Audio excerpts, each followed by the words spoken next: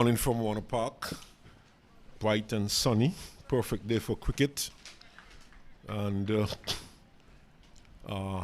play just about to start with Louis on his way. Starts well with a good delivery, right on target, and pushed into the offside and no run. And just to update listeners, this of course is a decider. Team winning this match today would be the winners of the tournament. Both teams coming into this match today, both teams are undefeated. I think it's up against Antigua and Barbuda. And we have seen one change to the St. Kitts team that played Nevis yesterday. Hanley is out. And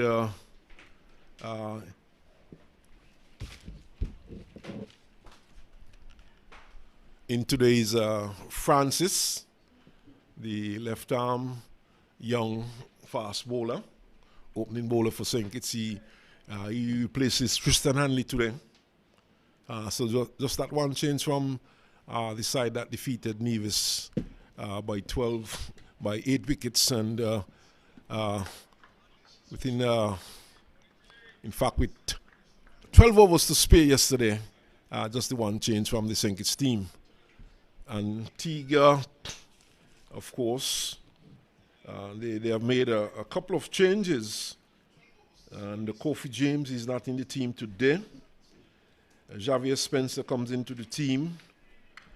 Pittman, who is back from CPL duties, he would have been back some time now, but he's in the team today, and he replaces Mikali Tong, and he is in the Antigua squad today. So everything to play for today for these two teams, top of the ladder, and at the end of the day, one would be in the just one team would be top of the ladder. The other team would be just beneath that team. So all to play for today, but it's Louis losing his line and straying down the onside. And the first run coming up for Antigua.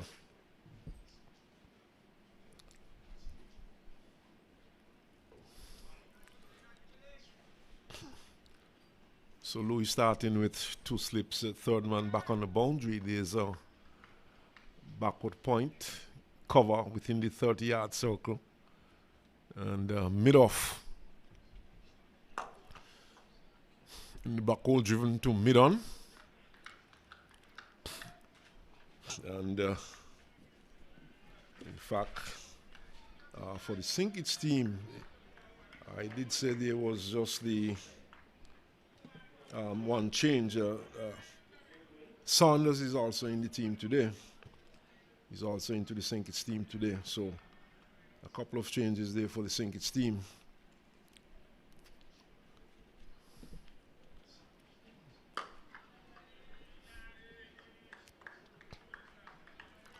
So Louis has found a good line and length, and has been forcing the batsman to defend.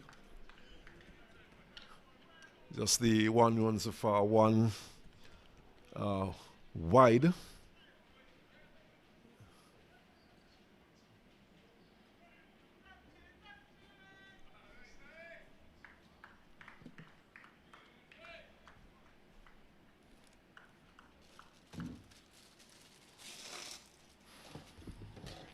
Louis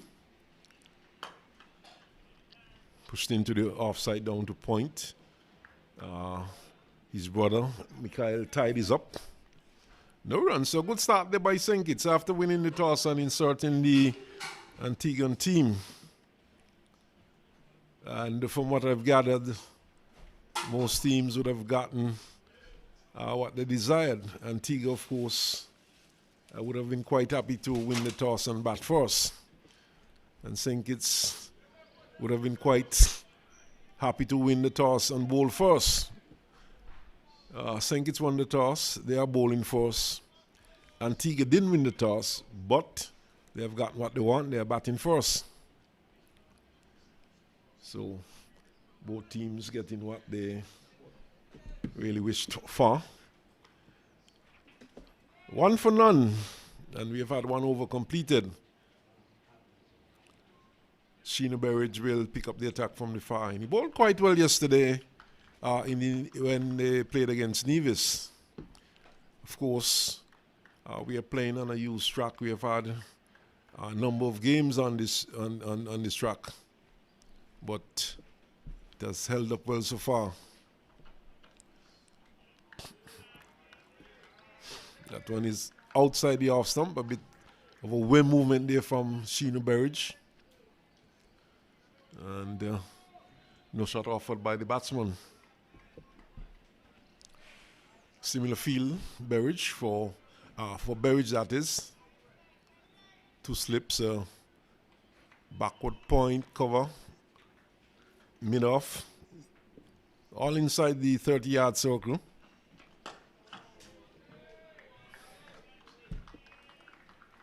Offensive shot there by, I think that's young Tyrone Williams Jr., of course the son of Pacer Williams. Those of us who are old enough would have seen Pacer Williams in action, hard-hitting batsman and a medium pacer. Down the onside, and well stopped there by the keeper Jaleel Clark, getting the left glove to it and preventing any further extra. White signal though.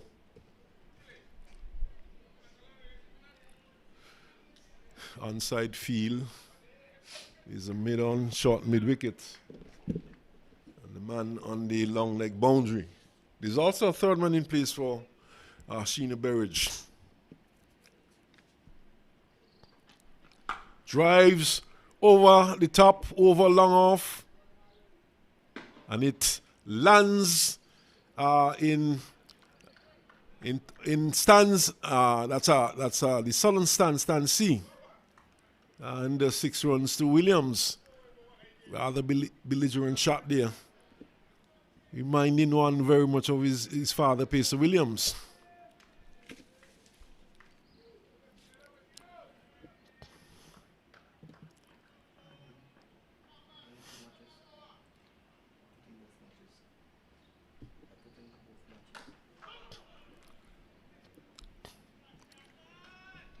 So this one goes to Louis, who fields, no run.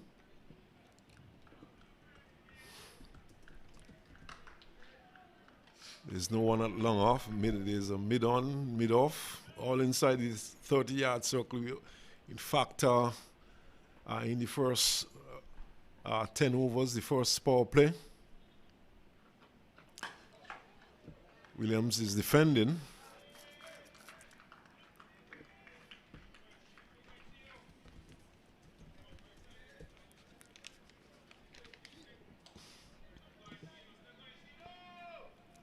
This match, I'm pretty certain, would be generating quite a bit of interest at the cider. We know that the local fans would be coming in during the course of the day. Today, of course, being Friday. And I'm pretty certain as the day progresses, you will see more people coming in.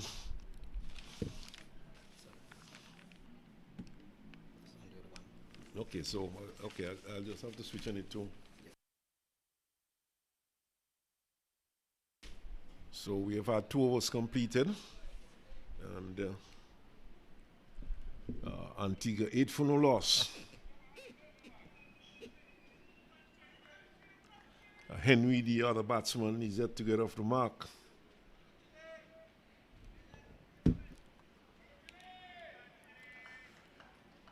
Jeremiah Louis will continue from the media center end. Henry is defending.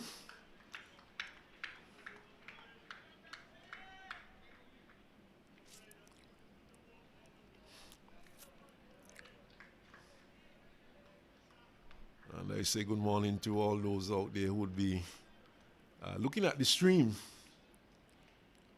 and I just like to, I know there are some people who are appreciating the stream. Of course, there are a number of limitations in terms of what we can bring to you, but nevertheless, the most important thing is that the cricket is being carried outside the off stump, pushed into the offside. Henry gets his first run.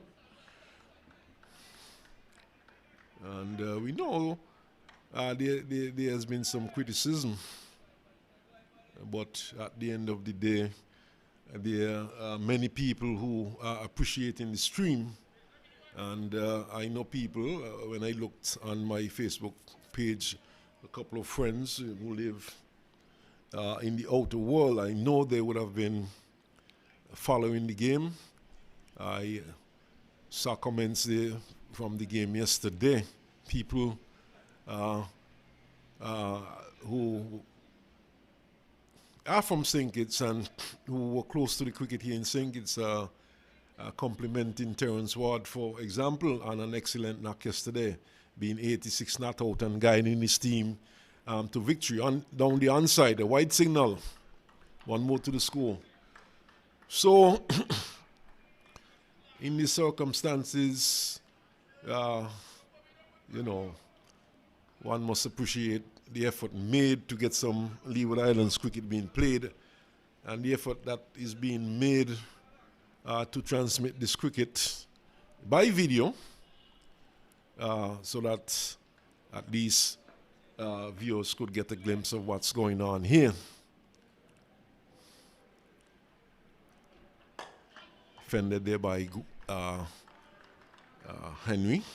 Goes into the onside.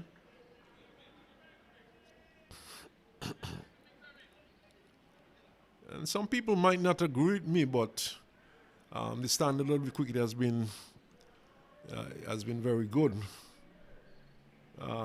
especially based on the limited time in which this tournament was organized. I even understand that at one point there might not have been a tournament here, but thanks to people like Percy Sly Daniel, very hard-working, dedicated ex-cricketer, and very much involved in the cricket here in St. Kitts, also a coach. Coached the Leeward Islands female team, played into the onside, into the gap. Saunders is in pursuit, and he eventually picks up just a single. So I'd just like to say kudos to people like Percy Sly Daniel, who would have worked tirelessly to ensure that this tournament is in place.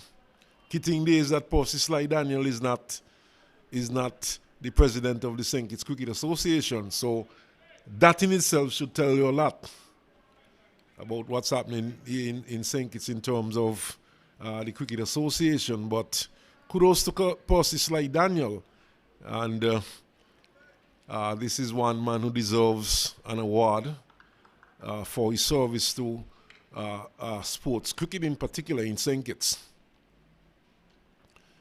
Flashing that one outside the off stump, just moving slightly away, and it's taken behind by the keeper.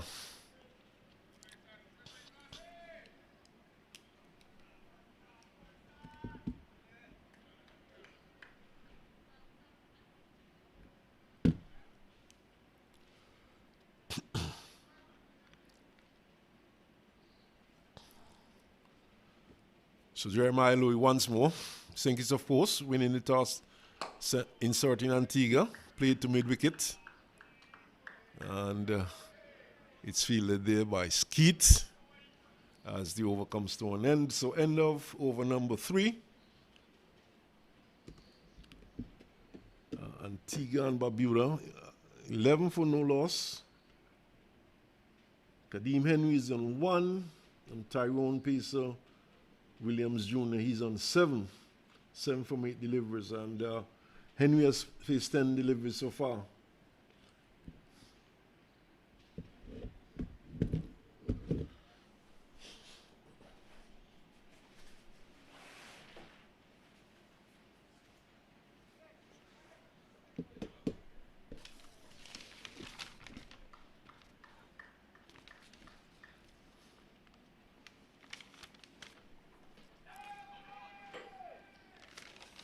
Taking on the pad shout, but obviously going down the onside.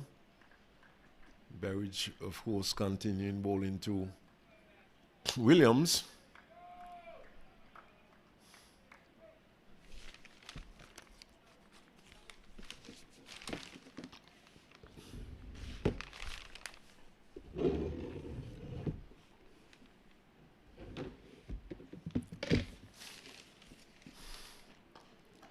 Turned into the onside by Williams. He sets off quickly for the first run, should get at least 2. And then jog trots back for the second. So 2 more to the score, 13.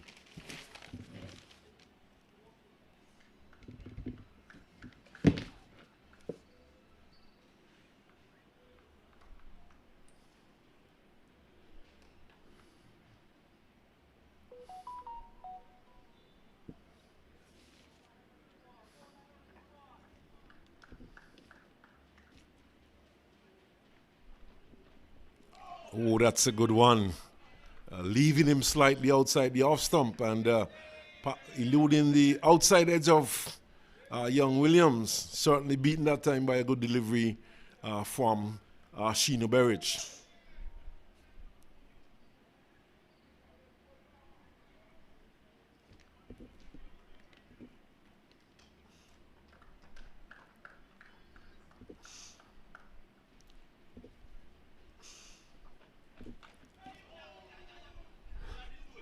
Shot in the dark. He's getting runs for that one. Taking the inner portion of the bat and going down to fine leg. Going past the leg stump. And he benefited with 2 runs. So Berridge posing some problems here for young pacer Williams Jr.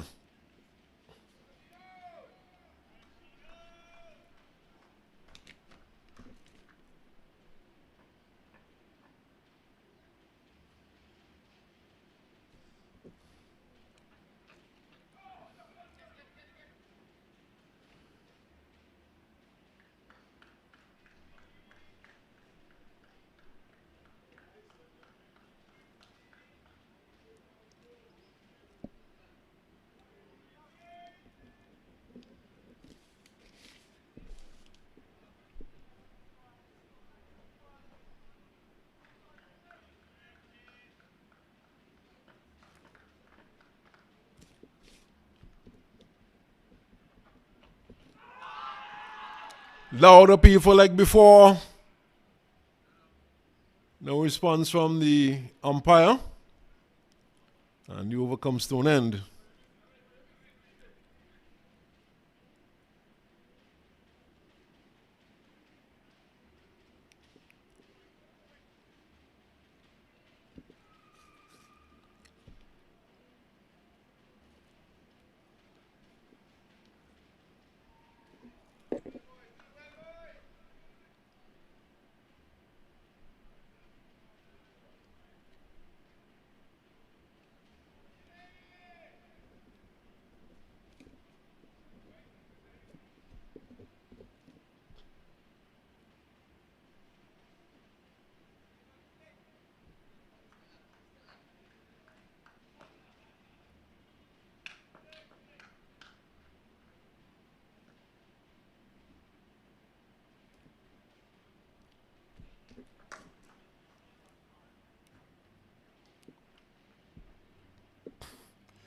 Single out to extra cover.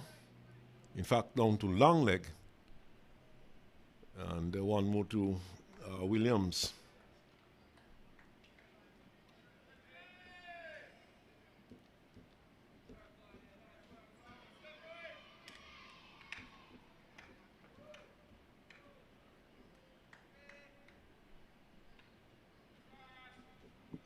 So just one change to the Sinkits team. Saunders coming in for Hanley. Poor delivery. Very wide of the leg stump. And white signal too by umpire East.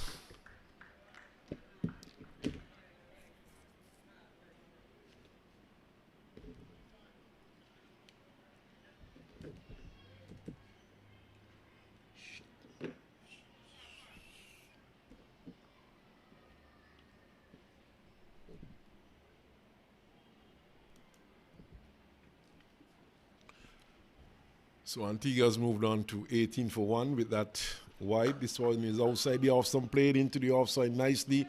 They should get at least 2 here. It should run close to the boundary and seem to have beaten the fieldsman into the boundary. Let's wait and see. 4 is signaled and 4 more to the score. But nicely played by the batsman there. Francis, and well timed, and the ball really whisked away, just slightly back of point on the offside, and it ran into the boundary and eventually beat Pennyfeather for 4. Pennyfeather made a valiant attempt to save that one, but in the end the ball eluded him. Now we see some adjustments being made to the field. Third man is being called off the boundary. He is being placed into a short third man, and then backward point goes back on the boundary. That's Mikhail Louis, who goes right back. In fact, yes, it's a short third man, very short. Just about 15 yards away from the stumps. There's a slip in place.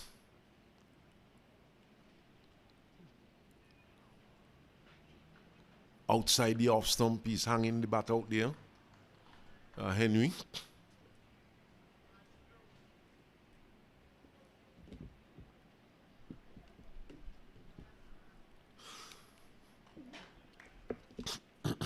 Sinkits, of course, won the toss and inserted Antigua. Of course, Antigua, they would have batted from what we have heard. Outside the off stump. This time Henry does not play a shot. So both teams getting what they would have won, but the pitch so far has played quite nicely. Good carry through. No on towards bounce. Consistent bounce so far.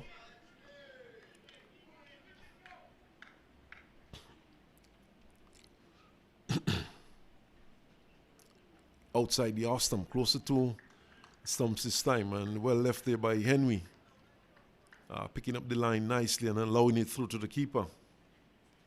Sinkits team, Terence Ward captain, Larry O'Dane, Mikhail Louis, Cameron Pennyfeather, Sheena Berridge, Jalil Kat, Tariq Newman, Jerickson Louis, Clayton Skeet, Jeremiah Louis, and Xavier Saunders. Saunders, of course, coming in for Tristan Hanley today. Saunders himself a batsman, wicketkeeper batsman, playing as a batsman to the turn nicely into the onside, but straight to mid-wicket to ski to fields, and there's no run.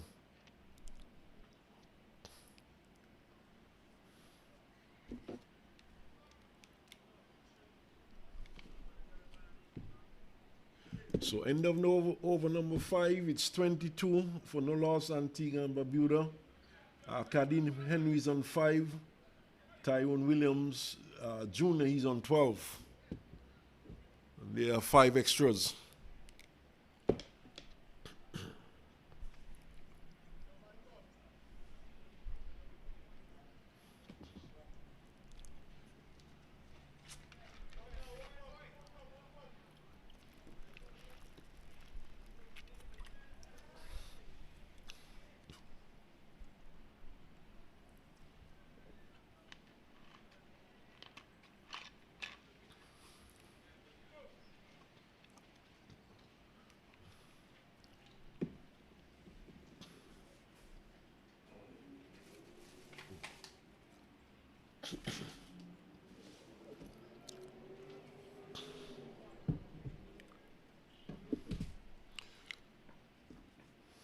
Berridge will continue from the far end. This is his 3rd over. This one jags back a bit to the right-handed Williams. Keeps it out well.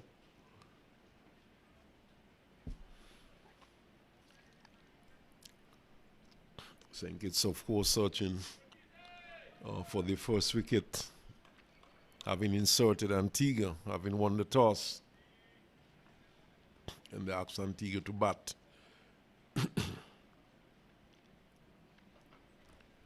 Down the onside, good take there by the keeper, Jaleel Clark. And his glove work has been excellent so far in this tournament. There was one spectacular catch that he would have taken yesterday to his wrong side, low down to the ground. And certainly he has shown good glove work. Did not do much with the bat yesterday. In fact, he was out for a duck, pushed into the onside. And no run is scored.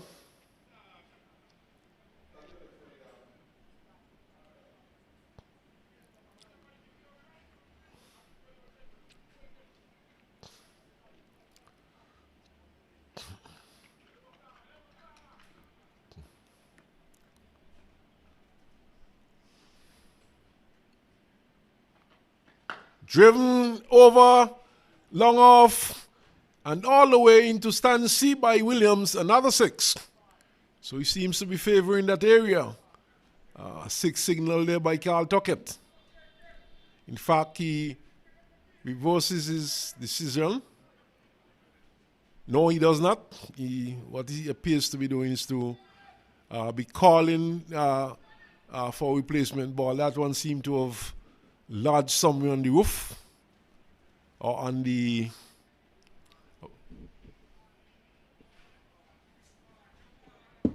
awning there of of stand C. And of course there's no one over there in those hospitality boxes. And umpire Tuckett immediately calling for a replacement ball. Tuckett, of course, just coming out of Ghana where he would have been doing some CPL matches.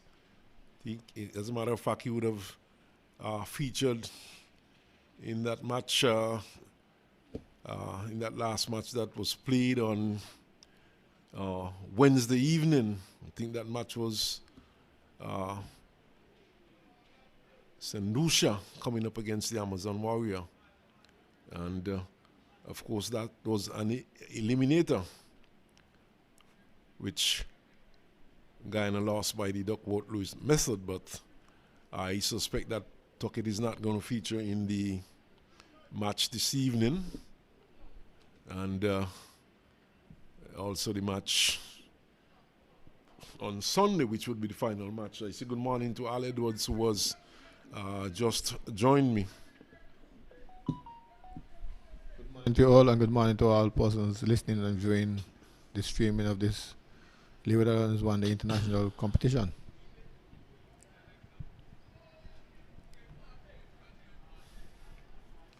So 29 for no loss Antigua.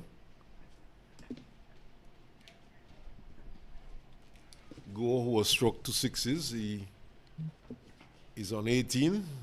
Badly line delivery missed by the keeper, going down towards fine leg, and wide signal, and that would be 5 runs to the Antiguan total.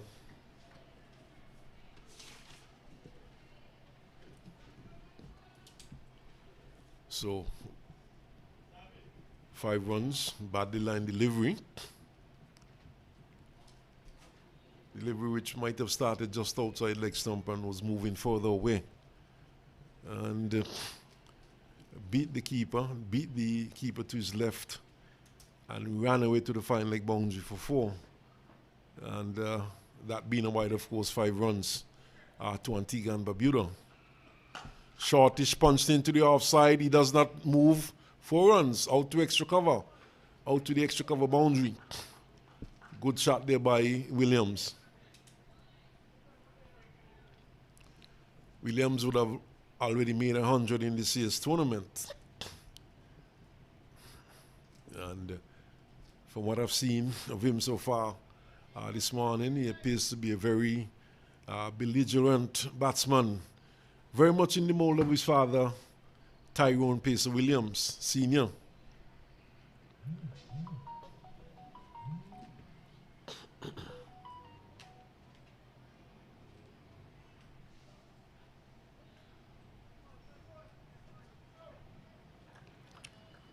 So St. Kitts really searching for this first wicket. 38 for no loss.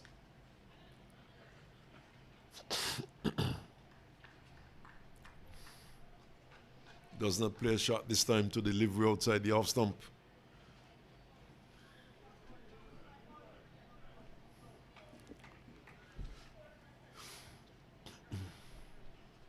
Good solid start here by the Antiguans.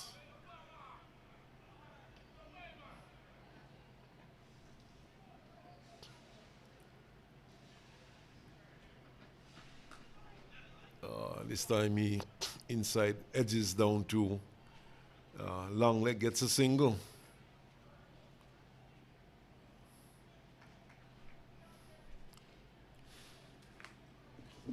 So end of over number 6. And at the end of over number 6, it's 39 for no loss. Tyrone Williams Jr., he's on 23. And Kadeem Henry is on 5. Certainly a good start at a rate of about 6.5 and over. And they can only build on this. As we have said many times, only a cluster of wickets can slow them down at this time.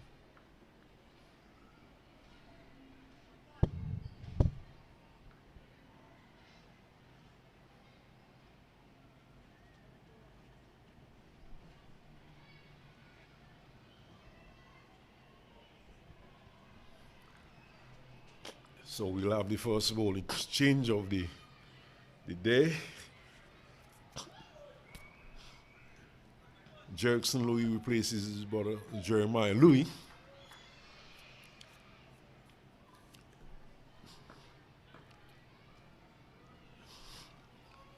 More defensively placed field to start for Jerickson Louis. It's just a slipper.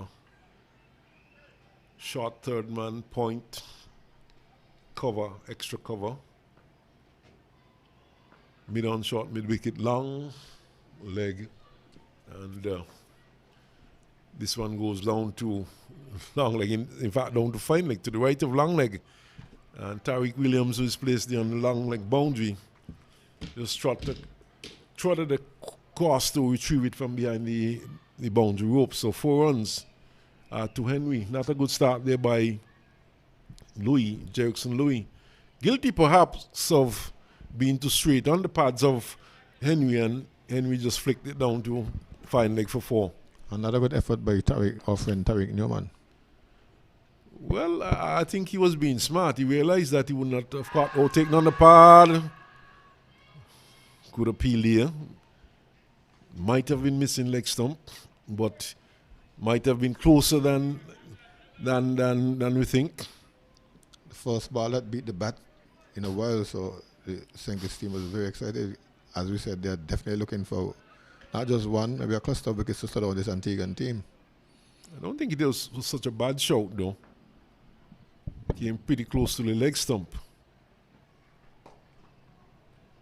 Not a good delivery. This time it's more on center stump. Better line that time. And defended there by Henry.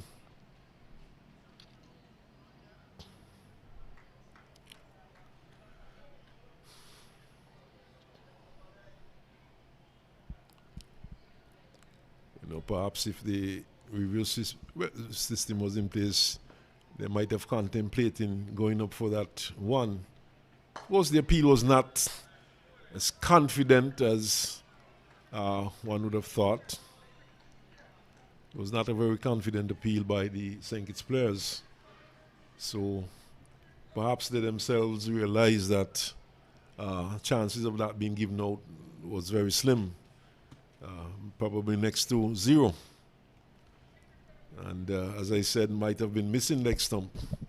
But the bowler went up and those behind the stumps went up. Both Clark and Captain Ward went up. So they might have seen something that the umpire did not see. Like I said, it might have been closer than we would have thought. It might have been missing leg stump, but it seemed to be fairly close to leg stump from my vantage point. But of course the umpire, as wide is delivered there, down the onside, and wide signal also. The umpire, of course, would have given the batsman the benefit of a doubt. Or the benefit of the doubt, to be more specific.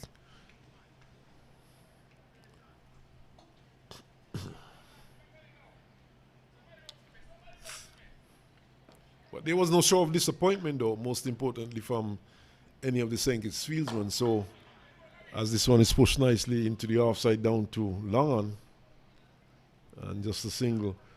So it's quite obvious that the St. Kitts players themselves thought that that one was not going to go in their favor, and they would have agreed with the umpire at the end of the day. Let's walk again. Let's walk again after a shot being denied. Louis outside the off stump, wide signal. Pretty close to that tram line, but perhaps just going a little wide of that tram line, and umpire Ogis promptly signal a wide. Louis had a glance back at the umpire, just momentarily.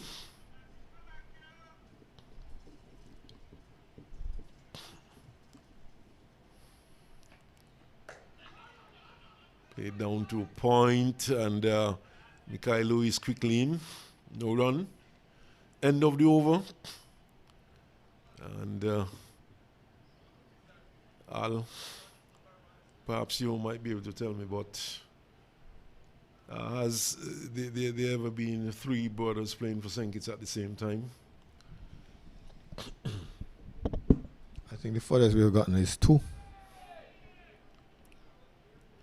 I know 3 brothers would have eventually played for St. Kitts, all in the wicket-keeping role. The Williams brothers, of course. We had Winston, we had Shorland, and then Nigel, all wicket-keepers. Yes, but as you said, not at the same time. Not at the same time. They were like a generation of keepers. Generation, yeah, they would have played in succession. Looking to pull into the onside, not timing it. The ball coming from high up on the bat and going back to the bowler.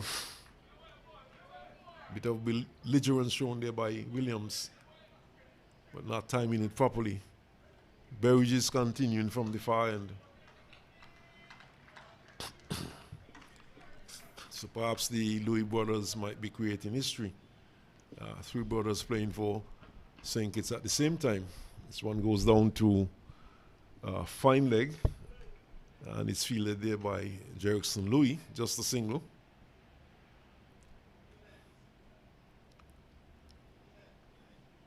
No, quite a number of brothers would have represented St. Kitts at one point or the other. I think they have definitely created history. I don't think that has been ever done in the history of St. Kitts cricket. I don't know about Nevis. Well, I know there are a number of brothers who would have played for Nevis also, but I don't recall 3 playing at the same time. Would have been doing some research to all on brothers who would have represented St. Kitts and brothers who would have represented Nevis. Came up with quite a few names. And you know, the history, you know, the cricketing history in St. Kitts Nevis and the Leewards is, there's a lot of information to be bandied about, to be shared, but it's not documented. Turned into the onside, he's looking for a run, it's not on, penny feather. He's quickly onto it. In fact, that's not penny feather.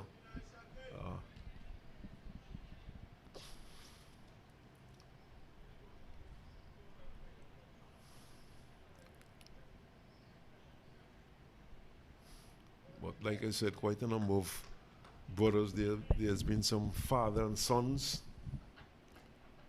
outside the off stump too. What I'm hearing is there's an opportunity for you to get into book writing or documentation. Uh, Quite interesting. You know, I would have done some research. I would have spoken to a few persons, and I would have, you know, come up with a number of names. Names that so some of those I knew, and some the information given to me. But a very interesting list.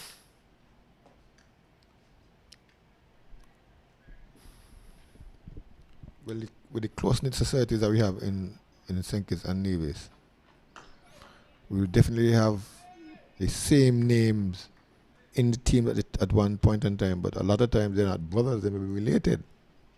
Certainly.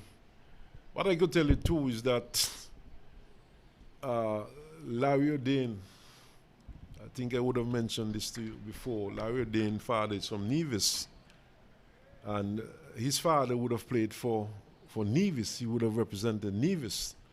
Larry O'Dane has been representing St. Kitts. And then wicketkeeper Everett Sargent, who kept wickets for Nevis and the Leeward Islands, wicketkeeper batsman. His father, who was from Nevis, the late Manasseh Sargent, represented St. Kitts. So, you know, there's quite a bit of interest. And like you said, there's a lot to write about, but it's for someone to go and document all of that. Larry O'Dane's father played a lot of his cricket in St. Kitts as well. No wonder he would have had an offspring in St. Kitts. He was playing more than cricket. We don't know for certain. Beg pardon? We don't know for certain if that's what he did. Well, Larry O'Dane is there to show. I certainly have to have a chat with him. They both played for Kayan. So, but outside the awesome treat goes to the wicketkeeper, an attempted drive by Williams. One of the shortcomings, though, over the years in Leeward Islands cricket, not just St. Kitts Nevis, but Leeward Islands cricket on a whole, we have not had any of this cricket being documented. I know when Tony Cozier wrote his cricket annual, his West Indies cricket annual, he would have documented some of the matches, some of the Leeward Island tournaments. And if you go back to some of these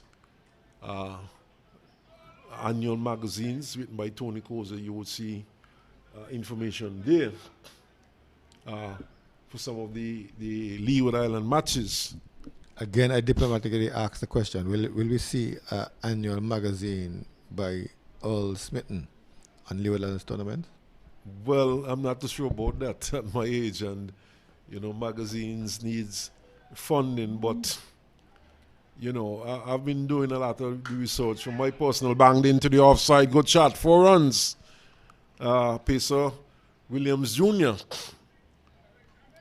Playing it through cover, through extra cover, and down to the boundary for 4. So Jerickson Louis guilty of being a bit too short. It stood up, asked to beat, and it was banged away for 4. Well, this man is posing a problem to the St. Kitts bowlers. He's quick to get onto the short balls and punch them to the offside, and when they come up too much in his wheelhouse, he lifts them overhead. So they have to find a lane to bowl to him. Louis once more turned into the onside. Just a single. There are 1 or 2 folks in Nevis in particular who have written books. Steve Manners, we know, he would have written books on cricket, and he actually wrote one on El Camino Willet, Like Father, Like Sons. And there are a couple writers out there. And perhaps this might be an assignment for some of them. Badly line outside the leg stump, and trick goes to the keeper. White signal.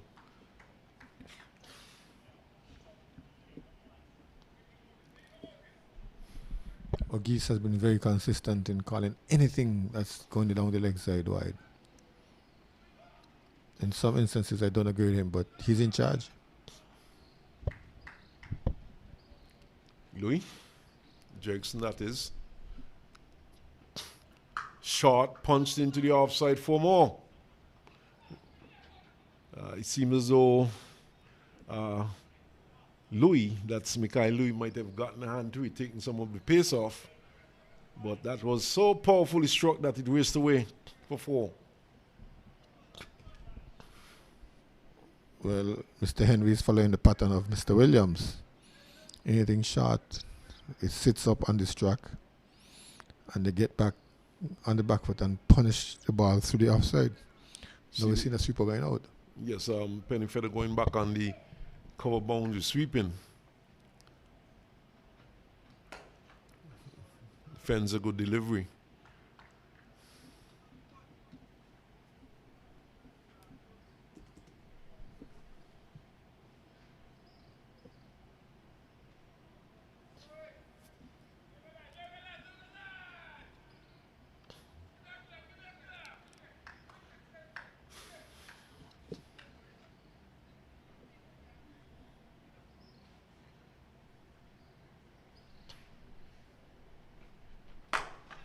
Dugout, quick single. Saunders is moving to his left but can't prevent it. So end of over number 9. Antigua, after being inserted, they are now 59 for no loss. And Williams is on 34 and Henry is on 10.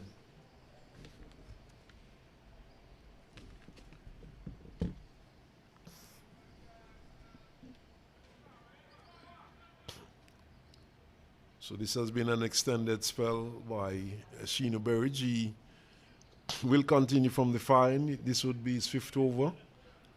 The final over of the power play. And it shows that Berridge is a very strong man. Bowling 5 overs on the trot in this humid condition. Very hot and humid yet Warner Park. And this one is played out to long on.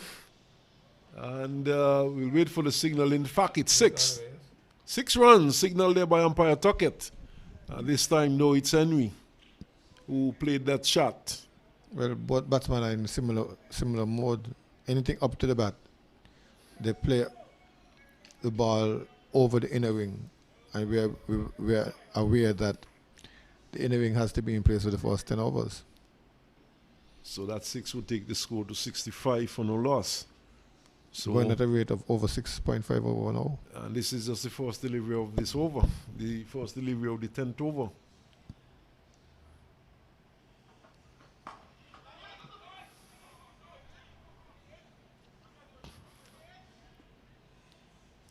Suspect that the St. Kitts team would be thinking in terms of going to plan B at this point. We've had the medium paces operating for some time.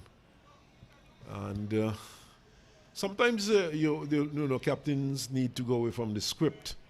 We have seen these 2 batsmen handling the medium pace stuff very well, and one wonders, instead of bringing on Jerickson Louis, if Ward might not have thought of bowling himself or bowling another spinner. Of course, it seems as though Ward prefers to bowl from the far end. But sometimes, as I would have been saying yesterday, sometimes captains do have to go outside the box.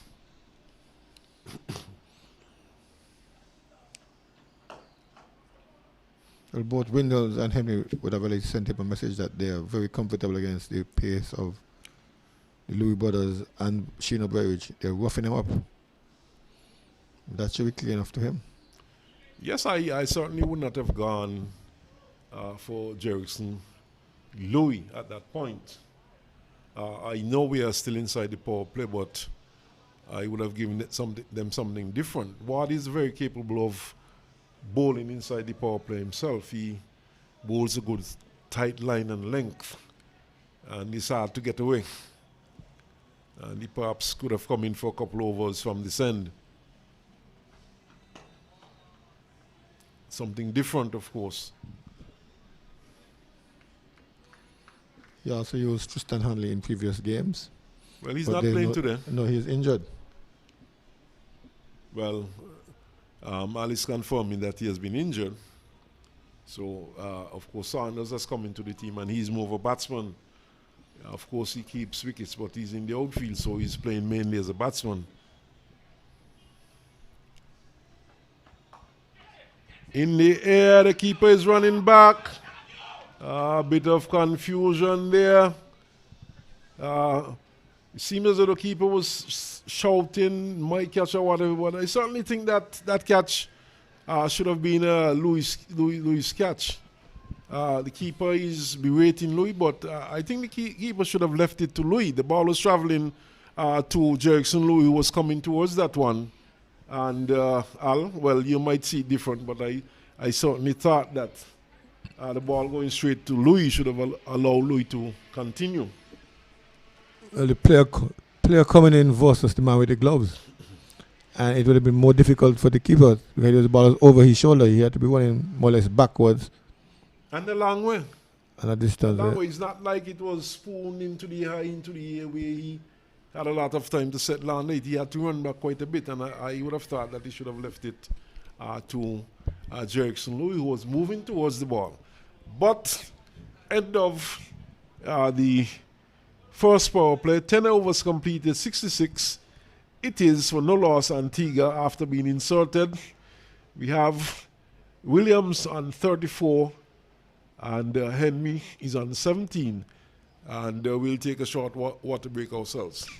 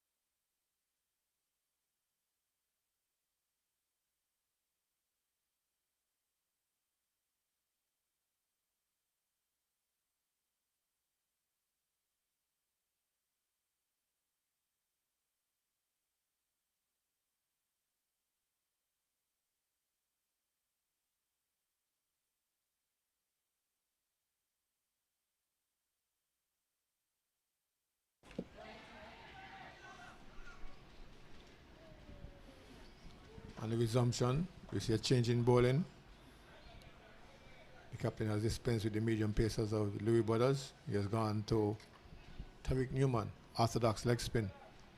First ball went for a single down to short fine leg.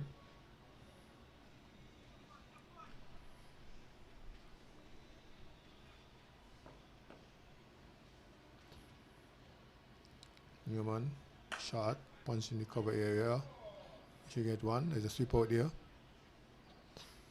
Looks like Penny Feather, is it?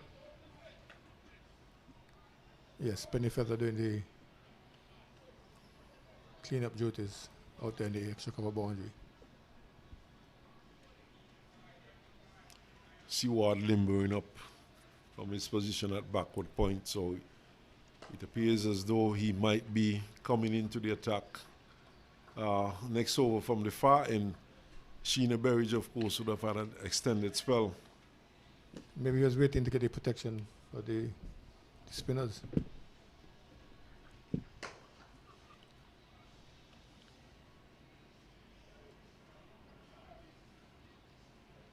Single on.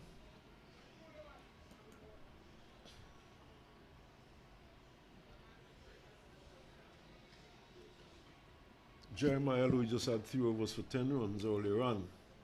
Sheena Berridge, he had 5 overs for 36 runs. Jackson Louis, his 2 overs went for 19 runs. And now we have Tariq Newman coming to the end of his first over. 2 runs yielded so far.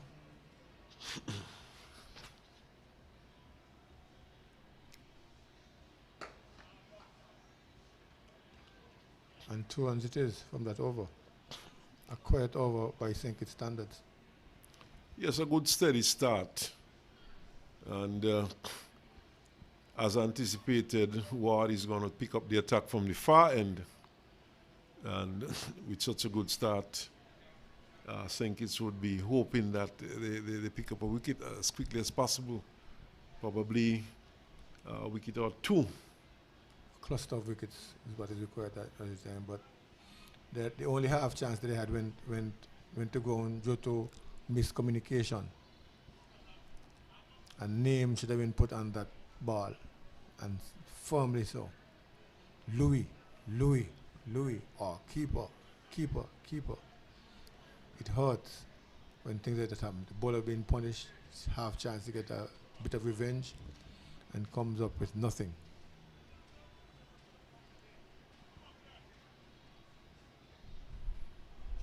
So Ward will continue from the southern end. He has protection. And mid wicket, long off. Had a man out on the cover boundary, but they brought him in. Tight ring on the outside.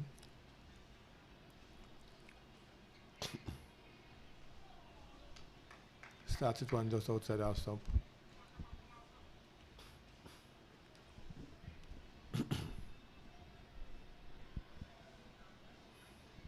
He's here again. Last one is back, dabbing it down to backward point. Newman is there, no chance of a run.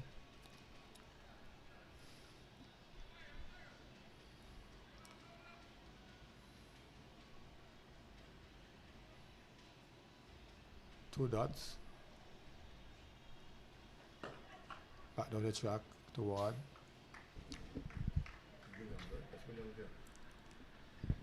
No. Williams taking a good look at Ward before he explodes. Again, beaten outside the half stump at the first ball. Actually, that's Henry. Williams is the non-striker. They're very similarly built.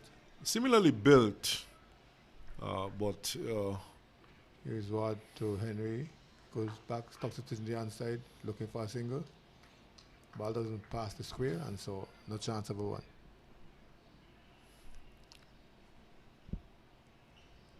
Williams is slightly shorter, slightly stockier, but very close to each other in terms of. It's going so well, and now he bowled the 4 ball as the ball goes into the boundary board now.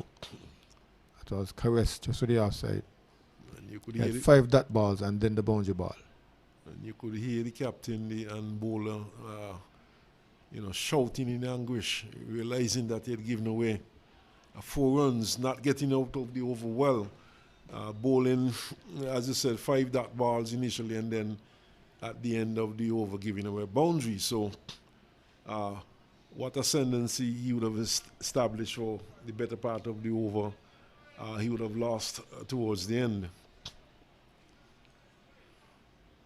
Newman is back for his second over.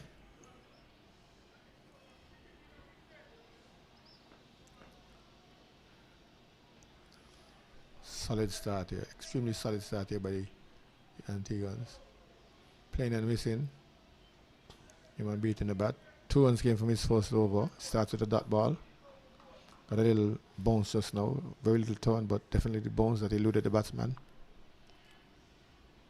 Interestingly though, Kofi James is not in this Antigua team today. Al. Swings around. Going fine. But does not have enough energy or pace to get to the boundary. Only 1-1. In fact, it's a wide. So 2 runs there, not really making contact. The batsman. The Williams. contact was after the wicketkeeper then.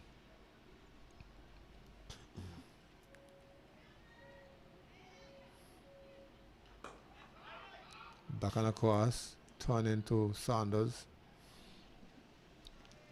At a shortish mid wicket.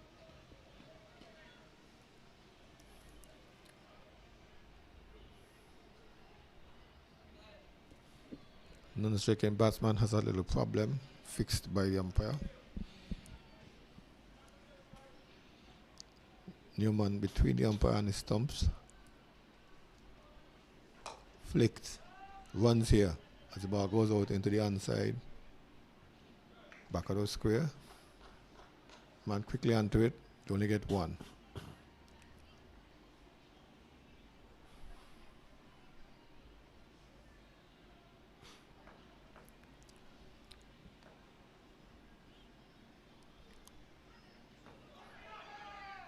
Asking.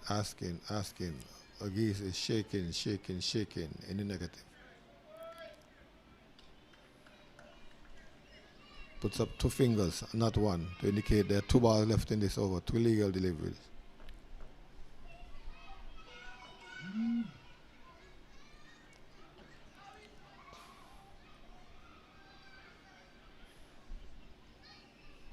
Another dot ball as Newman is beating man. Ball just on his body line. Newman to bowl. A drive, but straight back to Newman. Another tight over completed by Tyrone Newman. Kept the batsman a bit quiet. Yes, and immediately with the advent of the spin bowlers, one senses that the batsmen out there, they're less comfortable. Probably biding their time, but at the moment they appear to be less comfortable to the spinners. Apart from that loose delivery served up by Ward, which was struck away for 4. They have been kept very quiet, and one would have thought that spinners might have been introduced a bit earlier, notwithstanding the fact that we were still within the first power play.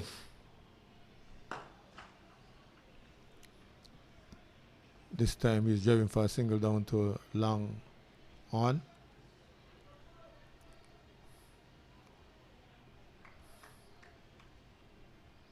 Henry wants a change in guard.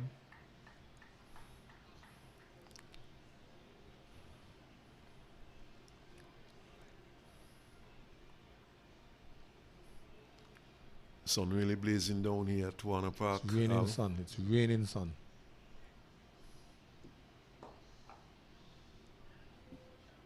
One senses a bit of tentativeness from the batsmen to the spinners. They do not seem to be as positive so far.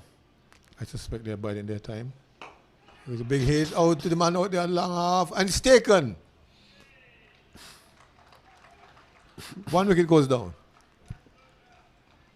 Good catch there by Mikhail Louis. And he seemed to have come pretty close to that rope at long off, wideish long off. 1 step back, yes. And he seemed to have controlled it quite well. Look back to ensure that his foot was not on the rope. And a good catch And long-awaited breakthrough there for St. Kitts. And coming via the captain, via the spinner's route. Well, I think he really waited for the protection that he would get when the spinners come on. And there was the protection indeed for the man at long off, straight into his hands. Had he been bowling in the power play, that would have been 6. Unless he'd have used one of those as the man out. Well, that's the whole point. It does not mean if you're bowling in the power play, you couldn't have a long off. And as opposed to, I would have thought that he might have used long on and long off as his men outside the circle, being an off spinner, as opposed to using a fine leg and a third man. So he could have been applied. And I'm not saying that he should have opened the bowling, but seeing that the opening bowlers were not successful at that point, even when he brought on Jerison Louis, he might have tried an over to himself at that point. Something different for the batsmen to look at. You saw Carmichael opening the bowling yesterday for Nevis against St. Kitts, spin bowler, and he bowled the second over, and he was very successful in his opening spell. So it does not mean that a spinner cannot bowl within the power play and be successful. They certainly can be, once the right fielders are in place. What you're doing is asking the batsmen to take risk. Here is the incoming batsman, Ward. Bang back down the track to Ward. Esan Warner is the new batsman. Warner.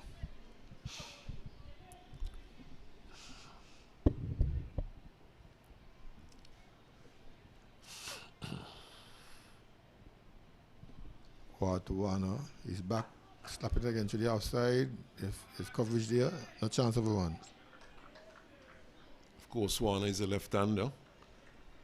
So something different now for the St. Kitts bowlers to bowl at. Now have a left and right hand combination. Leaving that one, a half cry from Ward at that one. Didn't turn much. Missed the off stump by a few inches. Batsman, of course, leaving that one alone, and Ward probably thinking that one had passed pretty close to the off stump.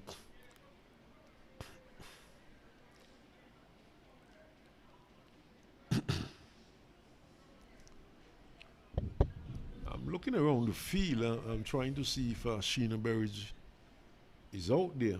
I see what looks like it could be Sergeant. Not Sergeant, the emergency fieldsman, Pemberton, out there. He's at cover. Looks like Pemberton to me as opposed to Sheena Berridge. He had an extended spell of 5 overs.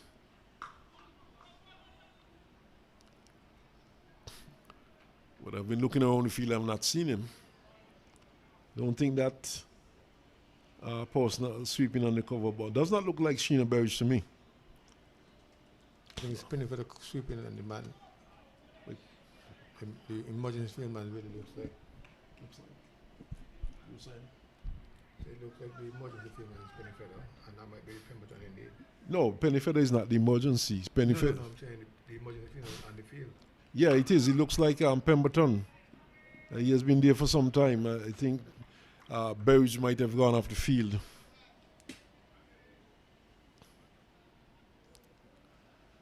He would have had an extended spell. 5 overs in this humid condition is a pretty long spell. Probably a bit dehydrated. For liquids.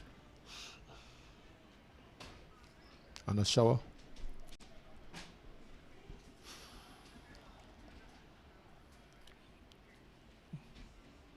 Here's Newman. Outside the house stump. Well left. Doesn't trouble.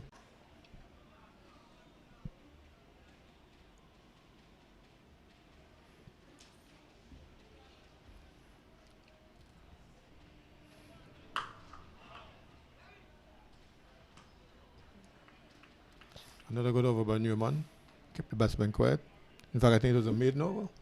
Yes, it was. And what we see happening now is more control by the St. Kitts team and also being rewarded with a wicket. So the spinners certainly have turned things around a bit. And here goes Sheena Berridge back on the field. And it's not the emergency fieldsman who's leaving the field. It's Jackson Louis who goes off. And the emergency fieldsman stays. Has to do some more work, yes. So,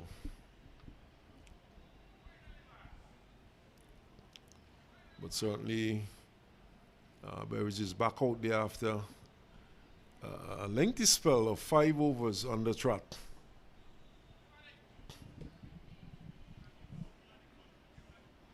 Ward taking his time to adjust his field. Ward to Warner, he ups, delivers. Warner is asking, Warner is asking, Warner is asking. They're confident. Randolph doesn't move. Well, it's not Randolph, it's Tuckett. Tuckett, sorry. Carl Tuckett. Carl Tuckett. But certainly I heard 2 sounds there. I don't know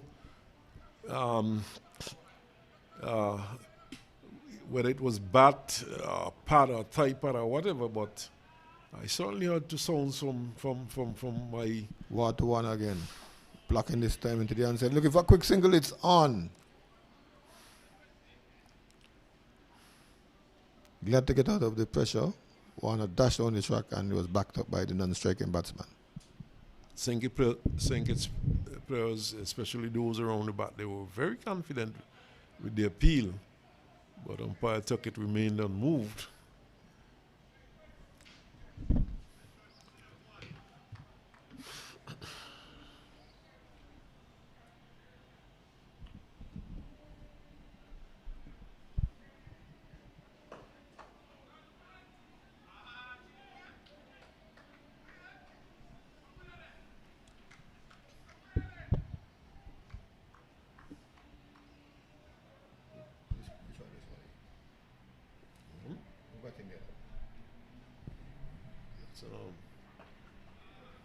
What you name, Henry?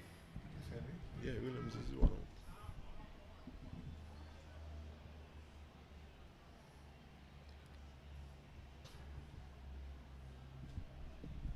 Ward seems if he's going to try a thing, sends out the man to do some sweeping duties. Is it a bluff? Flatter. Back down to Ward. It's Henry.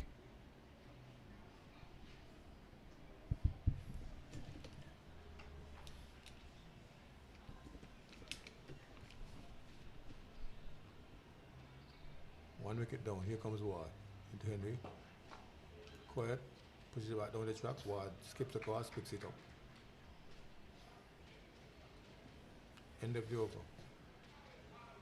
So we have had 16 completed, 16 overs completed, 78 for 1. And Henry's on 25. Warner is on 1. And of course, Williams was the batsman to go. He was caught by Mikhail Louis off the bowling of Ward for 35, and his 35 came from 40 deliveries. So St. Kitts pulling back 1. And looking to get more wickets at this point. Antigua hoping to build on what has been a very good start by the openers. But certainly the St. Kitts bowlers have pulled things back. The rate has dropped now from 6.5 or thereabouts, going down to about 5 now, 5 and over. And Newman and Ward are really keeping things tight. Here's Newman to Warner. Swings down the leg side. It could be a wide. Yes, it's a wide as Ogis now extends his hand. Warner missing out on that one because it was short and he's looking to deposit that into the NHC area. Again, he comes to try, swings. That one goes all the way. That is what he was trying to do in the first place. Good shot by Warner. A bit too short there by Newman, and it's, rather slow-paced delivery also, and the batsman Warner was swiveling into his wicket and swung it over cow corner, over straightish mid-wicket for a mighty 6. Here comes Newman again, back and asking. I was just checking the time. I want to beat him outside the half stump.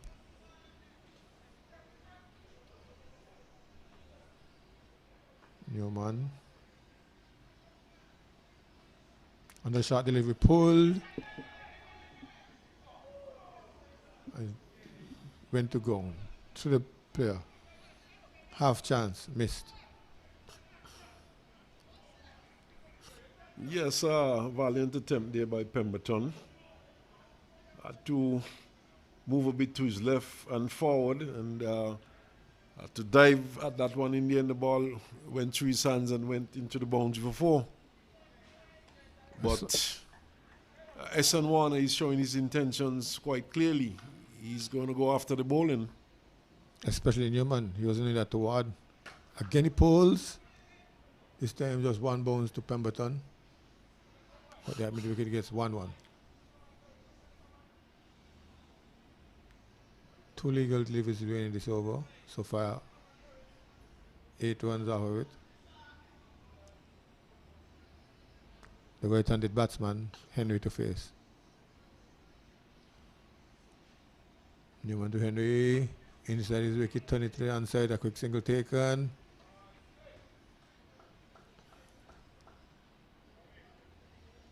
Nine runs from that over so far.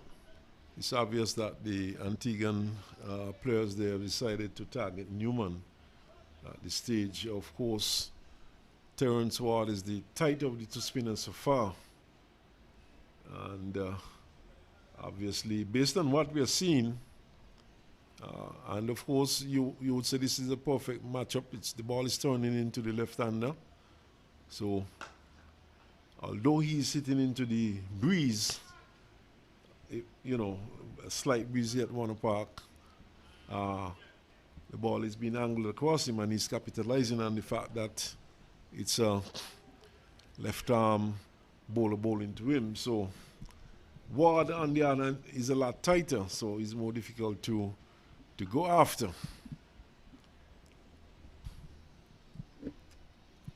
All interestingly enough, I received a call from a member of the Cricket Association who was listening to our discussion.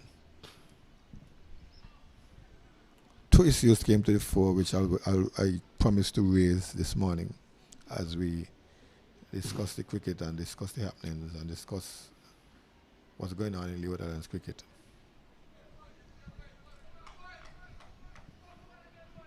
One such was the commitment of the players to play the longer version of the game.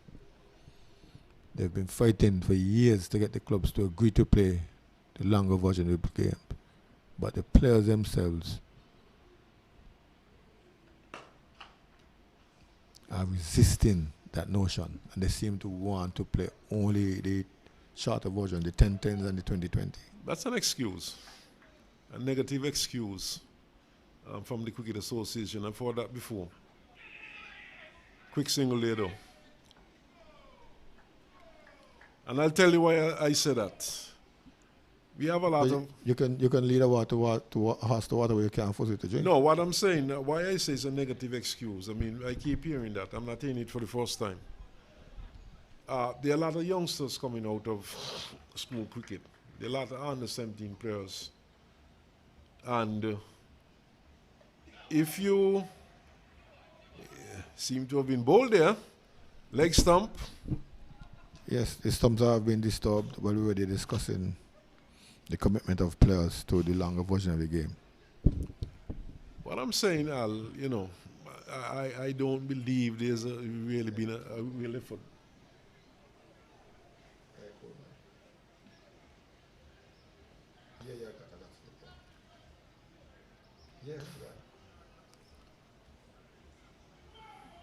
Yeah, the same package.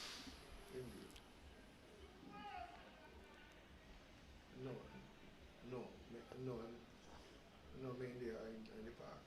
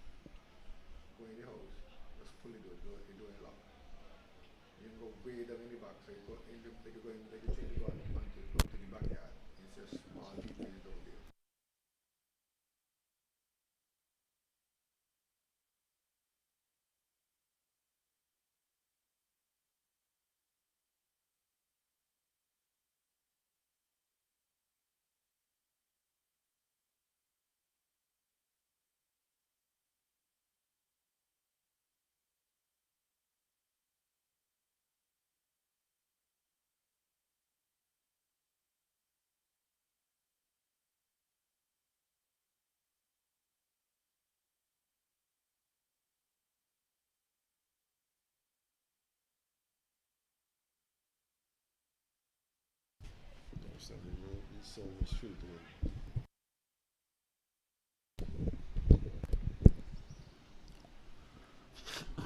What is asking the question of the new batsman?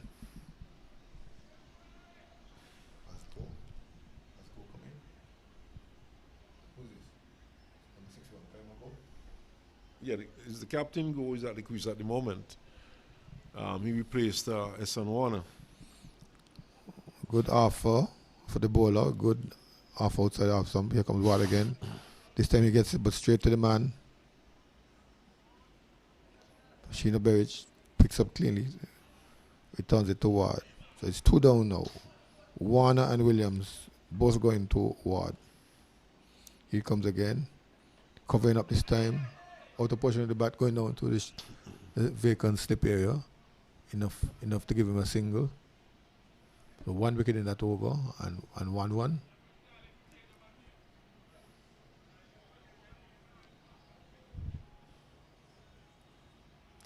Yeah, so I think it's getting the breakthrough. The captain, of course, getting the second wicket out of Esan Warner, who showed aggressive intent out there. He looked to go after Newman. In fact, got some runs off Newman previous over. But in the end, it was the captain, Tyrone Williams, who dismissed him, knocking back his leg stump. So I think it's pulling themselves back into this game. And Newman will have to buy Ward a drink because Ward was roughing up Newman. And Ward got rid of him. So here is Newman. Driving back to Newman is go. It's 93 for 2.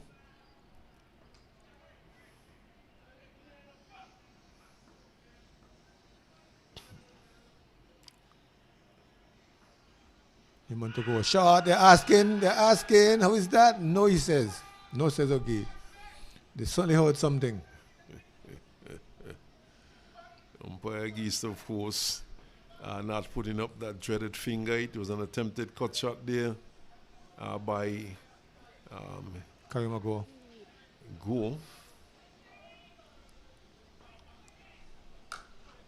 This time he gets the cut shot. This time he gets 1. Looking for 2. No, it's not on. Good throw too. Complimented by his teammates. Loud shout that previous delivery, of course, on umpire Geese remaining unmoved.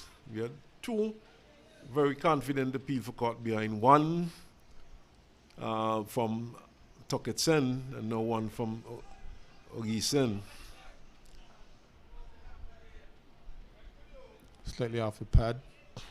2 legal deliveries left.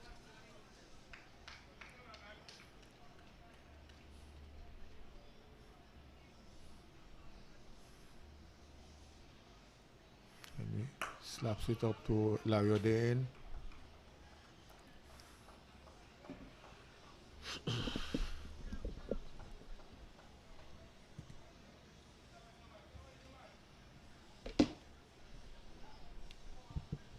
Newman on the leg side clipped.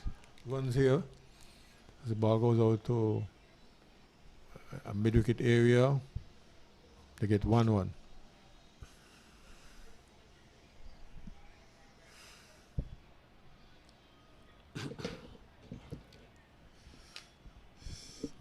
Well, in the past, Ward used Tristan for a few overs. So where will you get those 5 overs from today? Well, the St. team, of course, is not short on bowling. Larry O'Dane, probably. There's, of course, Larry O'Dane. There's Skeet. He used Skeet. I didn't count Skeet. He used Skeet before. Arm. And there's a number of medium pacer. Penny Feather, of course, the Louis brothers, Jerkson and Jeremiah Louis. So, yeah, it's quite a bit of bowling to turn to. And notice they opted to bring in a batsman as opposed to going for another bowler. I'm not too certain if they had another spin bowler as an option. Probably Francis, of course, is a left-arm medium pacer, and I don't think they would have wanted to go for another medium pacer.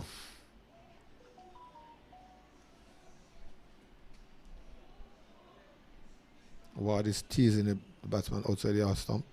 Shows no interest. Here he comes again. Forward defensive. Newman quickly in. No chance of a run.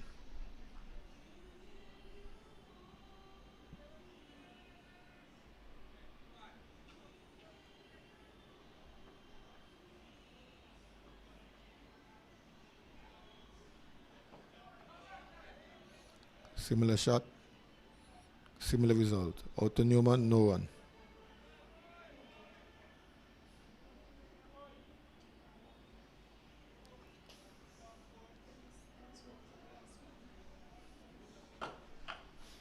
Driven down to, now you get the one. Driven down to long on.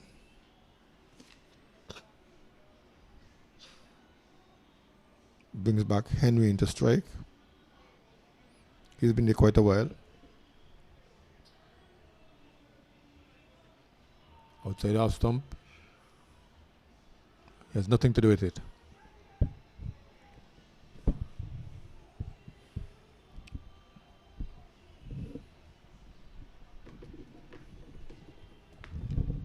So we have had the completion of 20 overs.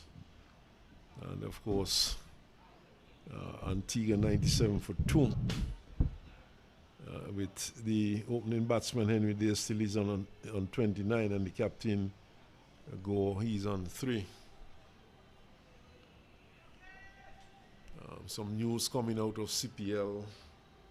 We have Joel Warwickon from Barbados being signed up by the Barbados Royal. This is an announcement which is coming out today. And he's a replacement player for South Africa's Keshav Maharaj, who will not be available for the rest matches. This one is driven by go down to Longer for single.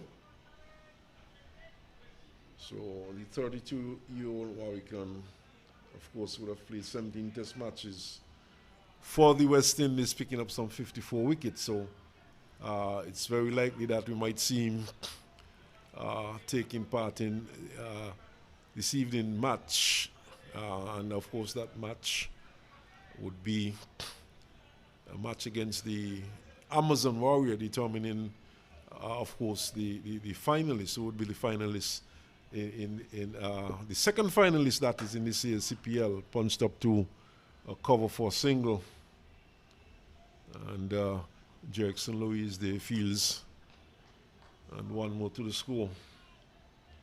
So, Al, you mentioned something about the longer version of 3 matches in St. Kitts, but to be quite honest with you.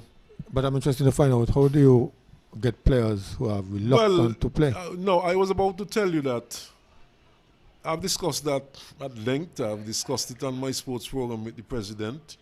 It has been discussed, and to be quite honest, I'm not really in a mood to revisit that at this point.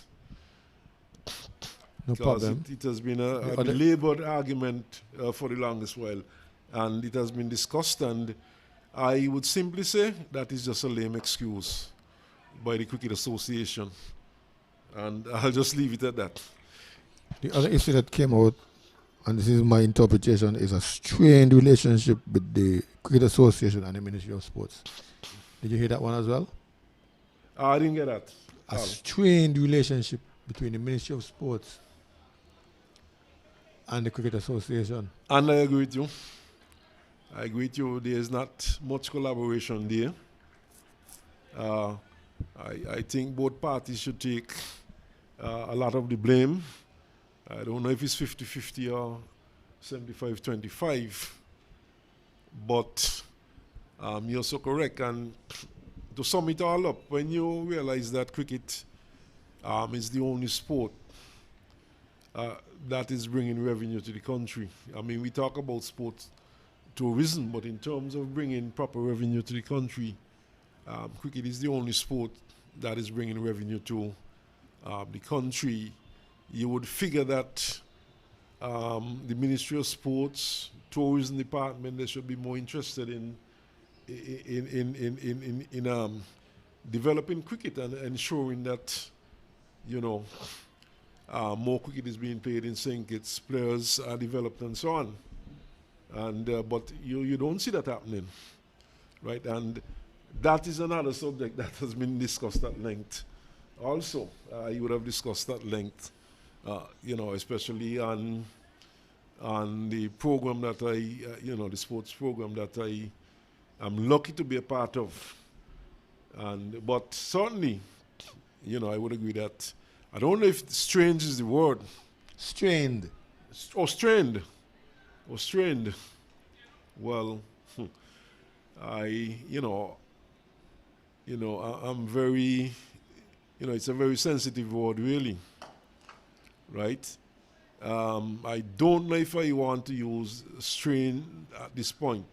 I personally, what I would say is that these two, the Cricket Association and the Ministry of Sports, they need to work more closely with each other, and that is not happening.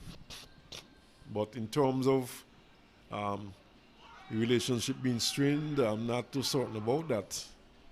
But that was just my interpretation of what I heard. I think there's a lack of interest on the part of the Ministry of Sports here in St. Kitts and the sports department.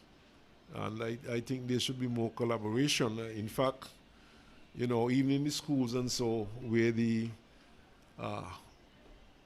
sports department, the Ministry of Sports control the schools, you get the impression that there's much effort to get cricket in the schools.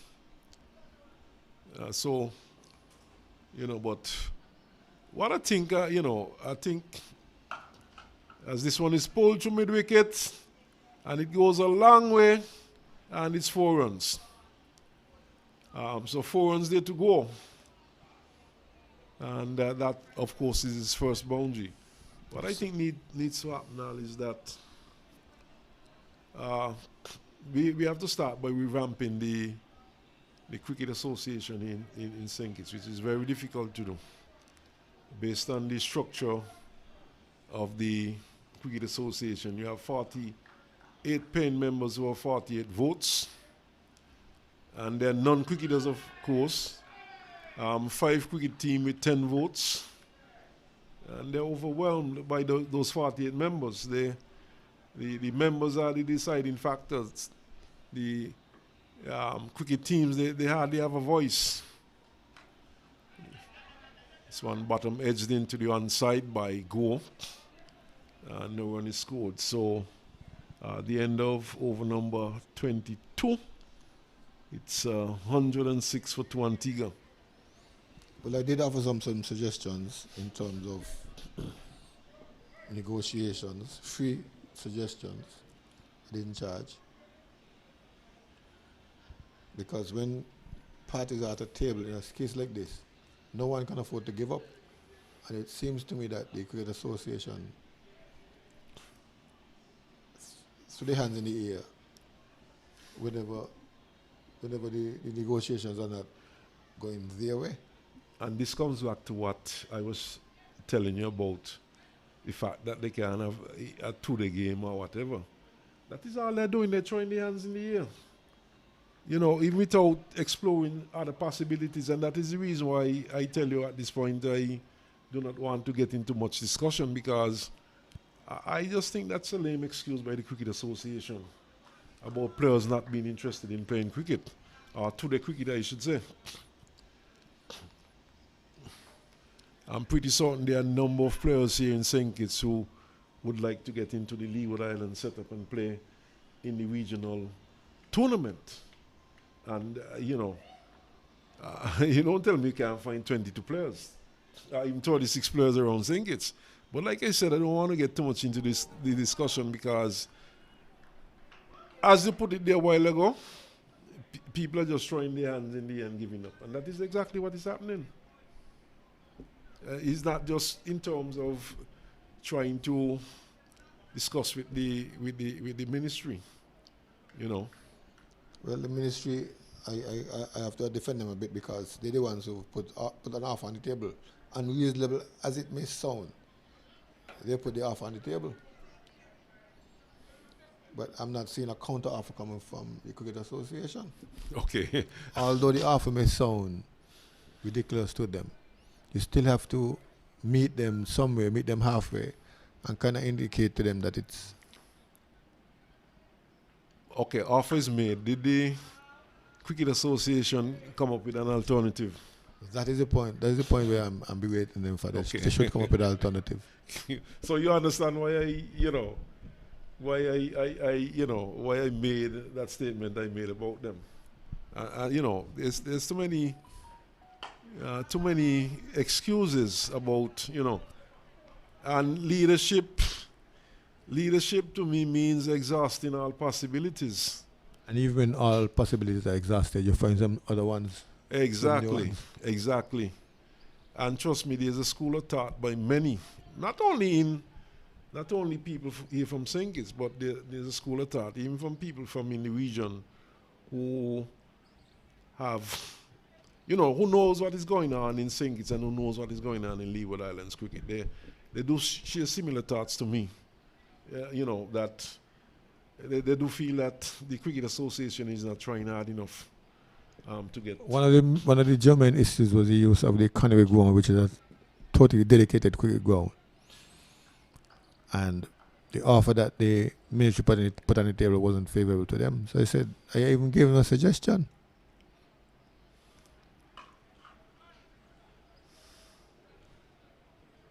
But the ministry is saying, yes, you can use it, but X, Y, Z. So I said, then therefore you have a chance to, you know, provide them with X squared, Y squared, and Z cubed. Exactly. You know, and that is why I asked you, did they come up with some alternatives? Did they come up with further suggestion? Did they say this can work, but this can work? You know, and like I say, it's a discussion that goes on and on. Skeet, of course, is the bowler. As this one goes down towards fine leg, Saunders in hot pursuit, and they're back for the second run as the return goes to the keeper's end. Two easy ones, but their leg boy is not off the bat. So 2 more to the score, though. So the discussion goes on and on, and the question is, will the... But one thing they can't get away from, though, is their poor communications and marketing. That must improve. It cannot continue.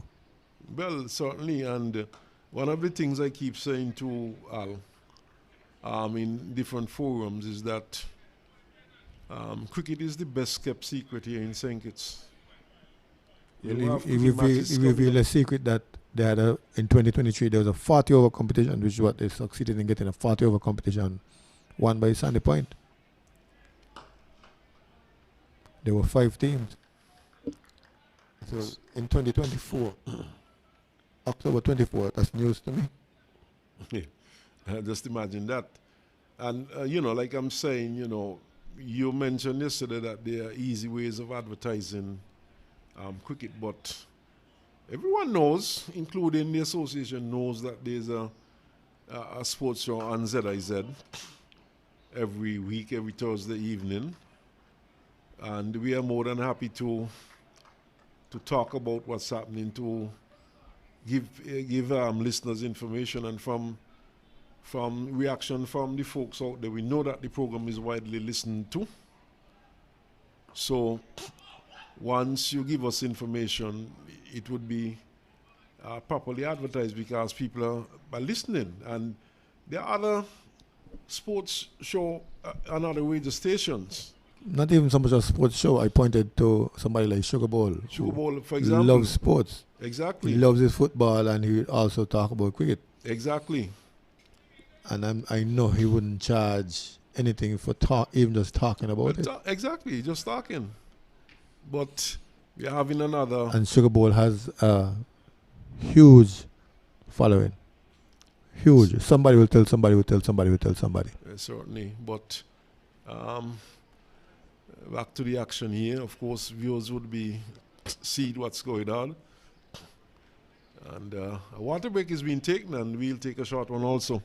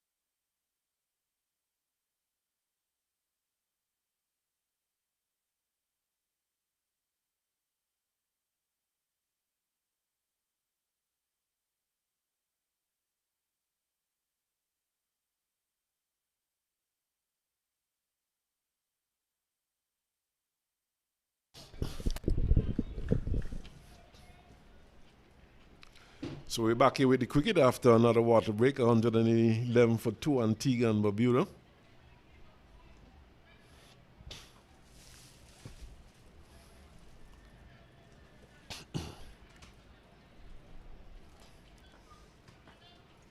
Newman continues.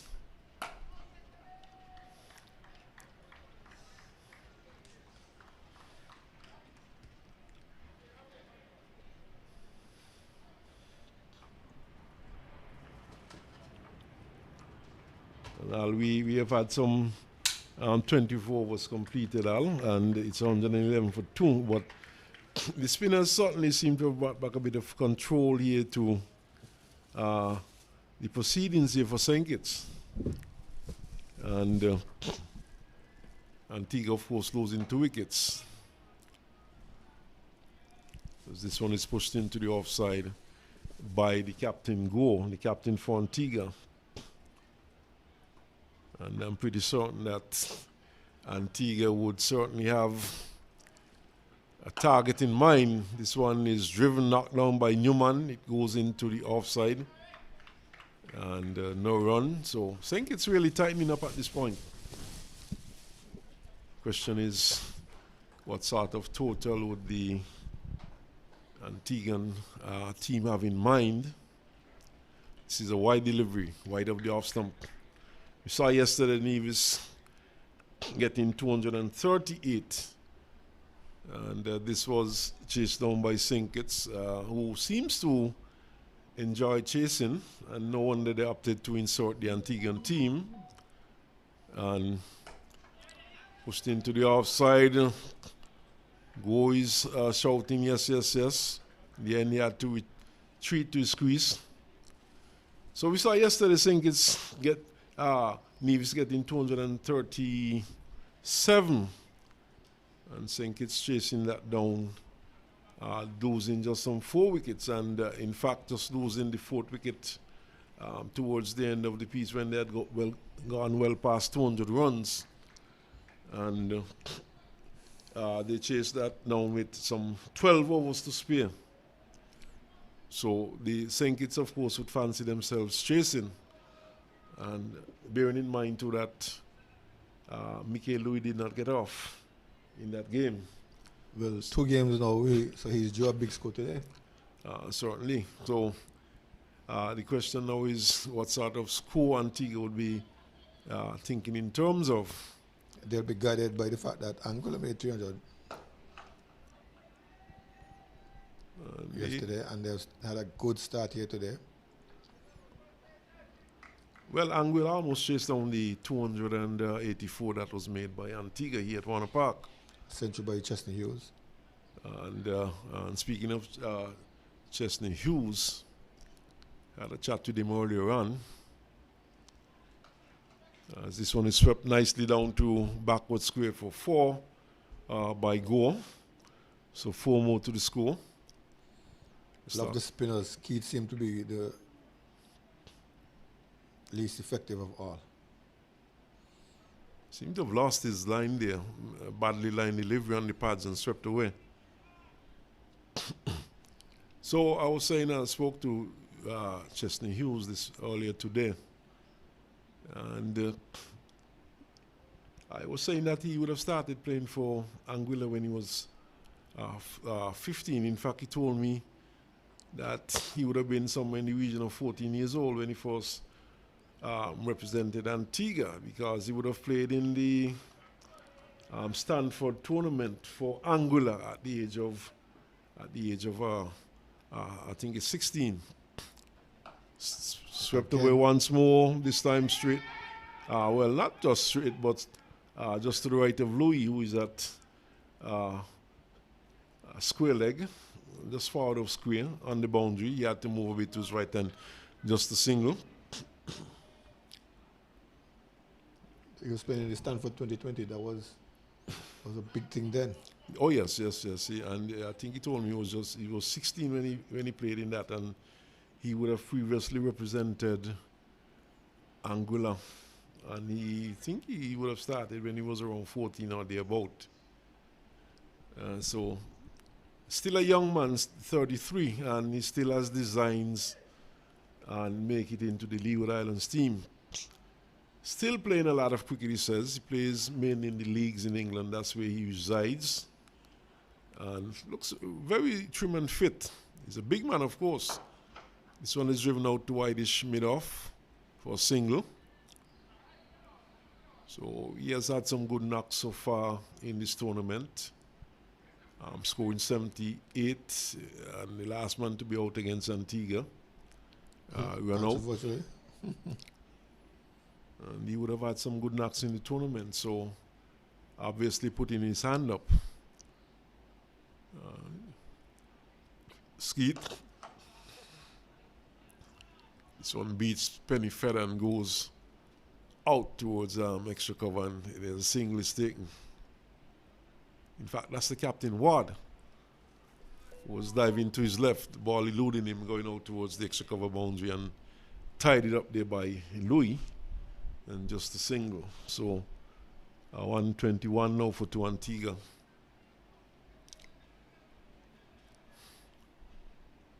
But thinking in terms of the target Antigua would be hoping to set, though, they do have a good platform at this stage, 121 for 2. And we have had some 26 overs bowled, another 24 overs left. And I'm pretty certain that Antigua would be looking to get well in excess of 300. We saw that 284 was not enough, or nearly not enough against Anguilla. Anguilla almost got home. And the St. Kitts team has been batting well. They chased well yesterday. And it's a good track still. And I guess you would have seen the Antiguan bowling. It does not appear to be that penetrative to me. Defended there by Henry. Goes into the offside. I haven't seen a bowler that have bamboozled the batsmen. Of course, they're without James, who is not in this team today. Kofi James, another one of the key players. There's Pittman in the squad today, and Pittman would lend some strength to the bowling attack. He's an opening bowler.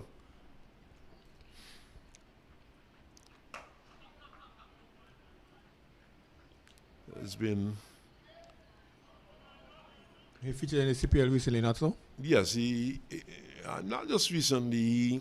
He was with the Jamaica Tallowers last year. Now he's back home with his home franchise, the Falcons. Pulled over a wideish long on and 6 runs. That's a good hit there by Gore. A good, strong, powerful hit for 6.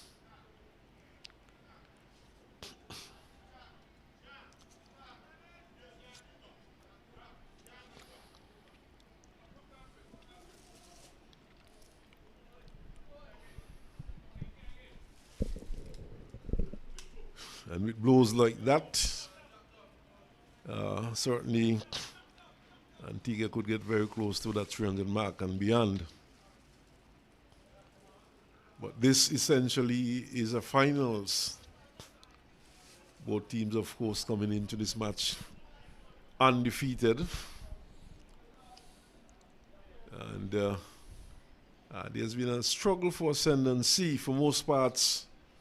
Antigua has dominated this match so far.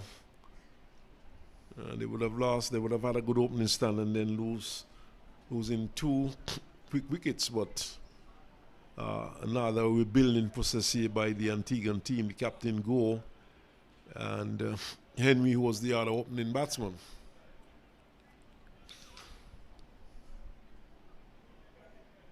Ball almost lost with that big 6.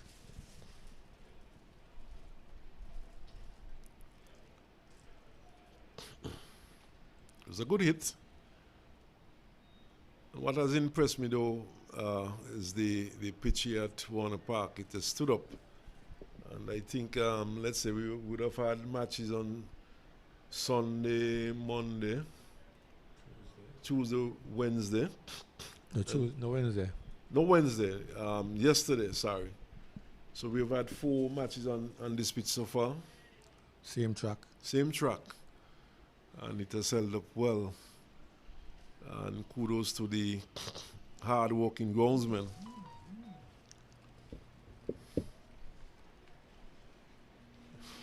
Certainly have produced some very good tracks here at Warner Park.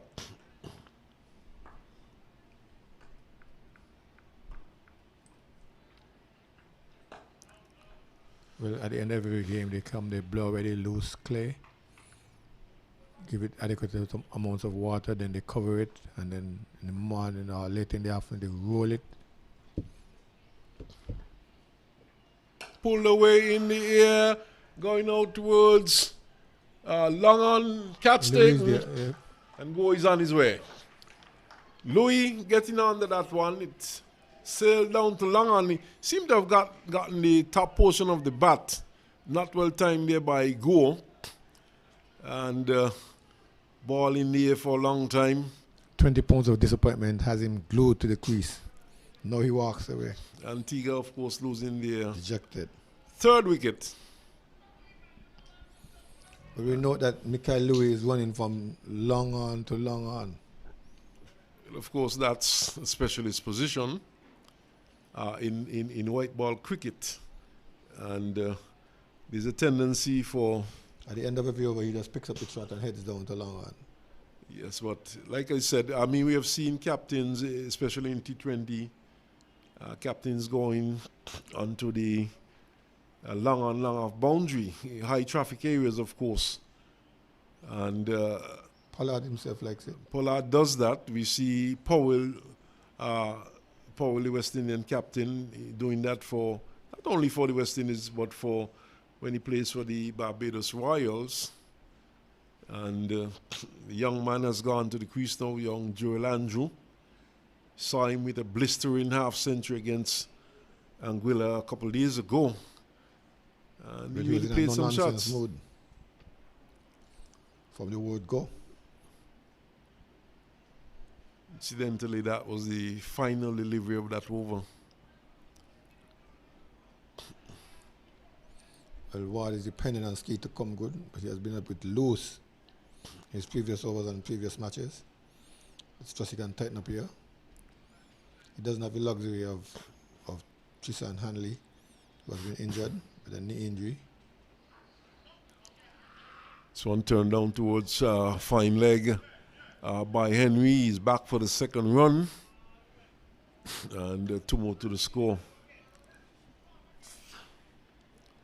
Would be interesting to see how Joel Andrew plays this one.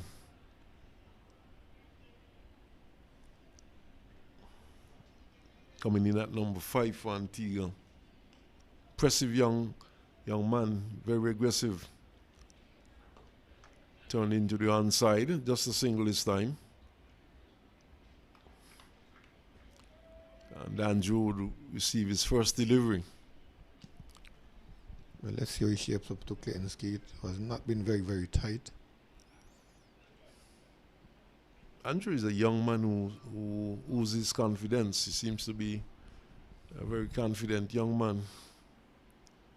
Fearless, not afraid to go for his shots.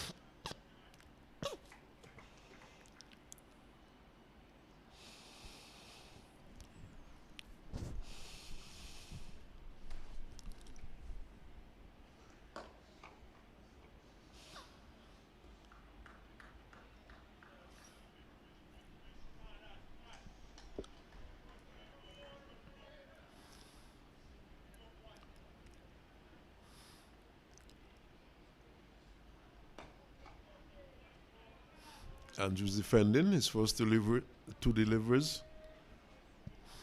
He's taking a look. Which only makes sense. Still a long way to go. Another 22 overs after this one. Easy driving up towards cover. But straight to O'Dane, who feels well. Obviously, with those two deliveries, he would have had a good look. And showing a bit of aggression there.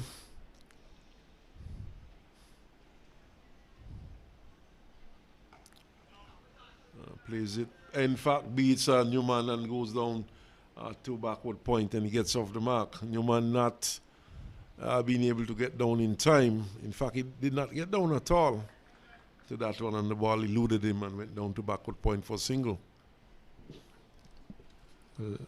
Andrew will face Yep, coming over as he took a single off the last ball.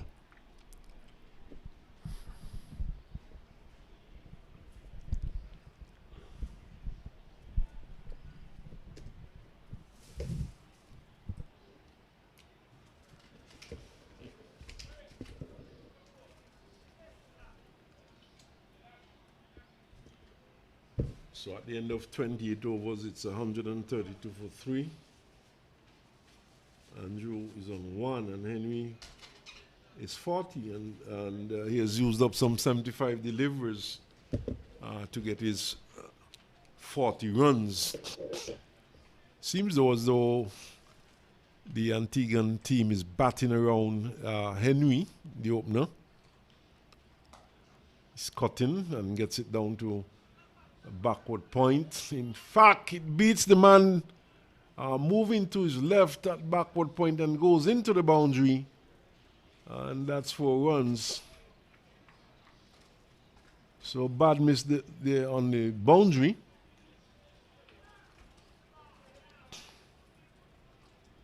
And I'm trying to pick up that player down there that who missed that one badly. 4 runs nevertheless.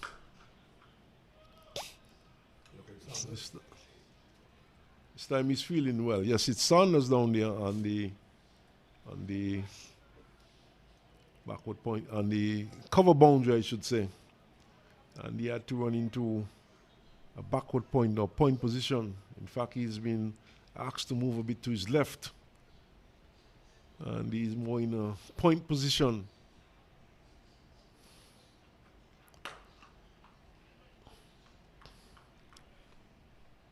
So Andrew picking up a boundary, then a single, and has moved on to 6. Henry still on 40. Gets a quick single into the offside.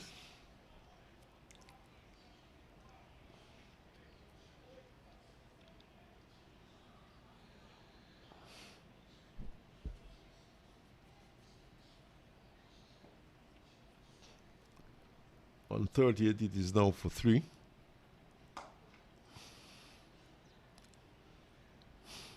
And I don't think 250 is going to be par here today. You're saying you need 300?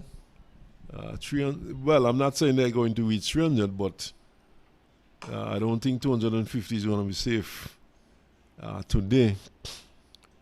Not with the batting depth of the St. Kitts team.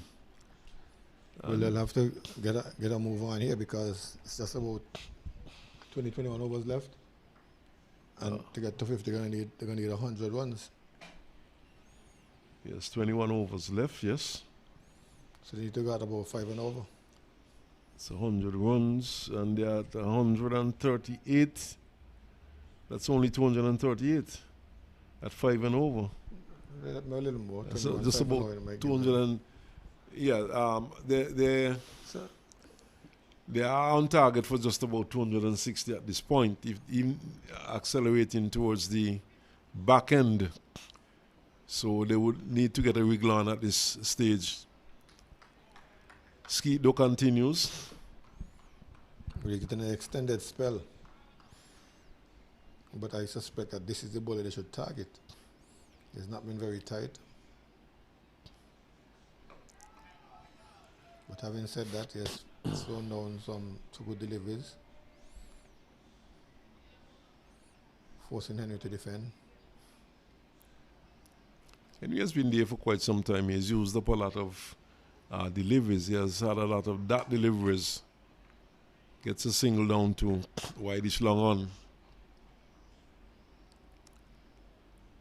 And one gets the impression that the other batsmen, they have been batting around them. We saw Go coming in and being aggressive.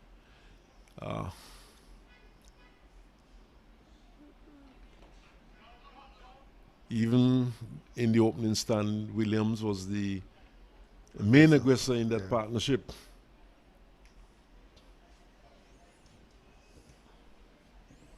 So he's that anchor for Antigua. Certainly the pacer at the moment.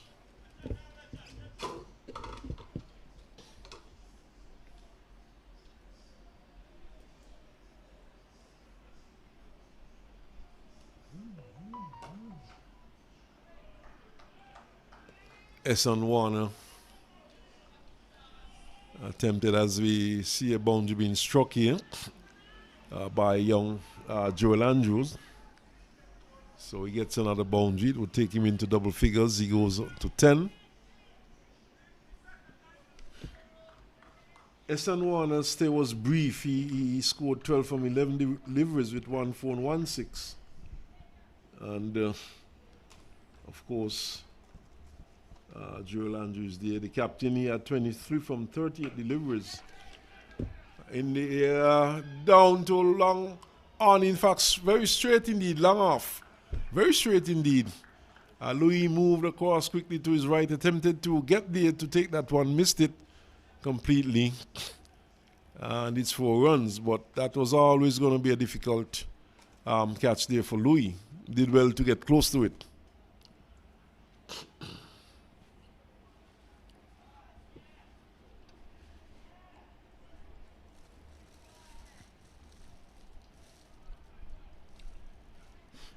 So you could see from the way Andrew has approached his innings so far, the intent.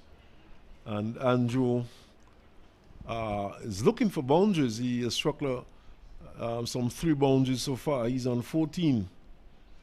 So it's obvious that they are batting around Henry. And the batsmen from the other end, they're going to be the aggressors.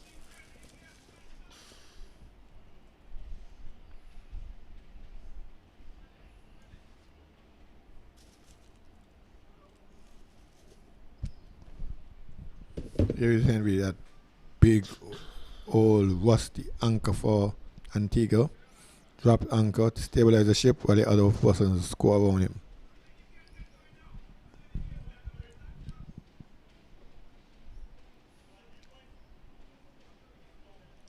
Change in bowling. Jeremiah Louis.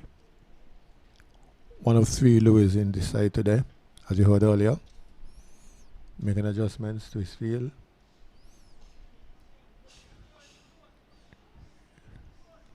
He wants his brother in cow corner. So Michael Louis has gone out in cow corner. He wants a man that's back of the square, yes. Now he's getting the message. Slightly back of the square, almost square leg. Here he comes. Louis. Henry tucked it in the onside. They're looking for 2. Immediately they shot for 2. All the players back on the onside. 2 was possible. Yes, just taking the pace off that one, not really looking to hit it hard, just tucking it into the onside, playing it gently into the onside, and 2 easy runs. And this seems to have brought about a change to the field placing. Mid-wicket comes from off the boundary into short mid-wicket. That's Louis. And Berridge goes back at square leg. He goes back on the square leg boundary. There's a long leg in place also. Cover sweeping. Now we see third man going back on the boundary. Louis, shot outside the out stump. The batsman genuflects and allows it to go through. Clark takes cleanly. Ball circle back to Louis.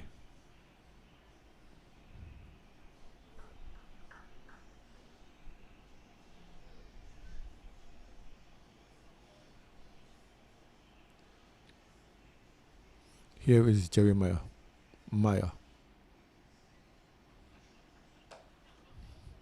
Open face of the bat, pushes it down to the third man area. 1-1.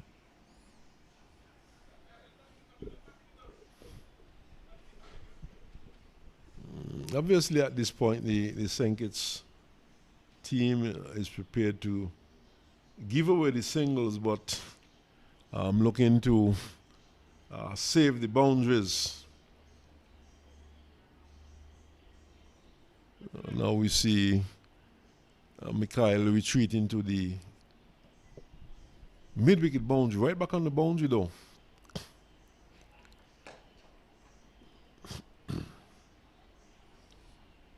Andrew falling on while playing that shot, only one available. Looks at his boots, perhaps might be wearing rubber spikes. Seem to have slipped as he looked to work it into the onside. And slipping backwards. Certainly rubber spikes. Are very low spikes.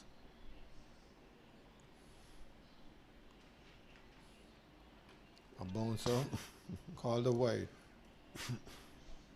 The batsman ducked under it.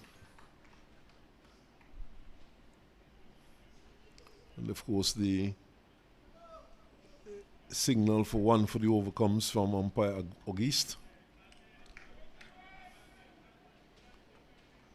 Still 2 legal deliveries left. Jeremiah Louis. Down to fine leg. The man comes on quickly, gets it, and sends it in. Look like Skeet down there. Biscuit.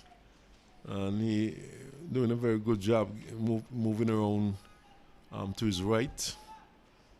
Of course, that's his bad side, but moving around and gathering cleanly and sending a good strong return to the keeper's end. Just the singles, restricting the batsman.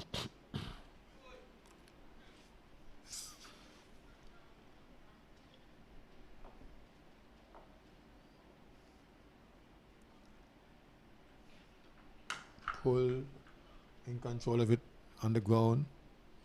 Mikhail is there. 1-1. End of the over.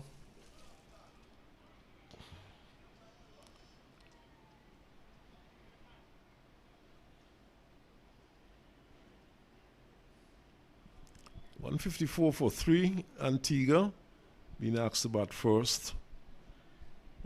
Andrew is on 16 and 48 to Henry. Batsman, of course, having conversation mid-wicket. No doubt reassessing the situation and making a decision as to where they go from here. We see a change of gloves going out to Joel Andrew. But I think the Antiguan batsman needs to up the tempo a bit. They need to get a wriggle on at this point. Clearly, the change of gloves is really a message going out to Joel Andrew and quite possibly. I don't think 250, 260 runs would be safe for the St. Kitts team, but one never knows. But Anguilla, of course, Antigua, of course, would be looking for some sort of safety net. And that safety net, of course, would be in excess of 300 runs, but not looking too probable at this point. Meanwhile, Ward comes back. Giving Skeet a break. Looking for wickets again? Yes, certainly. And Ward is a lot tighter than Skeet, of course. And Andrew is looking aggressive, and this could prove to be his undoing, trying to get Ward away. To that ball so far. He's taking a look. There he goes. All the way. Yeah, that's a good shot. The young man certainly has talent. He's a very good player indeed. There's no doubt about his talent. And the small in stature, packs a lot of power. Has the ability to score quickly. This is class. Over long off. Struck powerfully, 6 runs.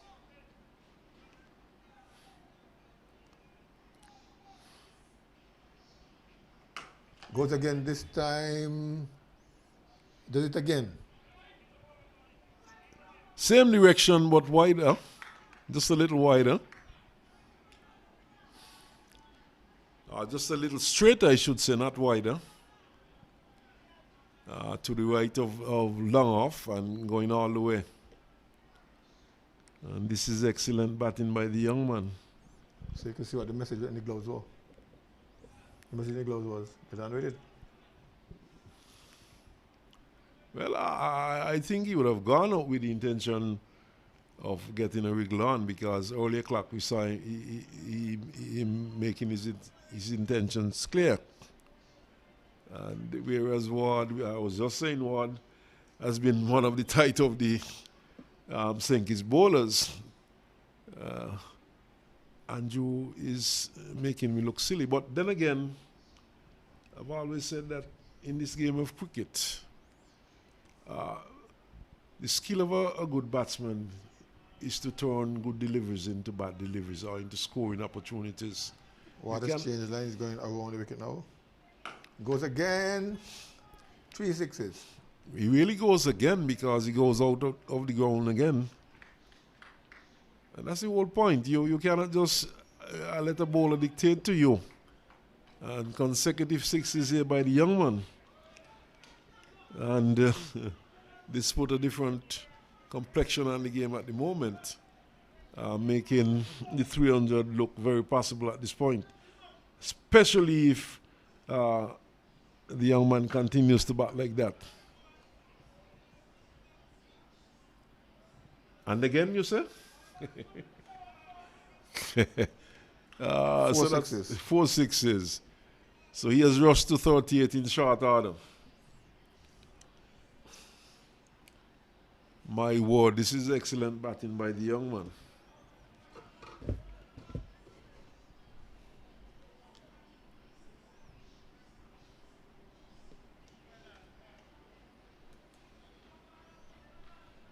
What is the solution for him? I'm not seeing the heads getting together. So he has struck 40 from 19 deliveries, 3 fours and 4 consecutive sixes, all off Ward. And he's striking at a rate of 210.53. And this is tremendous batting, and it makes a big difference for the Antigua team in terms of the final scores they can get. And it's looking a lot bigger than 250 at this stage. So Senkitsu need some wickets at this point, and they do need them quickly. You need a wicket of Andrews in particular. If Henry want to steady and push around for his singles, that should be okay for them. But Andrew is going at a pell-mell pace.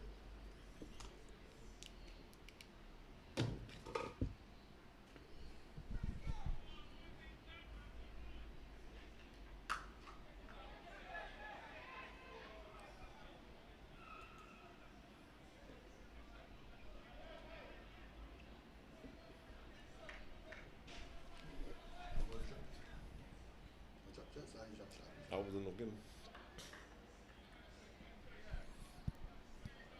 Half chance. Going up begging for Sankits. Jeremiah Lou is quite disappointed.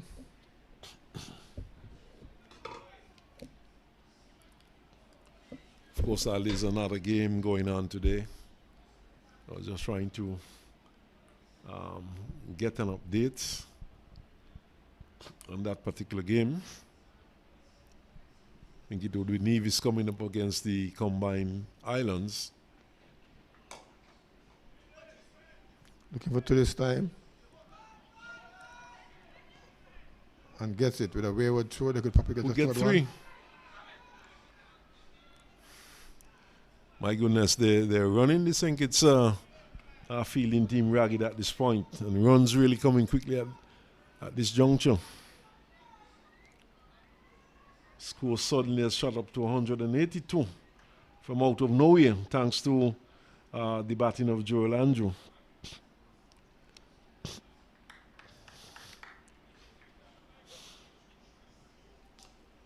So I think it's would like to see the back of him as quickly as possible.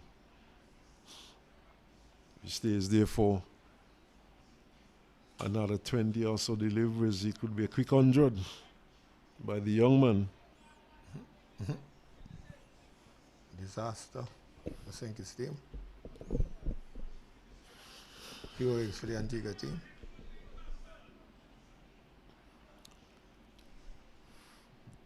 Really talented youngster, one for the future.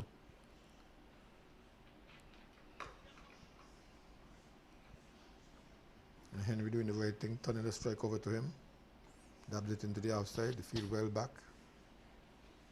It should be interesting though, the way he deals with Jeremiah Louis. Louis, who is a very experienced bowler in regional cricket. In fact, got into the West Indies squad earlier this year. In England, unfortunately, got injured. Might have gone on to get his first test match. Slap in the air for 6. Now that is a good shot. It was short lifting and he played a tennis-like looking shot. As you rightly describe it, it was a slap over, mid-off, tennis-like. And it went all the way for 6 runs. Tremendous shot indeed by the young man. Has rushed on to 49. So he's playing the ball, not the player. Ward is getting rather concerned. He goes to his bowler.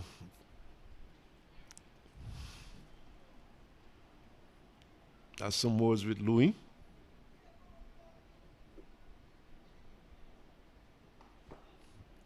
From the way the answer is set, they look at it, setting him up for a pull shot. A faulty pull shot. Right up in the black hole this time. But he's equal to it. Digs it out. Okay.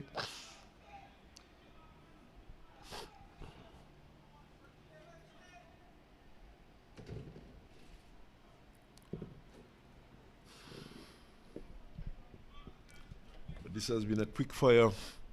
49 so far. 1 run away from his half century. That's surpassed Henry, who has been there all morning.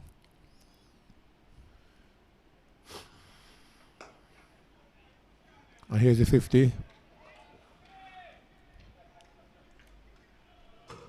Tremendous knock by the young man. 50 coming up in some 23 deliveries with 3 4s and 5 6s.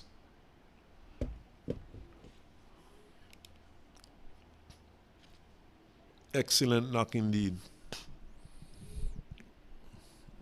And not only does that single bring up his 50, it puts him back on strike for the start of the next over. It will be a new bowler. Penny Feather.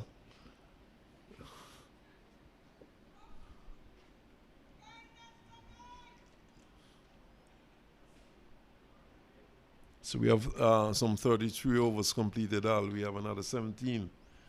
And it's now 190 at one point. Just a couple seconds ago, I was saying Antigua looking at 250, 260 plus unless they really accelerate.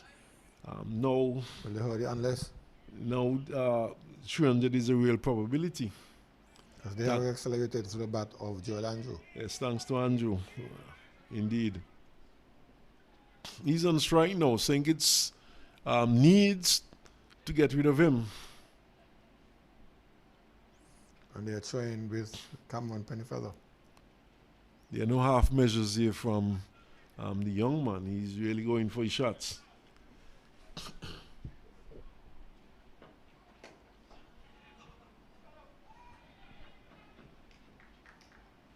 Gets a single off the first ball.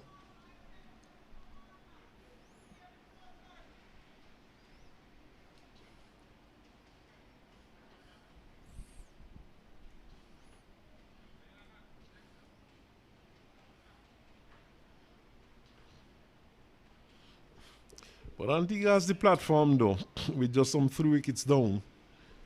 And with Andrew going great guns, and this knock has really propelled the scoring rate for Antigua. And Henry anchored down like I said earlier, like an old, rusty, big anchor. Not moved anywhere. He just turned another strike to Andrew. And he has a lot of space in the offside.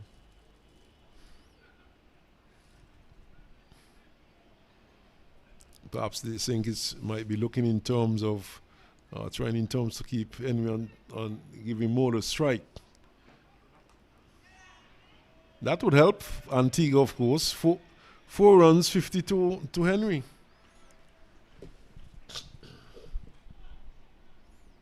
The runs coming from both batsmen now, as Henry is able to flick that one very fine past the man in the short fine leg position into the boundary. I'm not too sure if Penny Feather is a good choice to be bowling at this point, but probably forced into doing so. He seems to tends to be expensive down the onside once more. He tends to be more expensive, Al, from what we have seen over the last couple of days. Yeah, balls on both sides of the wicket, as we see a wide. In fact, in the match yesterday against Nevis, I think he was just given the one over and was pulled out of the attack rather quickly. I think he went for 19 runs in that particular over and had to be pulled out of the attack.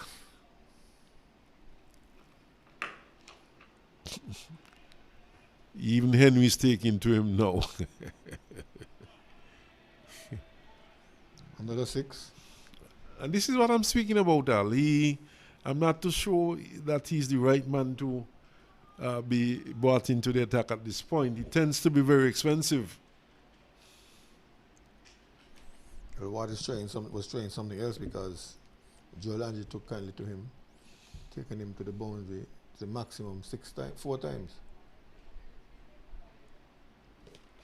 But there are other options at this point, isn't it? Couldn't Sheena Berridge be brought back for an over to at this point, as opposed to... Sheena Berridge was also roughed up too. He was roughed up, but he has not bowled for a while. He bowled 5 overs, and that's quite some time ago. And of course, Sheena Berridge is the more experienced of the two bowlers, and we have seen from yesterday, Penny Feather has the tendency to be very expensive. He just bowled 1 over yesterday and had to be pulled out of the attack immediately. No pun intended, because he was pulled over mid-wicket and pulled over square leg. Certainly. And so far in this over, he has conceded 12 runs. And I would not be surprised if it's not a 1 over affair again for him today. So certainly I would have opted to go back to Sheena Berridge. I think he would have been a bit reluctant to bring back Skeet into the attack at this point, with Joel Andrew going great guns.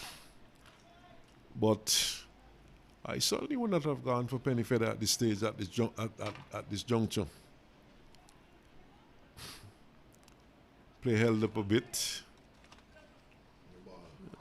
The ball is actually back already. The Penny Feather has a ball, but the St. Kitts players were having a little discussion there, probably strategizing.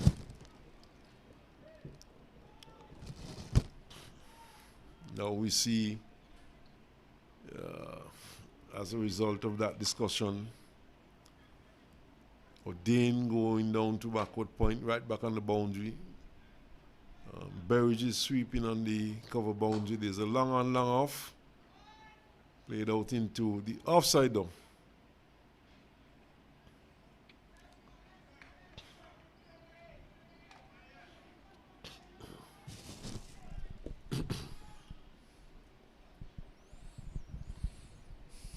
Well, Henry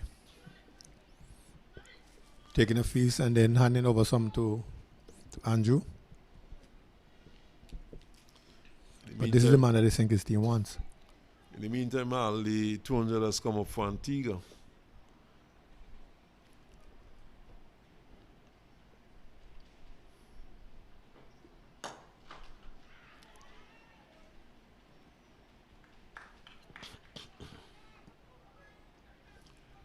So 13 runs from this over so far.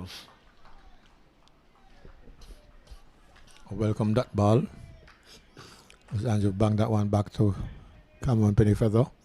Stopped it partially and then cleaned up. 80 again. And to Andrew. Goes at him. Down over. Extra cover. Into the boundary. 4 runs. Yeah. Joel Andrews on a mission here today. And so far, he has accomplished that mission. He's really going after the St. bowlers. And at the moment, they do not seem to have a real answer to his attack. But it seems as though the St. team is going to get a bit of a breather. A drinks break is being taken. And we'll take a short one also.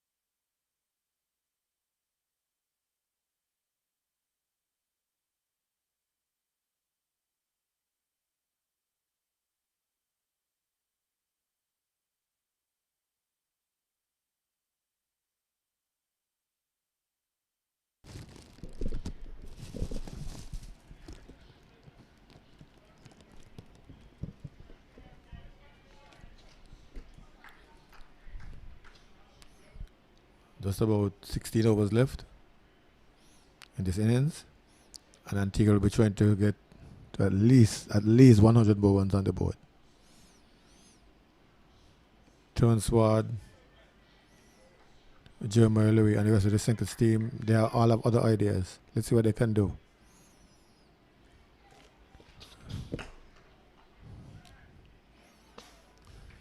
Right on line. Henry covers up.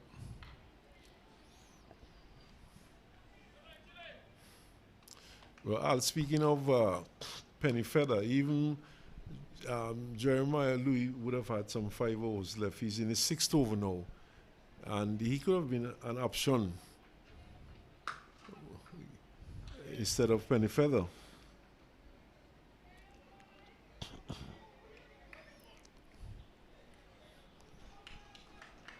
He's been brought back now. But at that stage, they would have been looking to tighten up and probably try and get a wicket at that point.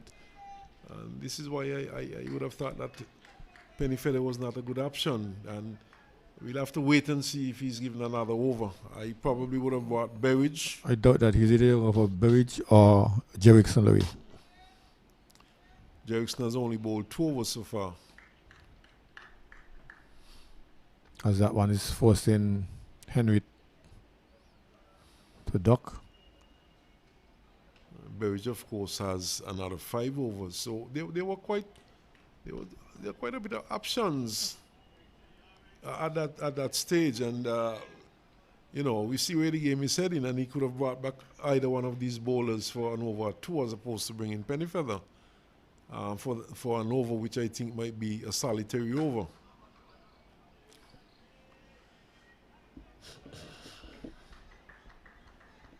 And we're talking about the experience of Jeremiah Louis and, of course, Berridge, who is also experienced. Yes, he was roughed up a bit yesterday, but we saw him earlier on with a good opening burst.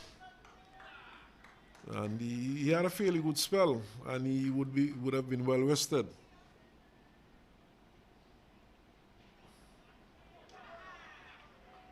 How is that he's asking? He's on move except for the head shaking in the negative direction.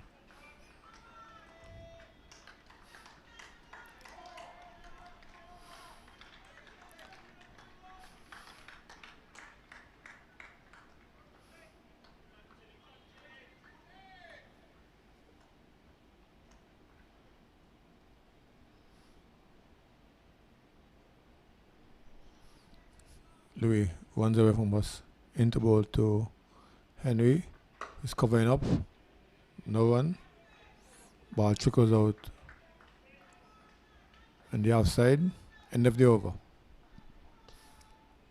In fact, I think it was a maiden over. No, there were 2 runs. We got about 2 runs out to deep cover. Pennyfeather is It comes back. approaching the umpire, so obviously he has been given a second over. What has confidence? The confidence in him. Well, That we don't share. let us wait and see. 13 runs from his first over.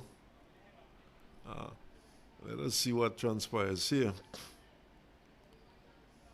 It's not just a question of confidence in a bowler, but I think it's a question of reading the game at the moment and doing the correct thing cricket-wise.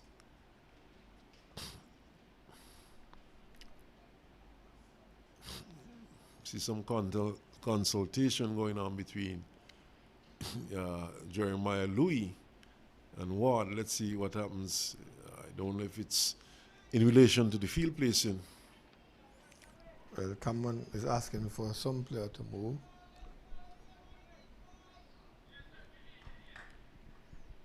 So let's see how this one plays out. And Joe Landry is in a no-nonsense mood.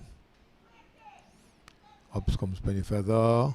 And Joe swings into the onside. It will go all the way.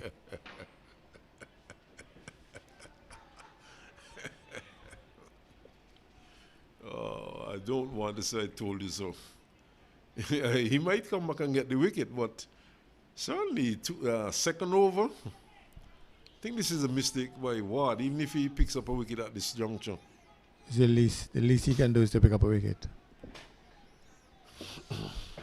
Unless Berridge is injured, but he's back on the field, unless he cannot come back for a second spell. I don't think Pennyfeather is a good option at this point.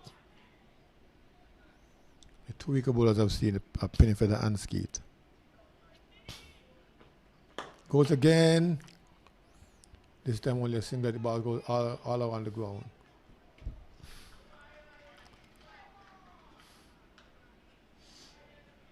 Seven so far. And the young man is not holding back. Joel Andrew, this is no holds barred. You're getting runs from both ends because Henry went after him in the arse over too.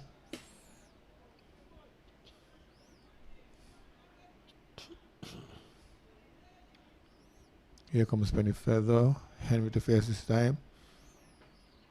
Torn in the onside. They'll jog for 1.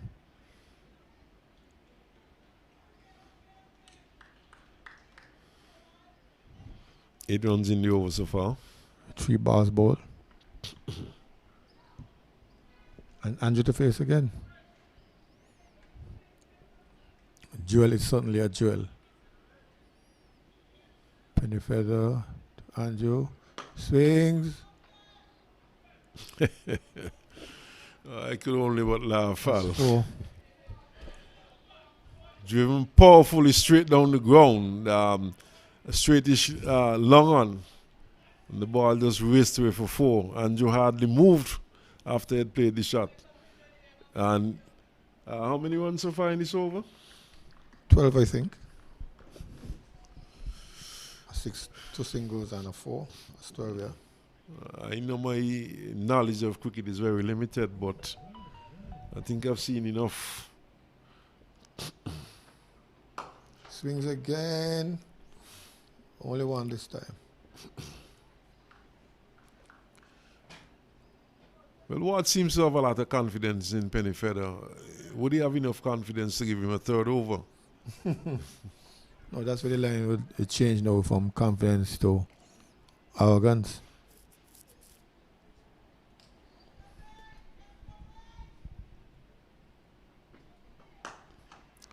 No, but Penny Feather himself should say, Skip, this is not my day, this is not for me. And just nicely opt out of bowling. But we'll wait and see if he gets the 3rd over. He got 1 more than we thought he should have gotten. Maybe 3 more than he should have gotten at this juncture. In the meantime, the score was moved on to 223 for 3, Antigua. And Andrew, he has shot up to 67. And Henry has been there from the start. He's on 63. We have another 14 overs, another 13 overs remaining after this one. So 300 runs, quite a possibility. And Ward seems to be losing the plot a bit at this point.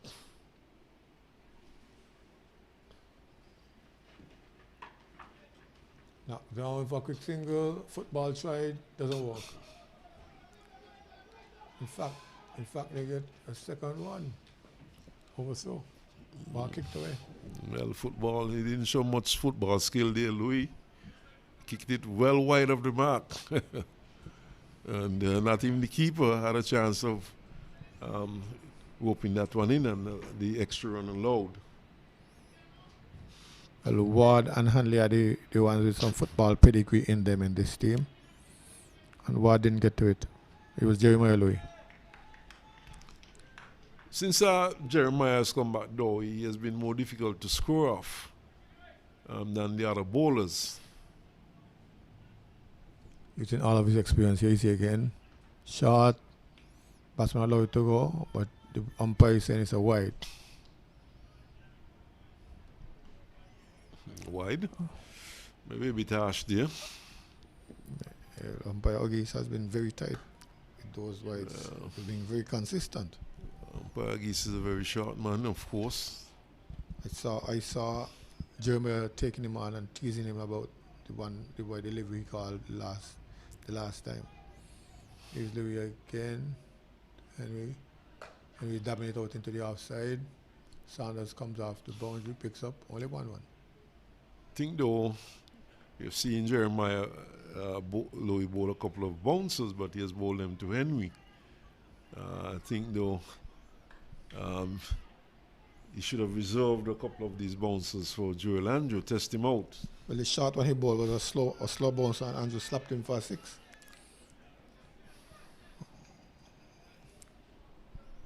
And now he's facing him again.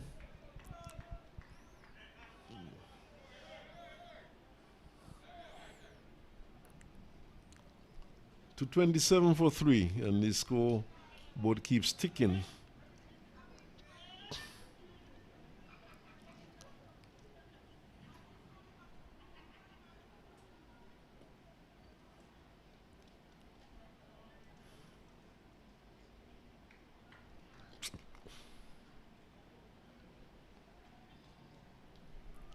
Once Newman back.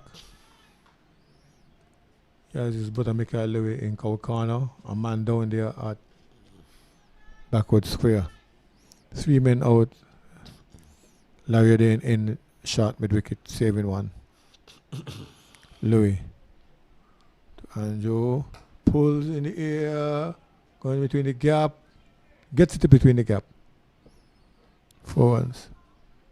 Very good shot indeed. It was in the air, yes, but what the young man did was to place it between those two fielders, one at square leg and one at long leg, and he bisected them quite easily and the ball whizzed away for 4. None of those two fielders had a smidgen of a chance of cutting that one off. Square leg just slightly backward, but well placed there by young Andrew, and this has been a fantastic knock by the young man. Blistering knock by young Joel Andrew is on 71. Louis versus Andrew.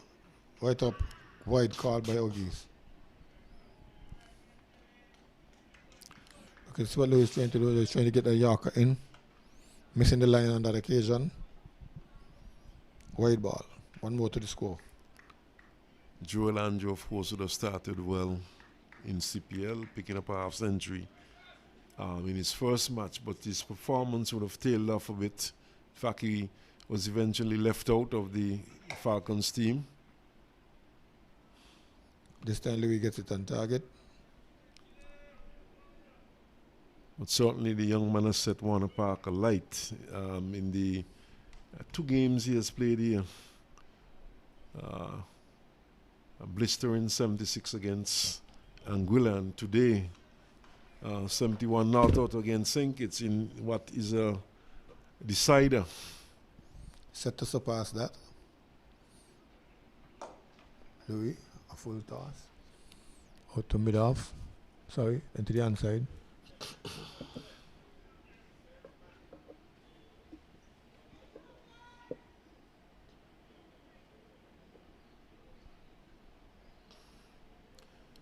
You know, there's a lot been said about the young man, but I would have seen him here before. I would have seen him. He would have played here in Warner Park. I think he would have played for the Leeward Islands before. And each time I've seen him, the young man certainly has impressed me. Oh, they're plugging that gap on the outside that Henry has been using to drop and one. Or the in comes from the inside. Goes into that area. Point, backward point. Louis.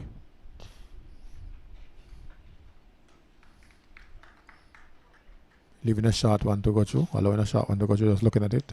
Not a bad delivery though. It was fairly close to the batsman, probably just above the off bail, lifting a bit.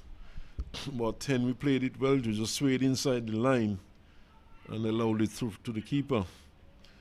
But this has been a timely knock by Joel Andrew for his team Antigua. Your man is getting a third over.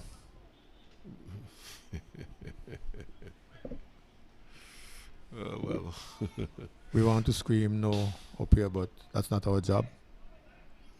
We've certainly not seen it from the angle that Ward is seeing it. I won't be shouting no. Probably Sheena Berries is not able to come back, and probably he's looking for some overs from some place. But of course, there's young Louis also there, the Jerickson Louis. I think Davis only bowled 2 overs. Skeet has some overs, but I think at this juncture he would want to keep Skeet out of the attack. But at the same time, Penny Feather has been expensive, so look like he's just hoping for a miss it from Andrew. Flicks down to Cow corner, deep mid wicket. It's 1-1. Who knows? Probably Ward was allowing Penny Feather time to warm up. But the warm-up has been rather expensive.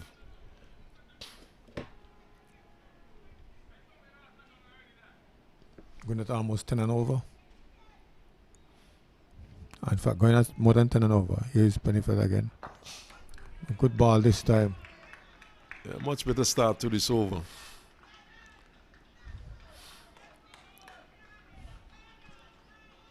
To deliveries, 1 run.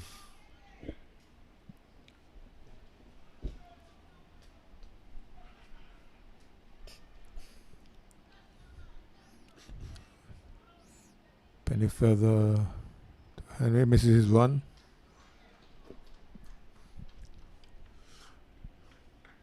Good thing about Penny Feather, though, one thing in his favor is that he has not been afraid to attack the stumps.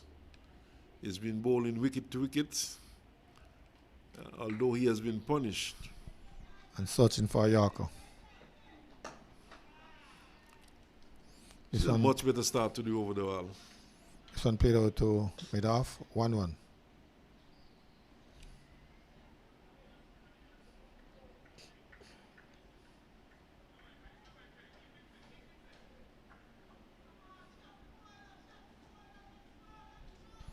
Your boisterous fan in South Stand D is back.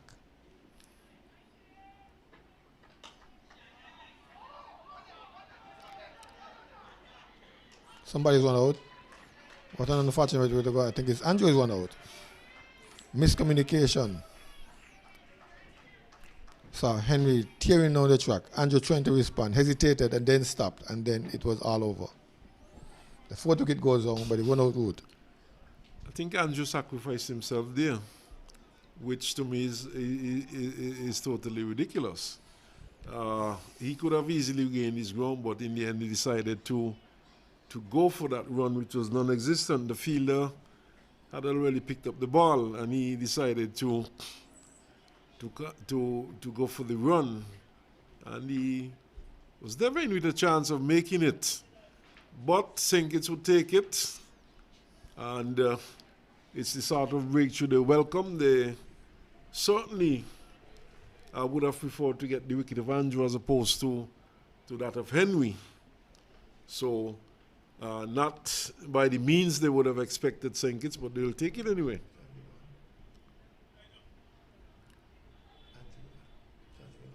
Yeah, that's what.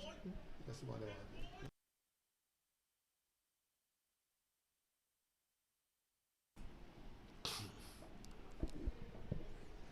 Well, Pennyfeather would have wanted that wicket to bear his name, but it's a run out. I think the run out came from Jeremiah Louis. Well, the thing though, Pennyfeather has bowled a much tighter line and length and maybe creating a bit of pressure on the batsman. In just one over? This is the tightest over he has bowled. The first one went for 13 and one went for 14. So I don't think they should be under pressure if he bowled 3 balls for 2 runs.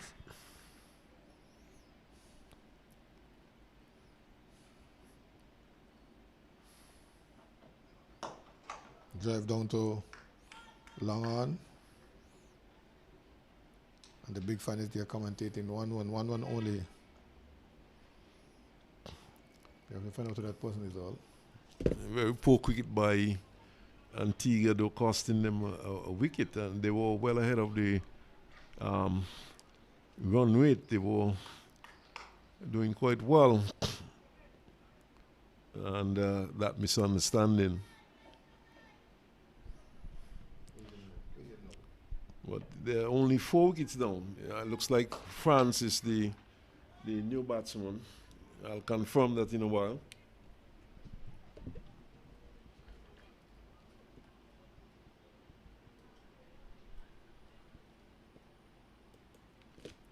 Yes, it is Elroy Francis Jr.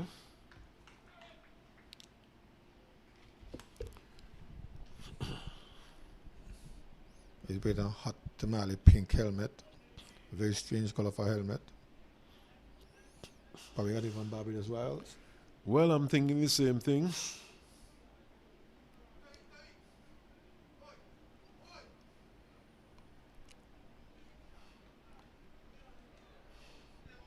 Now he brings back Skeet,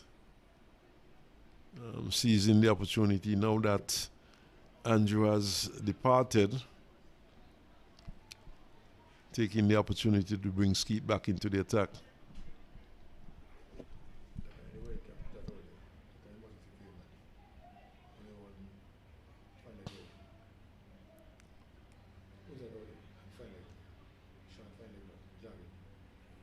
Short turn one. Shot, fine leg. Red cap. White cap. White cap. Oh, white and not too sure. Take that in the emergency fields one. Not too sure. Ski to Francis. Swings. Distance. 6.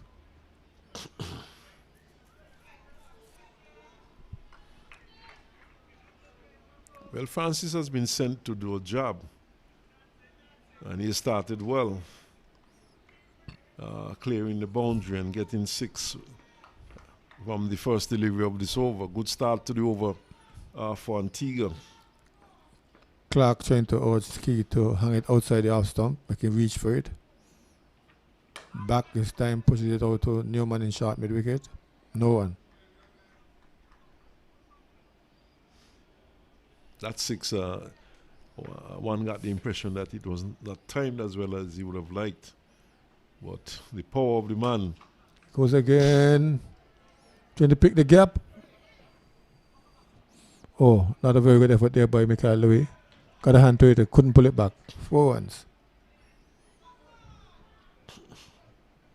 Expensive start to the over, 10 runs already. And 3 deliveries.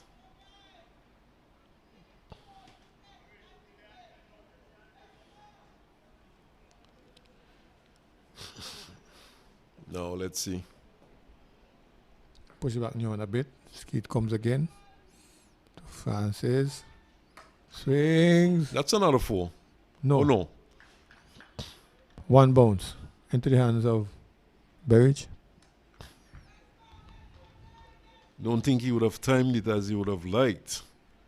And it gave Berridge enough time to get around to his right to cut that one off. Henry drives back to the bowler. Just slightly off the track, but no harm done to the scoreboard. No harm done to Skeet figures. Skeet comes again. Tucks it into the onside, looking for 2. No, they jog just for 1. They settle for 1. Newman is there. Not expensive over. We had a 6 and a 4 in that over, and I think 2 singles. Correct. 12 runs in that over. So another expensive over there. And it's 249 now for 4 Antigua.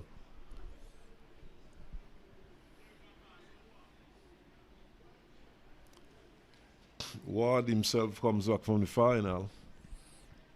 Well, he gave Pettiford 3 overs too many. 3 overs too many, yes. And finally conceding.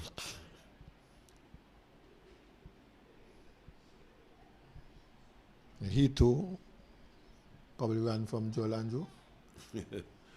One never knows, probably.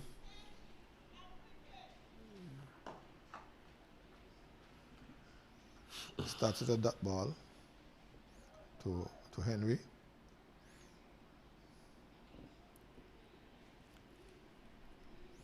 Comes again. Bang down to long on. 1-1.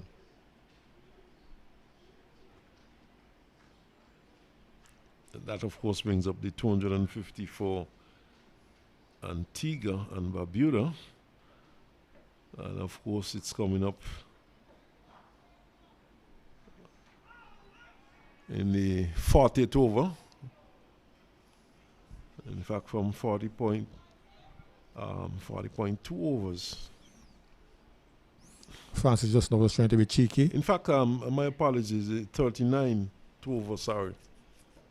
39 overs, 2 deliveries. Gets into his wicket and tucks it to the onside. Gets an easy single.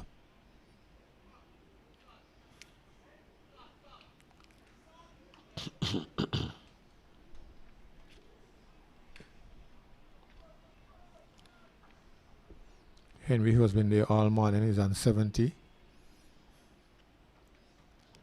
Swings at it, makes no contact.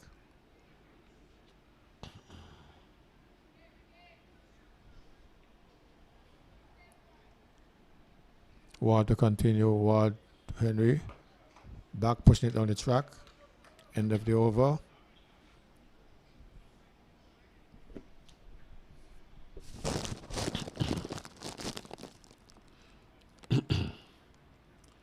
So we've had 40 overs bowled.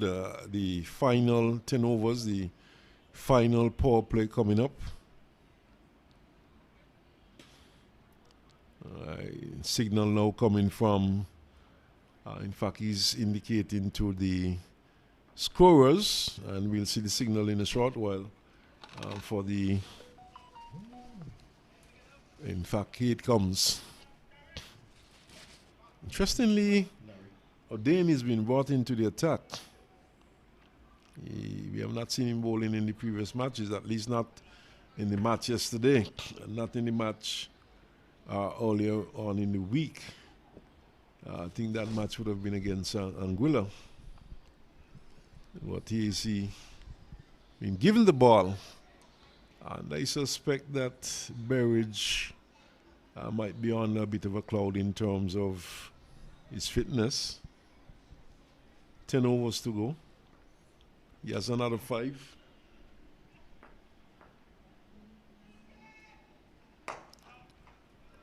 First ball clipped into the onside. Up.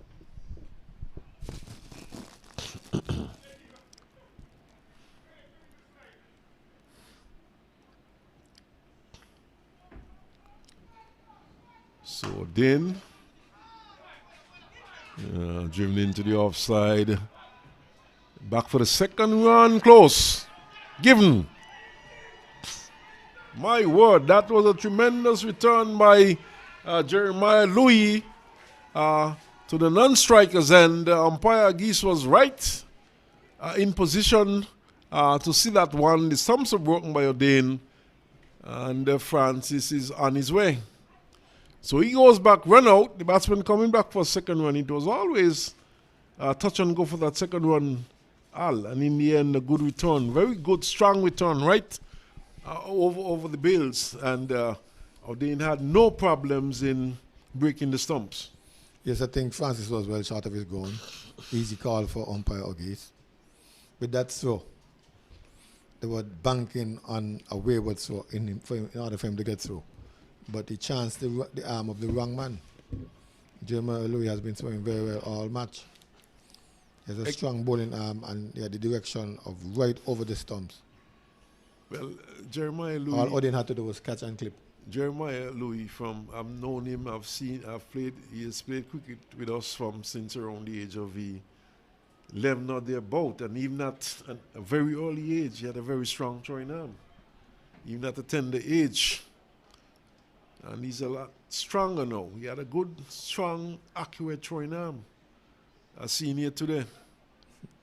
Bullet-like throw there back to the bowler. And O'Dane did well also. He took it cleanly and broke the stumps. Good cricket by the St. Kitts team. So, getting 2 quick wickets and stalling Antigua a bit. Henry's there still, but Henry obviously needs to get a wriggle on. New batsman, of course, is the keeper. No single. The keeper banter.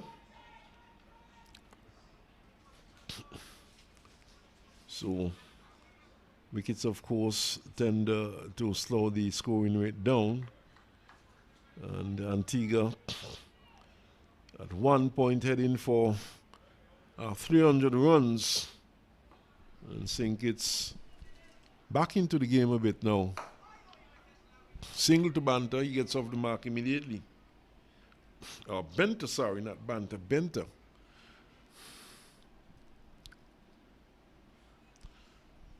I think though Henry has been there from the start, would be looking to bat right down to the last 5 overs as he gets this one down to Langan for a single. And perhaps accelerate at this point. He has been the anchor out there for Antigua. And all the batsmen have batted around him.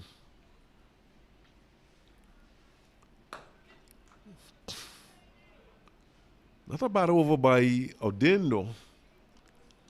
And he can close his first over. That's the person I was thinking about when I was asking where he was going to get the extra overs from that Tristan Hanley bowled. At the end of it, he seemed to be a better option than Skeet or Pennyfeather. Kept the ball up. They only were able to get singles, they weren't able to get under it to lift him for any boundaries. So the one expansive drive resulted in a 1 out. So Dane bowling his first over, conceding 5 runs, which is a very good result for St. Kitts at this stage of the game.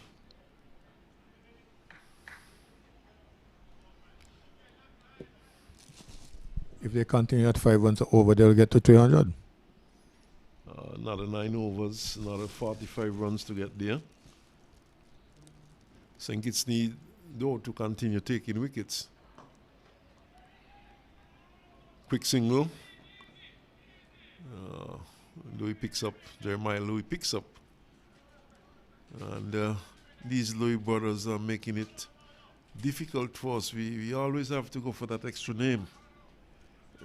Can't just say Lou. We can call him by first names. Yeah, well, that's an option. I think Joix is also known as Akio. And and Jeremiah sounds like a surname. Well, his father calls him Maya. Yes. And he calls Mikhail Kyle.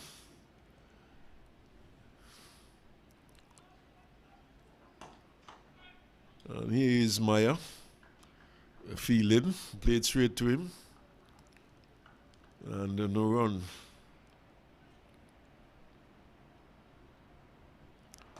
Turned nicely into the onside, quick single.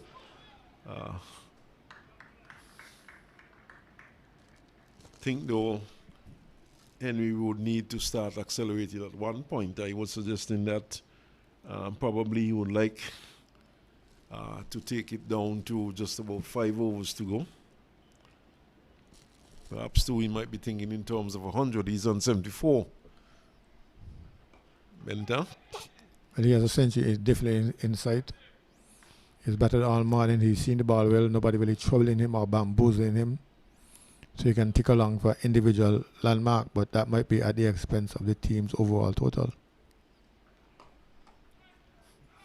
Quickly turned into the onside by Benta, gets another single.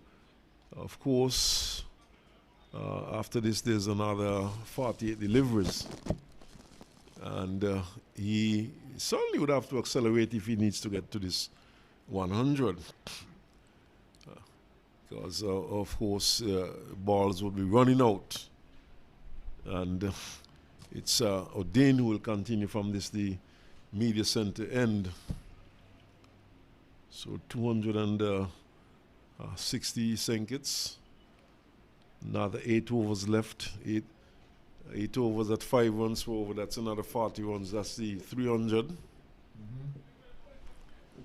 think the Antigua team would be hoping to get a little more than the 300.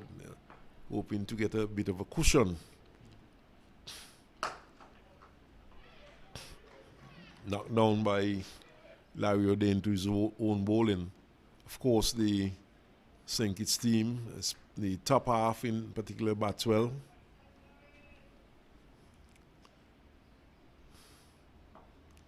O'Dane, driven down to long and just a single to Benta.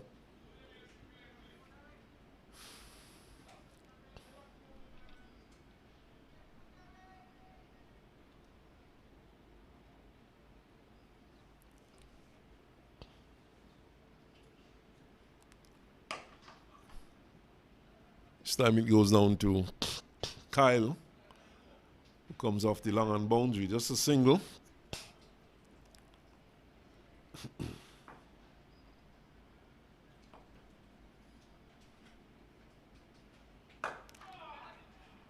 Nice shot knocked down there by Maya.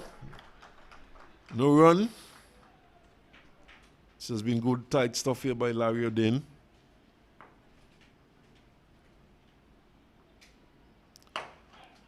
Drives.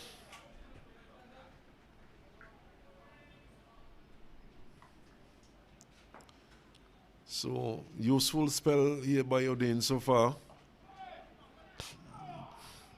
Over comes to an end. That's not a good overall.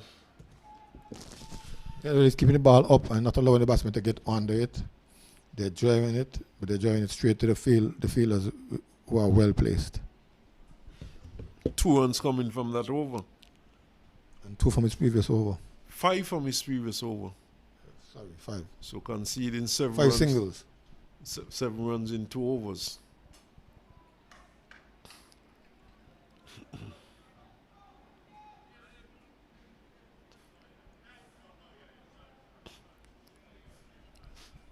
This is what the Sankey's team need at this moment. And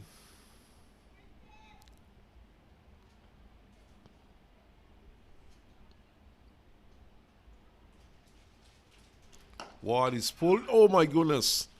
Young Bender had to really get out of the way of that one. In the end, the single easily taken down to long on.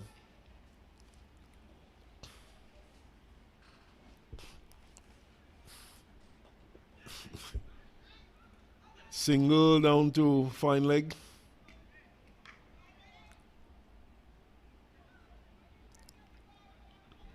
So 2 runs in this over so far. The previous over yielding just 2 runs. So Antigua falling a bit behind. This one is played up to long on, very straight, just a single.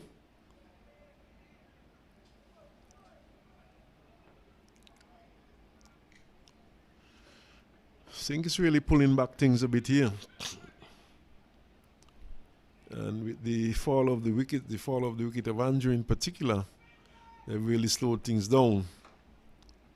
Another single. This time up to wideish long on. Well, they are milking singles, and that will get them just on the mark of the 300 yards, just a little over. Pull and pull well, but out. In fact, it goes straight to Pennyfeather, who is at long on. He was a bit in, just about 3/4 way out. And the long and obdurate innings of Henry comes to an end, and he goes caught Pennyfeather off the bowling of Ward, and think it's really pulling back things. It's now 6 down. Henry had more or less sacrificing himself for the team because he had to get on with it. He could have stayed there and plod and push, but that wouldn't give a good competitive target for the Sankey's team.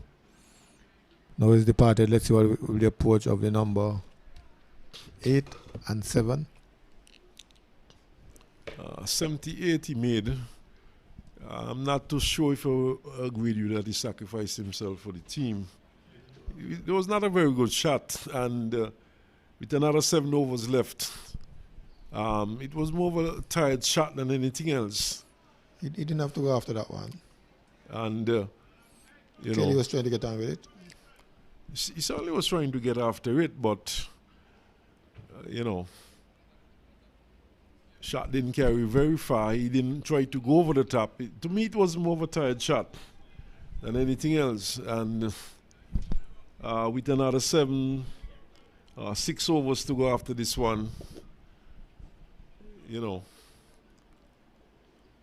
could have stayed around a bit longer. He could have pushed for the single. He was not really in position to play the shot. It was not a case of he really trying to go over the top or trying a big hoik or anything like that. And a good, successful over comes to an end for Ward. The most successful bowler for the Sankey's team today, Tyrone Williams, picking up some 3 wickets. Pick up the opener, and then he bowled Warner, and now he just grabbed Henry caught.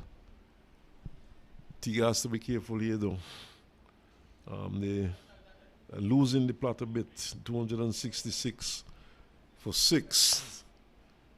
And I would have thought that the happy hour would have started with 5 overs to go. 44 overs bowled so far. Full toss in the air and taken. No, it's dropped. It's dropped. A poor miss there by Sheena Berridge coming off the square leg boundary. And very important miss there. Very poor technique. He got there. He had lots of time in which to take the catch. And in the end, he flowed it. So, St. Kitts missing out on an opportunity there. The batsman, of course, being Benter, who was dropped. And 267 now for 6. And that certainly would have worked in the favor of the St. Kitts team. That was another opportunity to curtail the scoring. Benter has been there for a few deliveries. It was full pitch, and he should have put it away. And this one he drives at and misses outside the off stump.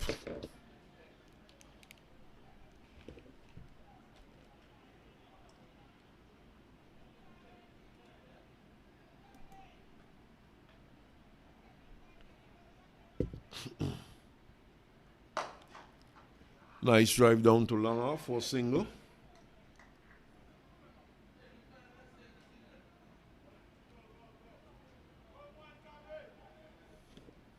The batsman, of course, being Tyrone Williams.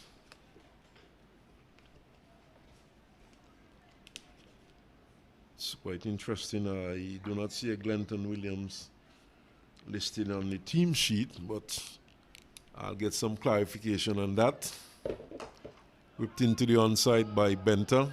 Sets off for the first one quickly. And in the end decided against second.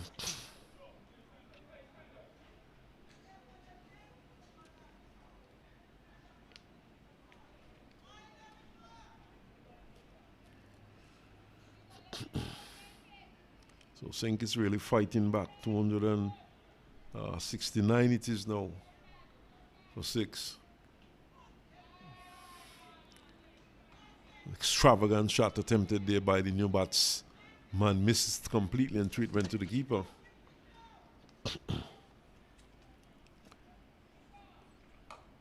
Punches down to backward point, well fielded. Single take nevertheless.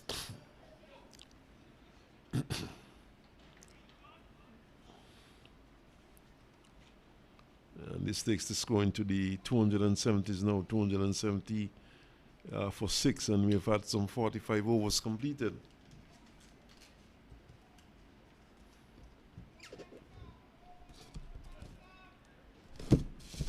Well, it's 31 to get off of 5 overs. I won a ball.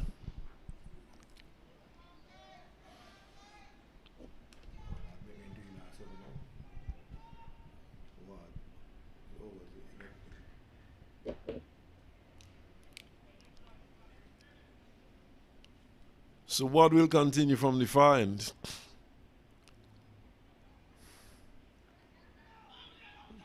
Defensive prod there by the batsman,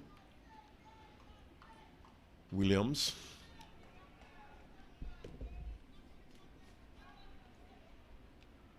Well,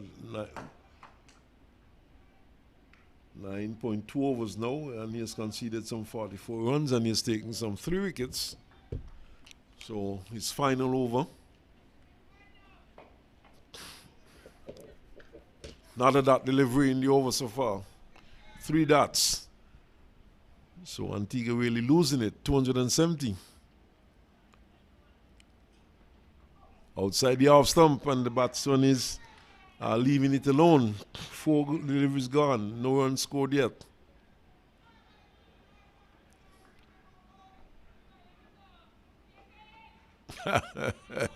Oh, well, he certainly succeeded in fooling the wicketkeeper that time. Looking for the reverse lap. missed it completely. The wicketkeeper missed it. It ran down to fine leg, to third man. He's a left-hander, of course, and they were able to get a single. So 1-1 in the over. One by, I think. Benta is swinging and swinging well and gets 4. So 4 more to the score, 275 it is now. And Ward's spell comes to an end. He has bowled 10 overs for 48 runs and he's picked up 3 wickets. That Jelly, the 4 ball, he was so tight for the first 5 balls. Second time we see something that happened where he's kept the batsman quiet for 5 deliveries and then bowler loose now. Who will take over from him? Well, there are lots of options out there. And guess who's going to bowl at this side, at this end? Well, I think things should be a lot easier for Penny Feather. There are 2 batsmen who are not really well set. And, of course, Joel Andrew is not out there. So, hopefully, it should be a lot easier going for Penny Feather, who is bowling from the media center end. And I suspect that there's some issue with Sheena Berridge. She has not been brought back for a second spell. But Penny Feather goes away. Short. And just a single.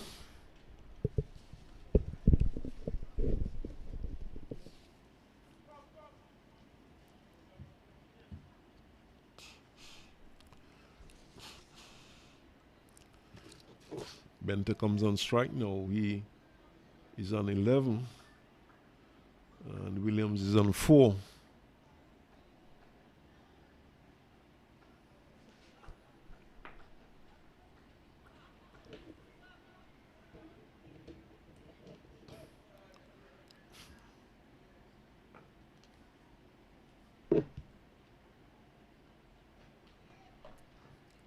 Edging down towards third man. Valuable runs here for Antigua and Barbuda. 4 runs.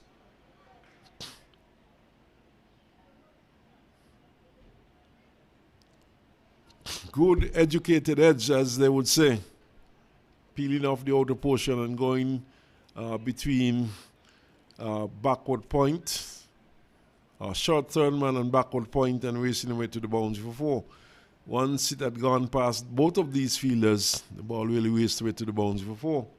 Valuable runs, 280. Over pitch, flicked away 4 runs. In fact, 6. Wonderful shot there by Benta. Useful runs. 286 now. 10 runs in 2 deliveries. 4-6. So the 300 very much on once more. Benta's moved to 21. So once again, Penny Feather being expensive. Well, Ali tell me if it's not broken, don't fix it. And Larry Dane was in the middle of a good spell from this end. Yes, but he needed somebody to continue from the northern end. So continue.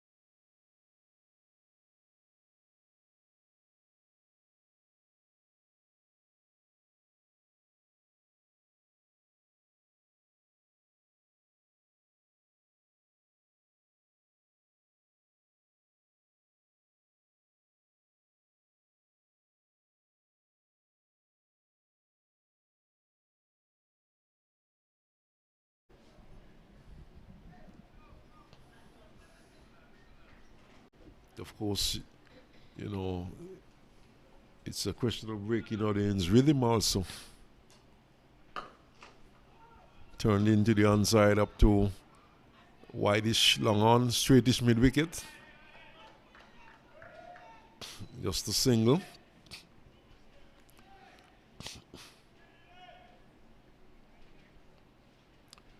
Of course, Odein, who is not a regular bowler, would have to try and adjust from the other end. But so far, he has started on target.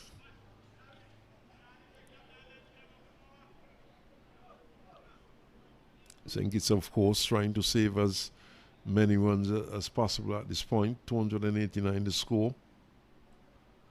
Benta is on 23, he's on strike.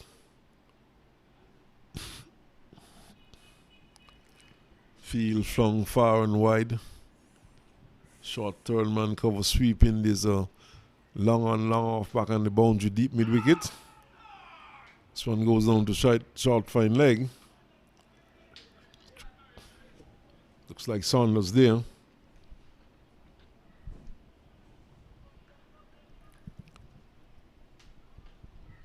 Now they're asking the mid wicket on the boundary to come a bit square where he's sweeping, and it goes down to the long on boundary, and it's 4. This is what I was speaking about. You know, a bowler who is not a regular bowler, he's bowling from one end, and he would have had things well measured from this end, and you give him an over towards the end, and you switch him to another end. And you're right, Al, he should have kept going from this end. Now he switches to over the wicket from around the wicket. 293. Pushes it through. And it's turned down to backward square. Louis Fields. And that's Meyer. And one more, 294.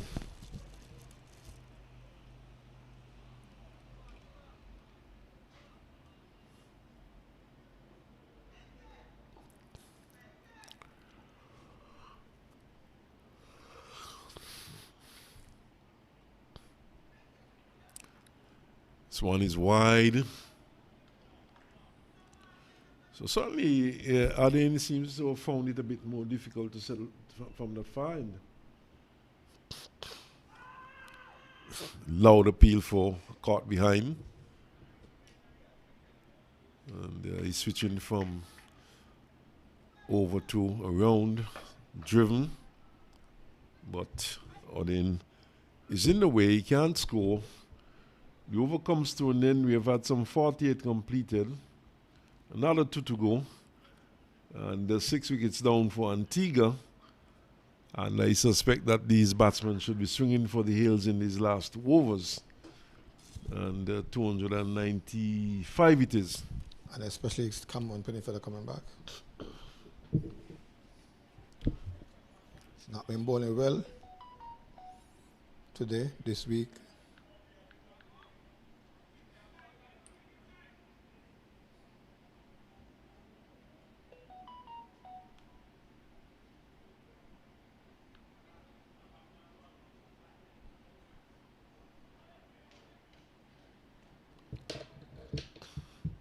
So the penultimate over of the Antiguan innings.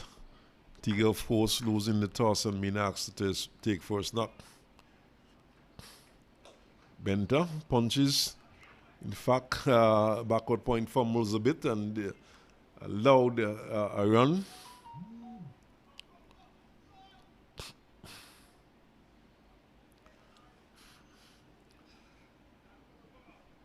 One more to the Antiguan score. We certainly should have a good match on hand this afternoon. It's a good score posted. But we have seen Sankits batting well in the tournament so far. We have seen them tracking down 238 yesterday, just losing just 4 wickets. And with 12 overs to spare.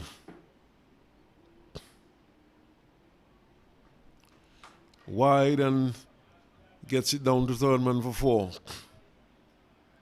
wide of the off stump, and the batsman throwing the bat at that one. Had to reach for it. And the ball peeled off the outer portion of the bat and ran down to third man. Third man is vacant. The ball, in fact, went between short third man and backward point and raced away for 4. I still don't know what he's seen in Pennyfeather's bowling for him to threaten these batsmen. He's at a torrid time, bowling both sides of the wicket short, sometimes over pitched. Now and again he searches for Yorker. Obviously, there's something wrong with Sheena Berridge. He has not been brought back for a second spell. He had enough time out there. I think it's just a matter of the captain's choice.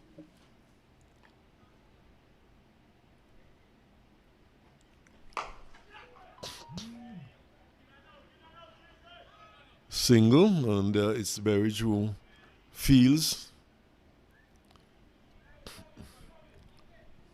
In the meantime, the 300 would have come up for Antigua.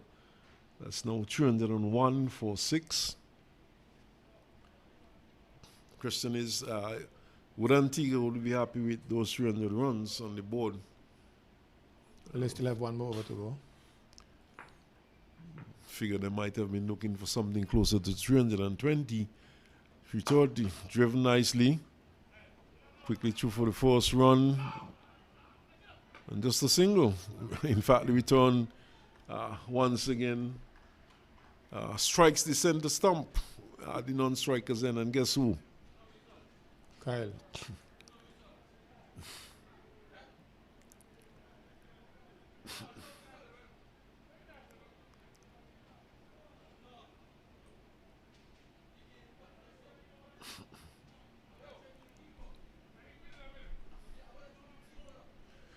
Exchange going on between the two brothers down. They're both on the boundary edges, one at long on, one at long off.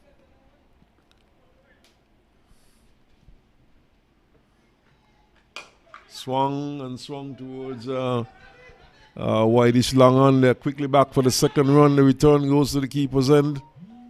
And in the end, 2 runs easily taken. Well measured 2 runs. It got out to Corner. Saunders came in quickly, but I think it has been doing well though. They have been able to restrict the boundaries in these last couple of overs. And Antigua could have easily gotten away to 320, 330 runs. They can still get there. There's another over left. Nice drive. But straight down to long off. Just a single. And the over comes to an end.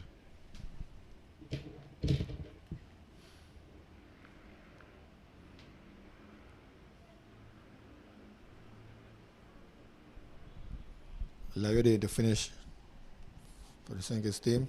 Time.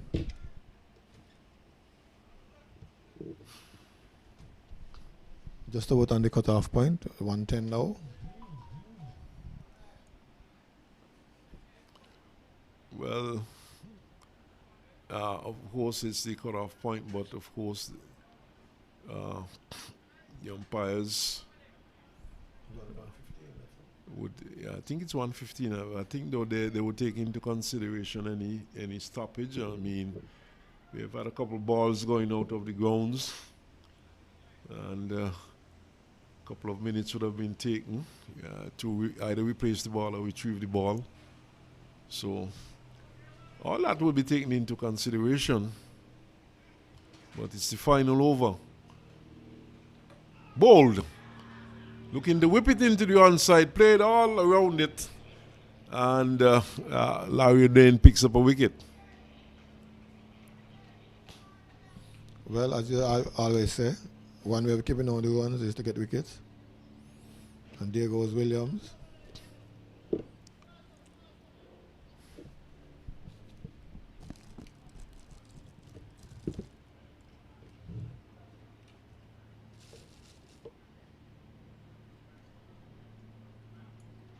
So the batsman going bowled by O'Dane is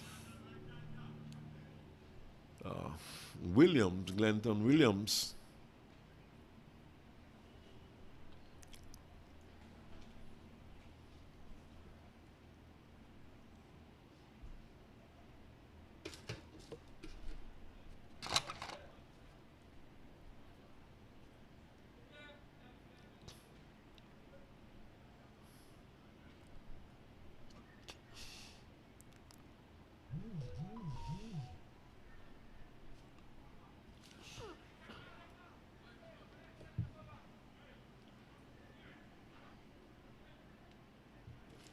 So the new batsman, Spencer.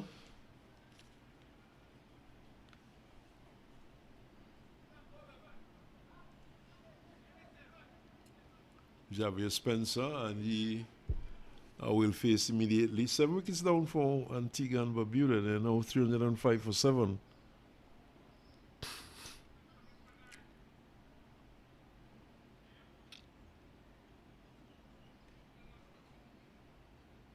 Should have a good match on our hand this afternoon, Al. Well, he's set up nicely by the Antiguan batsman. A target of over 300. A rate of over 6 per over. We'll have to see how the Senkis team approaches this. Turned into the onside for single by the new batsman. Spencer gets off the mark immediately, turns it over to Benta, who's on 30. He has been there for some time. He has been picking up runs. And no doubt he would be looking to face most of these deliveries. Just another 4 deliveries also left in the over. Swings and swings well. And gets it up to Louis, comes off the boundary. That's Sky Louis. And just a single. So not the result he would have been hoping for, just a single. Swings does Spencer and gets it down to square leg and gets a run.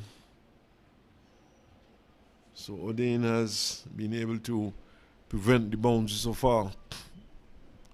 And also picking up a wicket in this over. And this one is played in the air. Fielder gets around, takes the catch. That's Berridge. And Antigua lose their 8th wicket. So it's 308 now for 8 Antigua. Well, Berridge didn't want to drop the same man twice. And so he got around smartly to his left and plucked it out the air.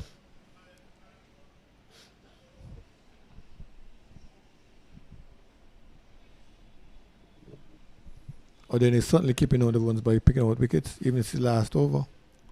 Has not conceded a boundary in the over so far. Well, there was a bad habit of the boundary ball at the very end.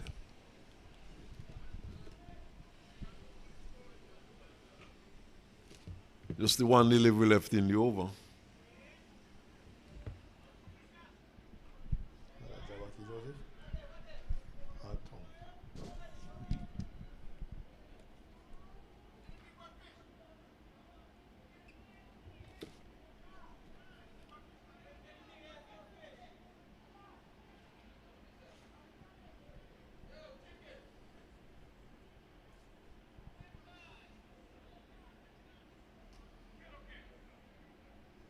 Looks like Pittman.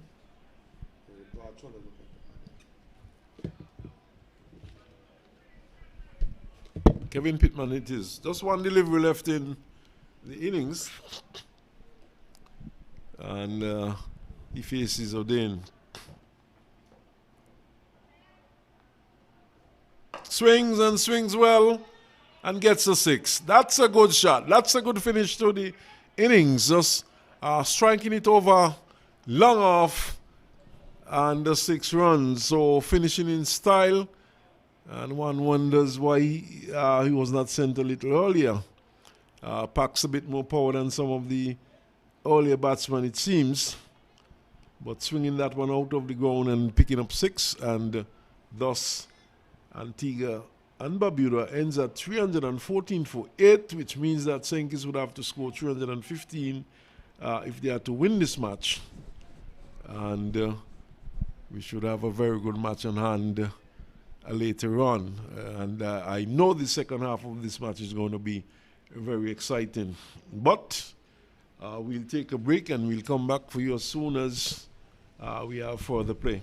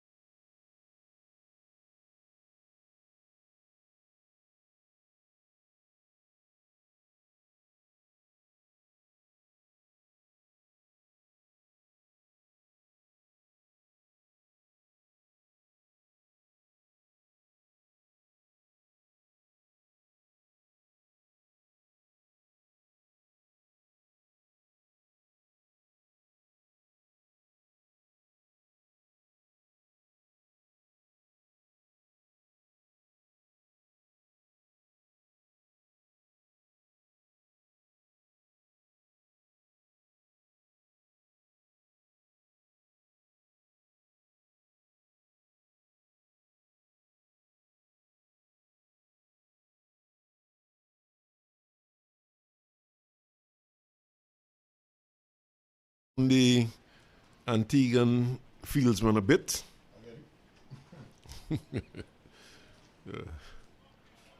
Wonderful shot indeed. Pittman, long run.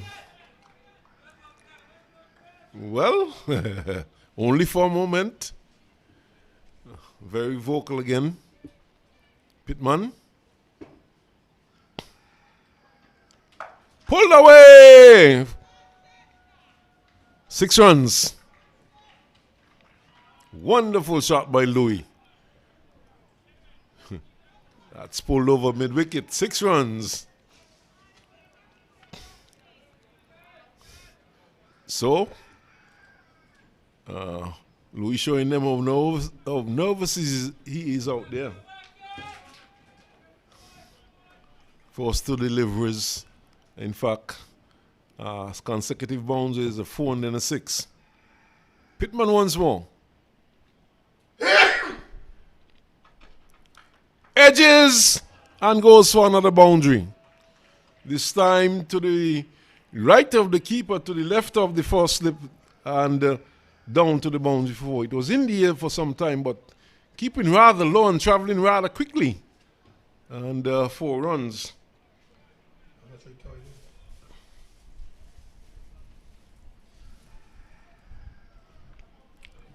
So Louis after a very brisk start, he's on 14.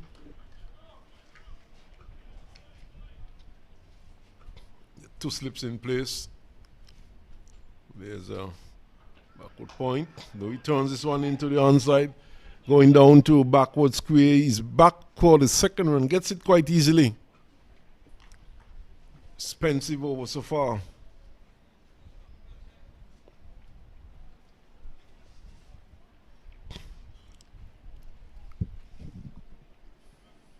Expensive and eventful.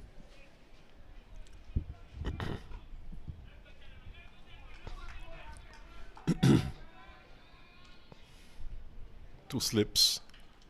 There's a backward point, short cover, mid off. Nicely played by Louis. Bouncing back up to the bowler. He eludes the bowler. And the first over comes to an end. It's an expensive one. 16 runs in that over. And Louis starting well. And Ali would say that Louis missed out on the last 2 innings. So he's due a big one here today. The law of averages? Well, yes, according to the law of averages. And he would know that too, and he would know that 315 runs is no mean target, is no easy target. So 100 here required by him, a big score. The Sinkits team, of course, has been batting well. Terence Ward, for example, is in fine form, and he seems to have extended his range of shots. He's playing a lot more shots these days, and he's finding the boundary with more regularity. Comes in at number 3 for Sinkits, and we saw that wonderful knock from him yesterday, 86 not out, and steering his team home. Captain's knock, of course, and it was not a boring knock. It was a knock that was stroke filled and good to look at. Starting with spin from the media center end, left arm leg spin, and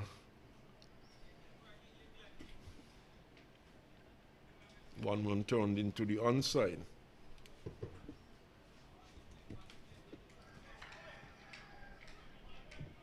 So O'Dane getting off the mark immediately.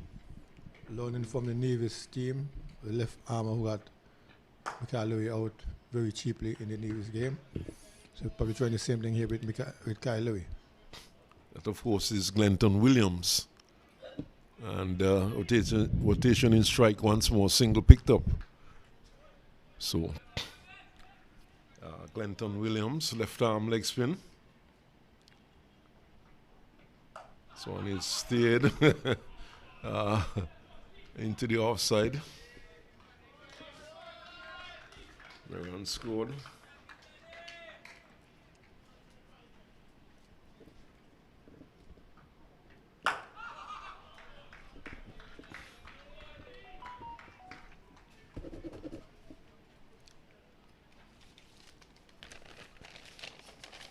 So Williams, slimly built youngster, starts here for Antigua. He's wearing the number 55. Outside the off stump, cuts up and misses.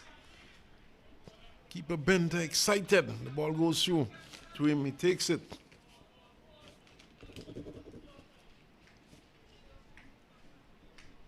So Williams once more. Oh my goodness, that one beats him. All ends up. Spun away from O'Dane and take behind by the keeper. So good start there by Benton Williams.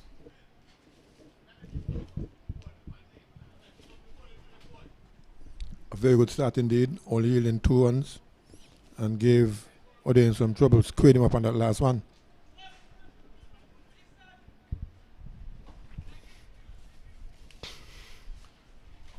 But it's been a wonderful tournament so far though, Al. We would not have seen all of the games, of course. There would have been games at Canary. And we would not have seen all of those games, but nevertheless, well, from my vantage point, you know, I certainly would have enjoyed the cricket that I would have seen here at Warner Park. You've seen some poor cricket, and we've seen some good cricket also. Flicked into the onside, it goes towards the square leg boundary, pursued there by a fieldsman. It slows up inside the boundary. He looks to flick it back, and we'll wait for any signals as the batsman complete 3. So 3 more to Louis, and he has been severe so far on Pittman. Louis has gone on to 17.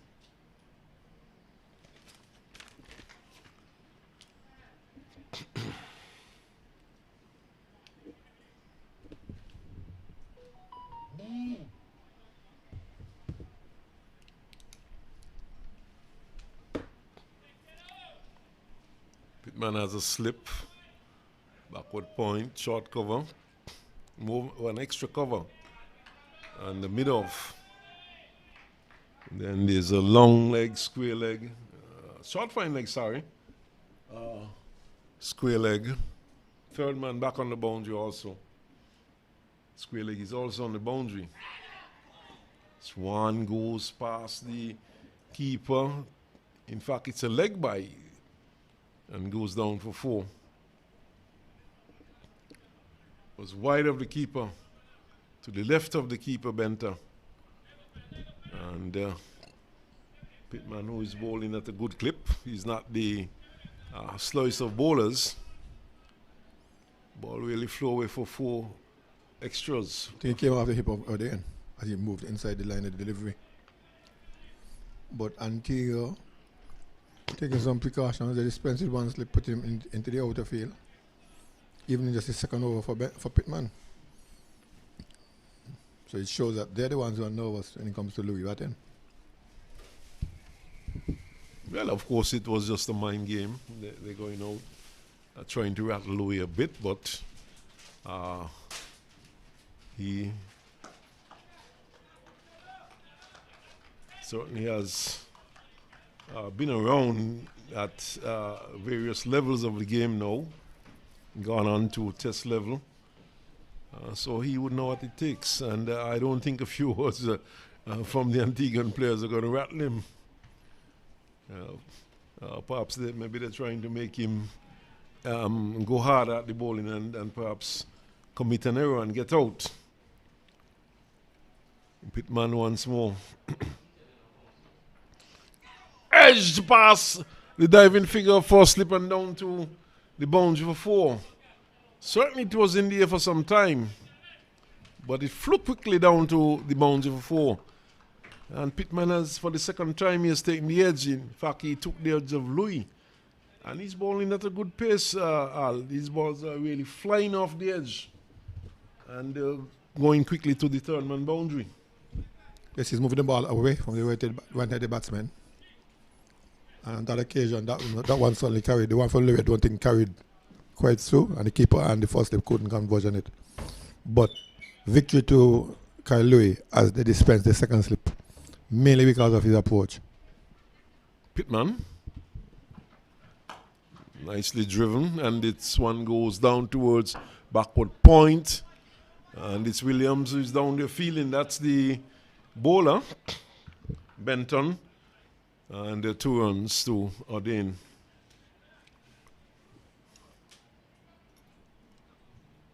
So this has been a good brisk start here by the St. Kitts team.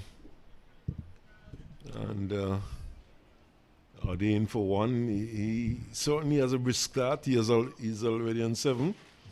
You've seen him batting the other day for nearly 2 overs before he got to double figures. But he's approaching that rather quickly.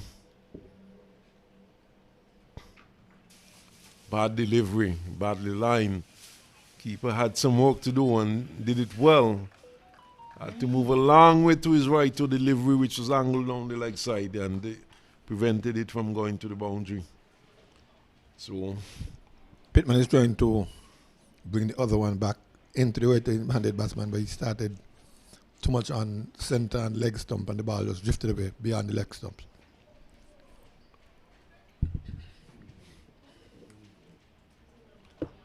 So Tyrone Williams is at 4 slip. He's the only slip.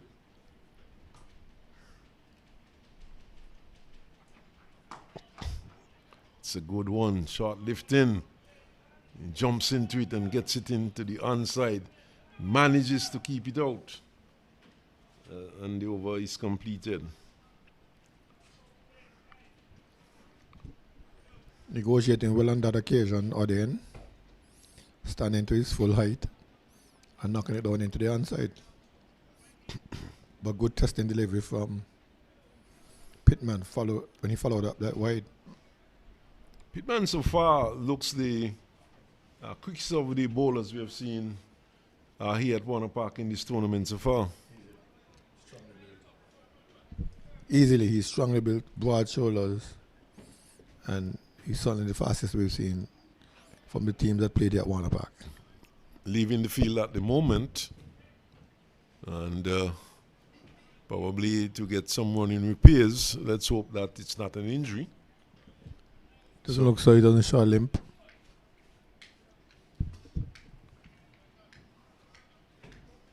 But Benton Williams, outside the off stump. The shot offered by Louis. Perhaps the Antiguan might have looked at the game Nevis against St. Kitts yesterday, or the scout, I should say. In fact, Antigua was not playing yesterday, so they would have had a look at the game yesterday and realized that Louis got out to the left arm spin, starting with the left arm leg spinner of Williams. And in fact, he was brought into the side today, so perhaps they might be thinking that Louis has a bit of a weakness against the left arm leg spinner, and introducing Benton Williams early into the piece. Louis picked up a single from the previous delivery. It's Ordain now on strike outside the off stump.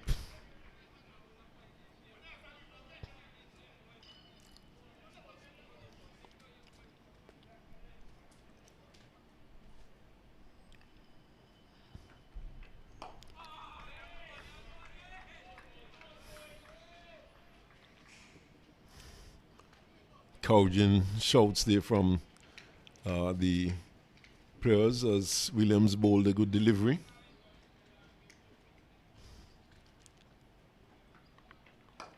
Flicked into the onside, up to square leg. Just a single.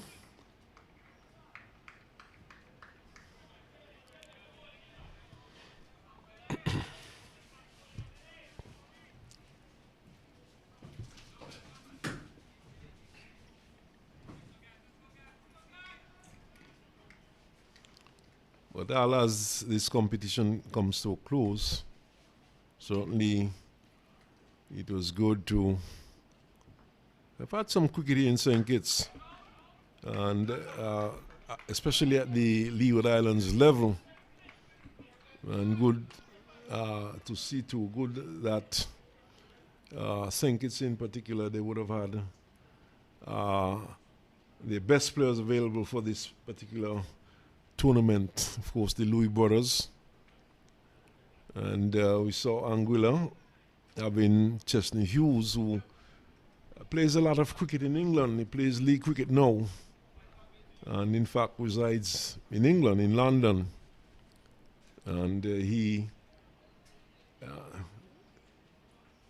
has been around at a time when, the tournament came about, and thus being able to play for Anguilla in this year's tournament. We have not seen, players like Cathy, they of course would have played for the Combined Islands, but perhaps not available. Cathy and Edwards, Nathan Edwards, both with the Trinidad and Tobago Knight Riders.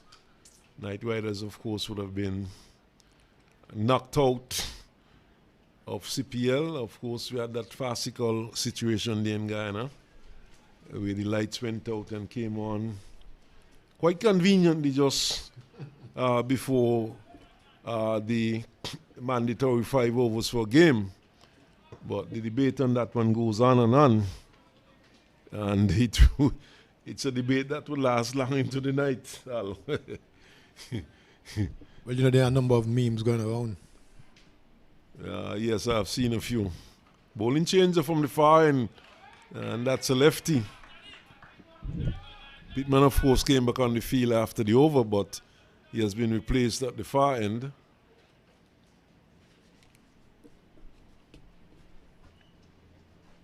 Looks like Spencer. Javier Spencer from the far end. And he's bowling left arm, and he's bowling over the wicket to the right-handed O'Dane. He came into this game from the last game. He was not selected for the last game for Antigua and Barbuda.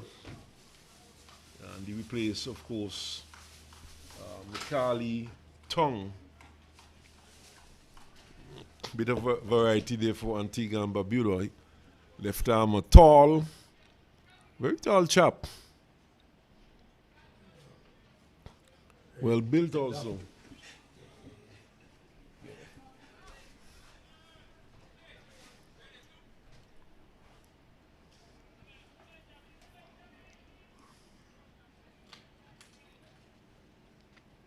So Spencer on his way.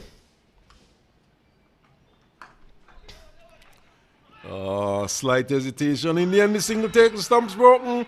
The appeal goes up.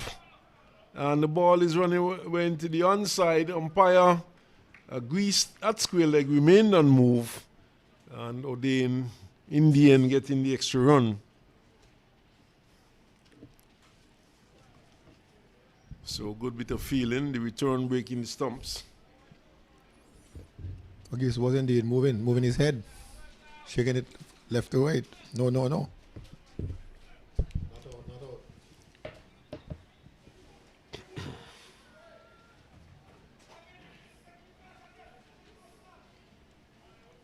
Spencer. Driven nicely. Well fielded there at cover though. Good cricket, good shot, and good fielding, good out cricket.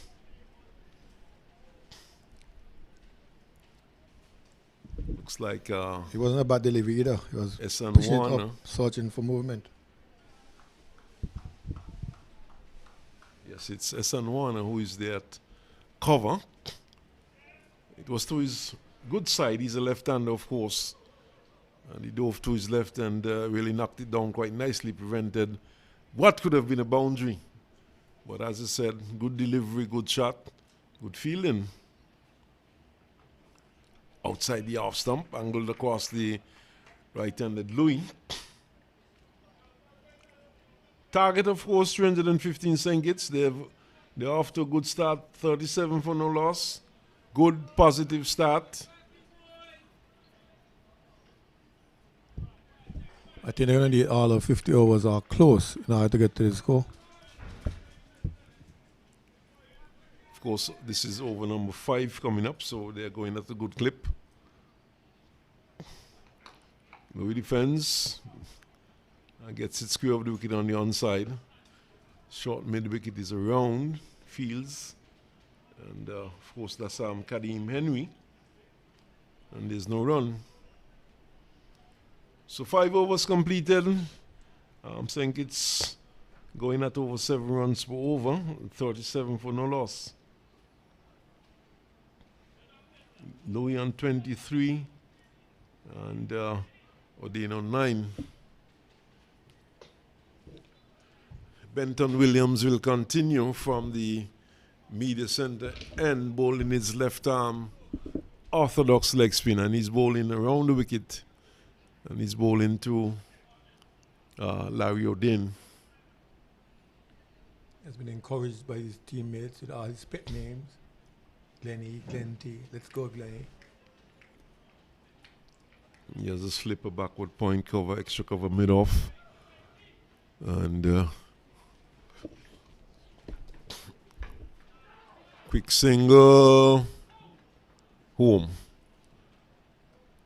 There's also a long on in place. There's also mid-wicket back on the boundary. More or less, it's a square leg as opposed to a mid-wicket. And there's a short mid-wicket and a short fine leg.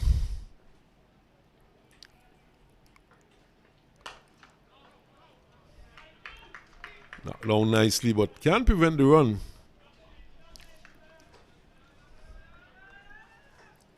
So the chase well and truly on by St. Kitts. Starting well. And of course, this is what they would be hoping to do, get a good start by the openers. And they build on that.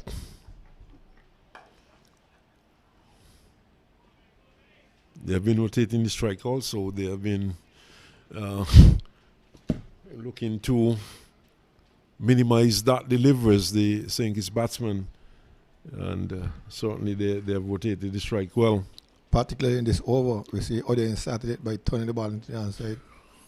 And Kyle came and did the same thing.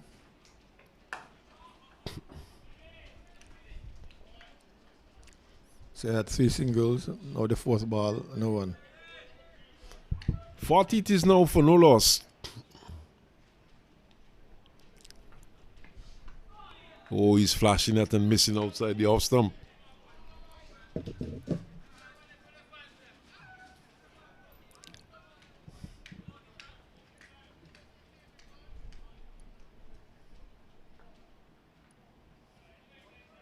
So Benton Williams bots his run. And it seems as though umpire is happy to be able to flex his arms, signals. Outside the off stump, driven aerially past extra cover down to the boundary for 4.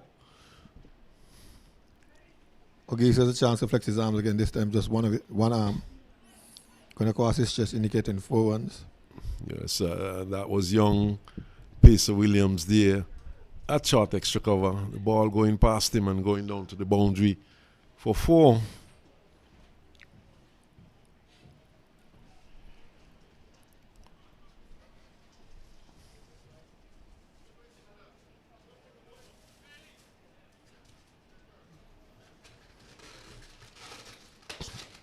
So 44 for no loss. Good, very good start by St. Kitts. And as anticipated, this could be, it is turning out to be a very good match so far. Good batting track, a track which has held up well over the 4 days that it has been used so far. Today, of course, being the final day of the Leeward Islands competition.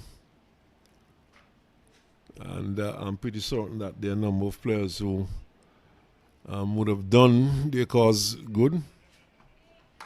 Flashed away past short third man and down to the boundary for 4. This time it's O'Dane.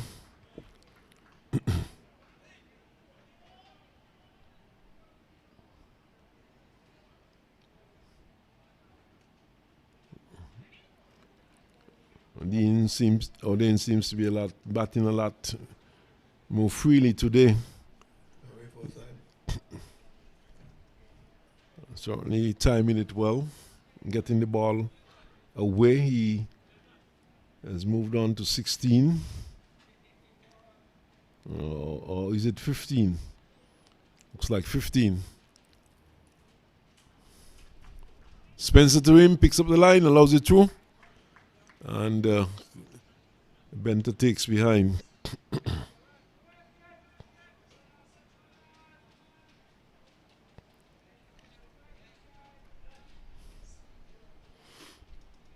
I would love to have seen more of the battle between Pittman and Louis.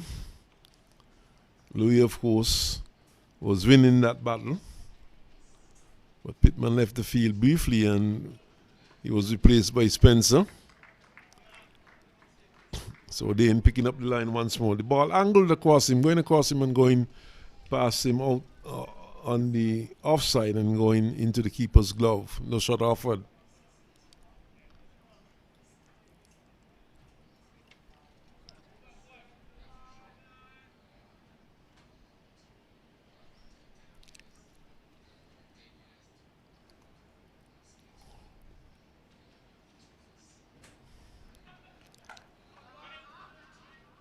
Plays it down to Andrew, who is at short third man. Straight to him, the ball traveling rather slowly. And he feels and there's no run.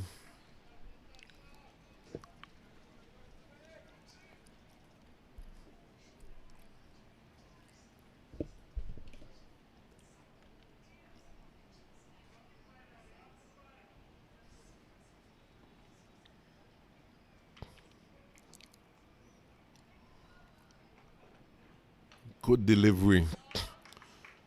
Short lifting. Close to the batsman, but well judged there by O'Dane. Picked up the line quite nicely and allowed it through to the keeper. But certainly showing good judgment, O'Dane. And patience, not going after everything short.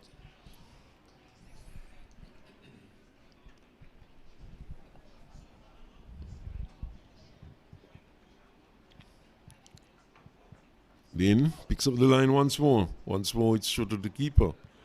This time further outside the off stump and less of a challenge to the batsman. And he allowed it through. Well, that over prompted a change in the field. They dispensed with the slip after the 4 shot by O'Dane. But he was watchful for the remainder of the over. Just allow the ball to go outside the off stump. And being patient and biding his time. 7 overs completed, 48 it is for no loss. Just to touch on the 7 runs for over the striking rate.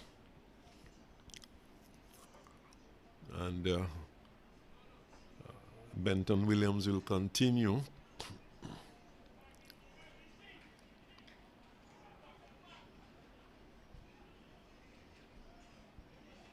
See young Williams Jr. going to first slip, exchanging places with Francis, who goes to extra cover.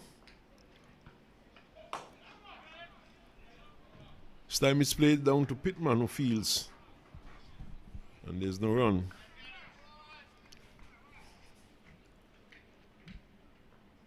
Slip, backward point, cover, extra cover, mid-off. Played down to Longan, just a single.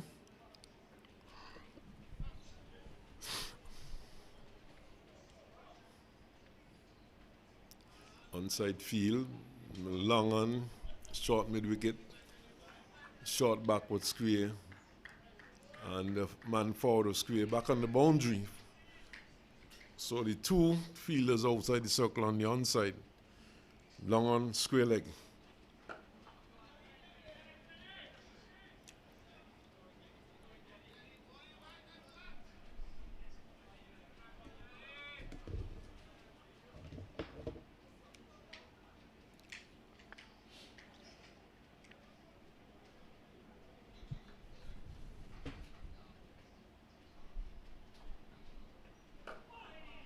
Well played. It goes up the short mid-wicket.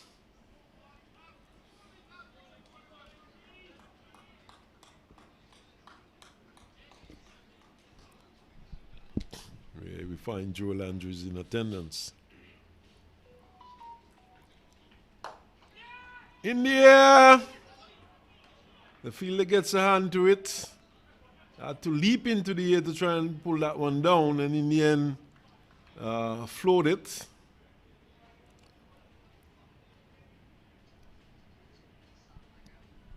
That's in fact Joel Andrew. Looks like Joel Andrew who flowed that one. First rush attempt we seen from Odin. Chipping down. Probably losing patience at this time. Shot, he's looking to play a forcing shot. Missed it completely.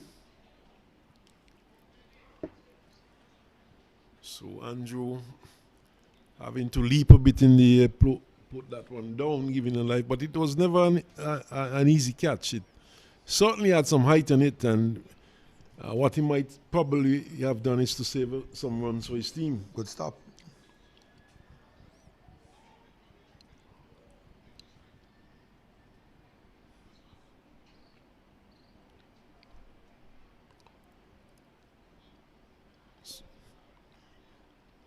So Spencer will continue.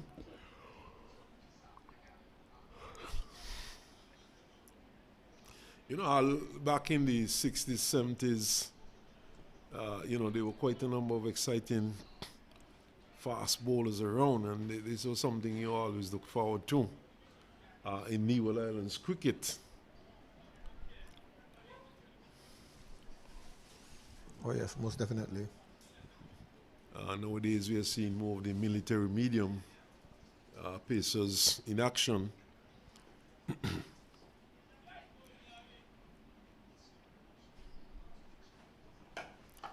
Driven nicely. Francis is fielding well at extra cover, no run.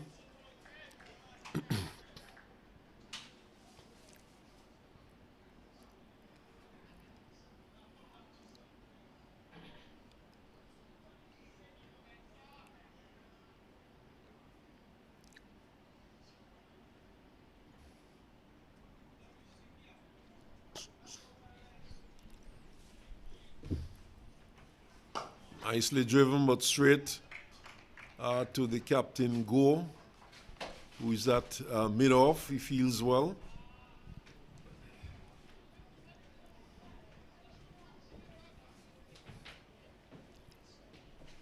Target, of course, remind viewers, 315 to win St. Kitts. They're off to a very good start. 50 runs on the board, and they're yet to lose a wicket.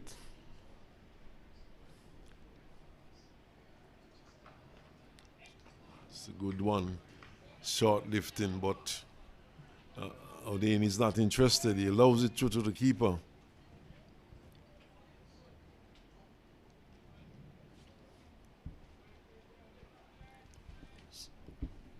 So we have Benton Williams at third man. Joel Andrew is at short third man. Warner is at point. Francis is at extra cover. And the captain Go is at mid-off. Flashed into the offside, straight up to Go. Fields. And once more there's no run. Good after from Barbuda.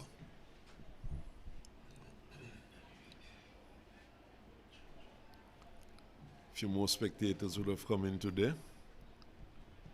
Easily the biggest score we've had over the past couple of days. And, the news gets around town. We expect that we'll have a few more in the air. Brilliantly caught there by young Joel Andrew. Diving forward, it was short lifting, got big on Larry O'Dane, and they took the top half of the bat and spooned into the offside, and there we saw Joel Andrew, who is normally a wicket keeper, diving forward and taking an excellent catch. Odin going for patient 15. St. Kitts losing the first wicket to score 150. We suspect that we'll see Tyrone Williams again. Well, he has been batting at number 3 for St. Kitts for the duration of this tournament, so we should expect him out there at number 3. I think against the Combined Islands, he put himself back in the order and pushed up Clark. And then Of again, course, this is a crucial match, and he's the form batsman, so we would expect him.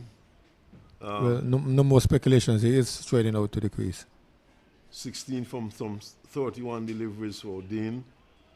Strike rate of 51.61. Still a bit sluggish, but nevertheless, he has departed. He has been dismissed to an excellent bit of cricket.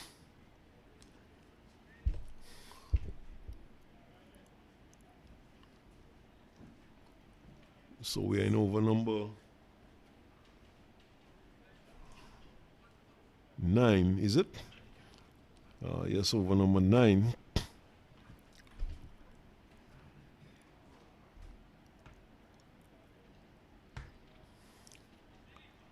First over, of course, coming from the far end, which was bowled by Pittman. Now we see Francis being asked to go into first slip, so slip backward point, rather fine, more or less a short third man. There's a third man also on the boundary, as it's defended there by Ward. Over number 9 comes to an end, and umpire Tuckett walks away. And really and truly, some umpires nowadays do get to see a lot of the world. Tuckett just coming from Guyana. Earlier this year, he was in Canada for the Canadian 2020 competition. And he would have been involved in the CPL. He would have been in Guyana. I think prior to that, he would have done work in Antigua and probably Trinidad or some one of those other islands. But certainly, the umpires do get to travel quite a bit nowadays. But of course, you have to ensure that you're properly qualified. Benton Williams to Louis. And Louis almost brings to mind the FIFA officials. They travel the world and not just the Caribbean. They're well paid. In addition to being well paid, they are more often well dressed. That is a protocol. in the air, 6 runs. And some. Lovely shot, over long off. And hit a long way by Louis. Just opening the face of the bat on that one and slapping it over long off. Of course, umpires do get to travel the world too, but you're very restricted. You have to be in the top echelon, maybe probably the top 10 umpires to be able to travel the world. Of course, on the ICC panel. And then, of course, you get to travel to Asia, to Australia, to England, to officiate in matches.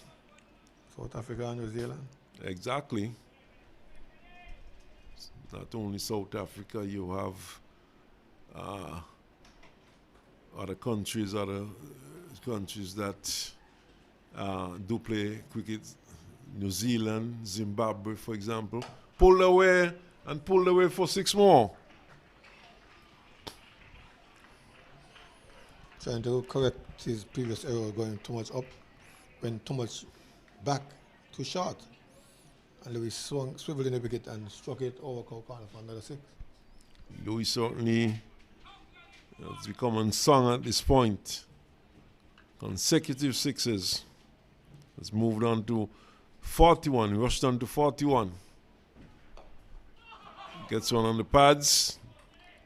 Turns it into the onside. Warner quickly around to his right, fields. Louis has rushed on to 41, 62 for 1 sink. It's target, of course, 315.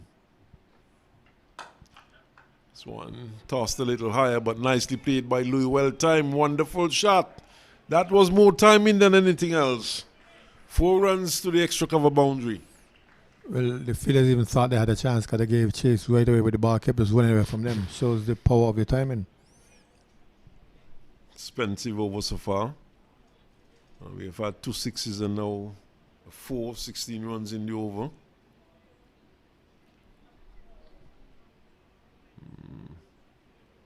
And now it seems as though Antigua is the team that is getting really nervous.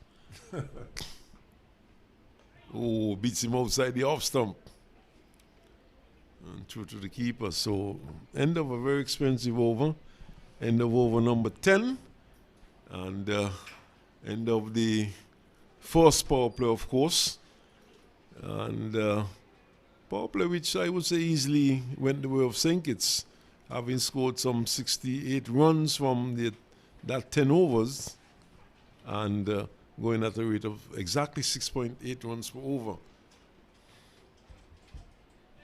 Easy maths for them to calculate. Division by 10, 6.8. When the required weight is just a tad over 6. I'll just say a tad, it's more than a tad, it's almost 7. And certainly it has been a very good start here by the St. Kitts team. And keeping up with the asking rate.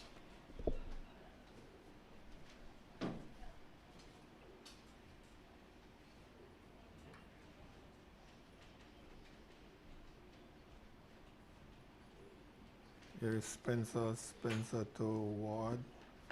Ward is getting a similar one, short left in the football from Spencer. He's rocking back, using all of his height. Scoreboard says 68. The official scores, they do have 66 for 1. I guess that would sort itself out.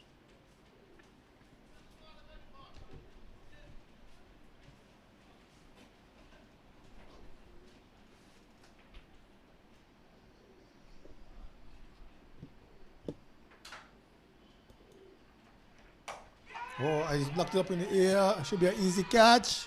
It's taken. Ward goes.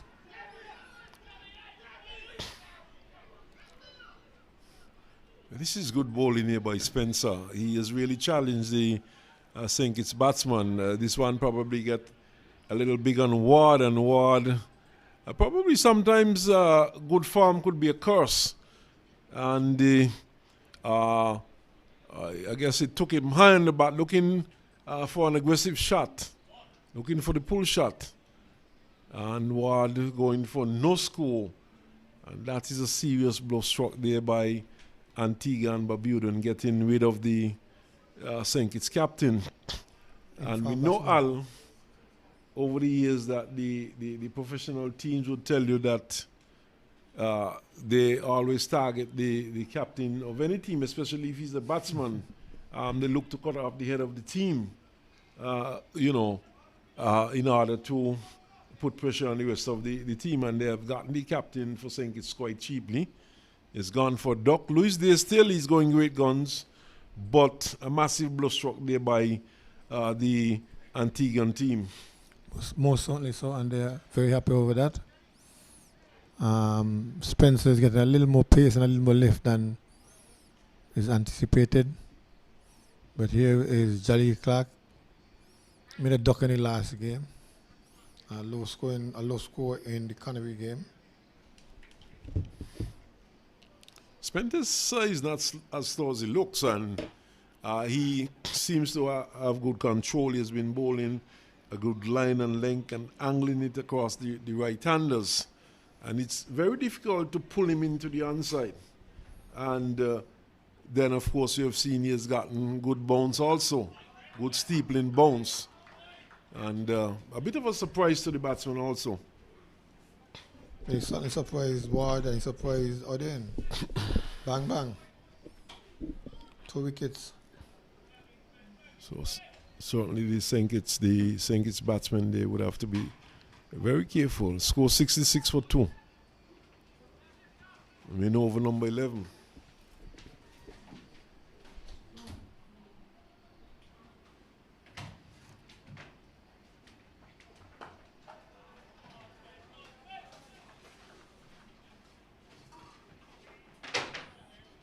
Clark squaring up a bit, but nonetheless covering up and getting it out.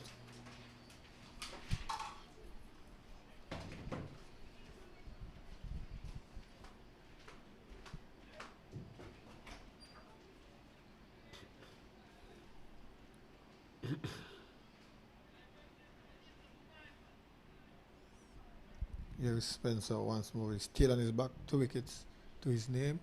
Runs in now. Covering up, pushing into the offside. Andrew Fields, no chance of a run.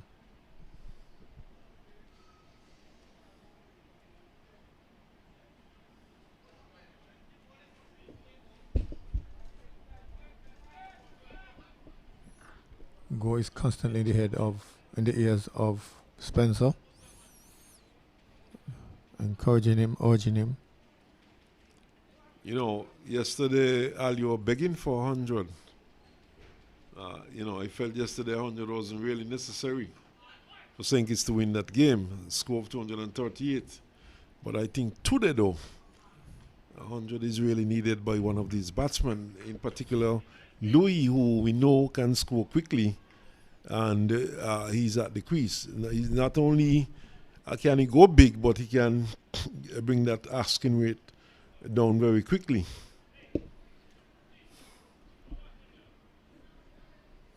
And if ever St. Kitts need 100, they do need it today. It's a good score. It's a big score, 315. But both Pennyfeather and Ward combined to give that big 100.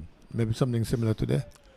Well, yes, and of course, like I said, 100 wasn't really required yesterday. It's just some good half centuries. And St. Kitts was able to get home quite easily with overs to spare. But this is now, they're looking at 315 as opposed to 237, which was scored yesterday. So someone really has to go real big. Or two players, I should say, would have to go really big. But we have a bowling change, though. The captain, Karim Ago, comes on from this end. Well, he has seen enough of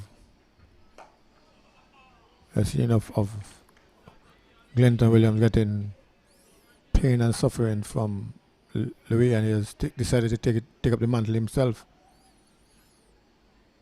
Go to Clark. Clark is forward. There's a question, half-hearted question. The answer is in the negative. Here comes Go. Go to Clark. Clark is pushing down the track. Go Fields. No one.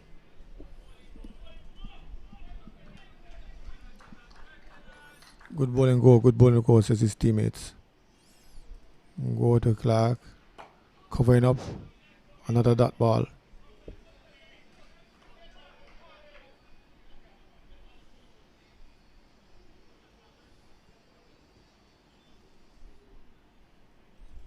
Go to Clark. Forward defensive. Same pattern.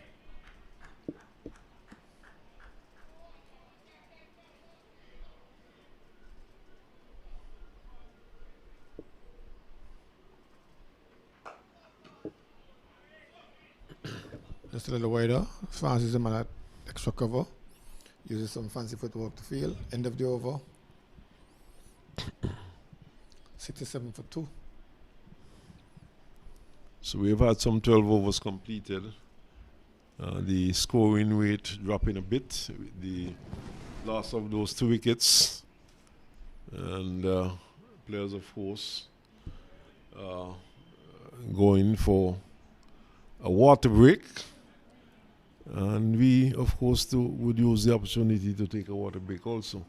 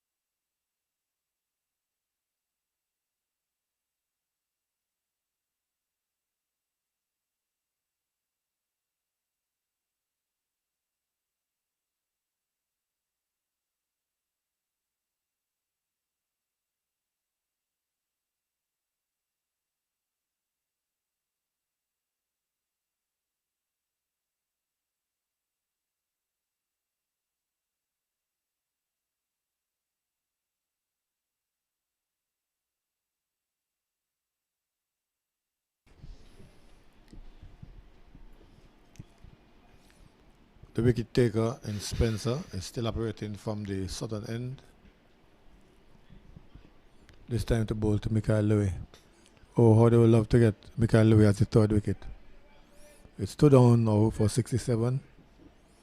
And Spencer has been bothering the other batsmen. 2 of them to his name. Here he comes. Into Louis. Louis stands up and ducks it out into the offside.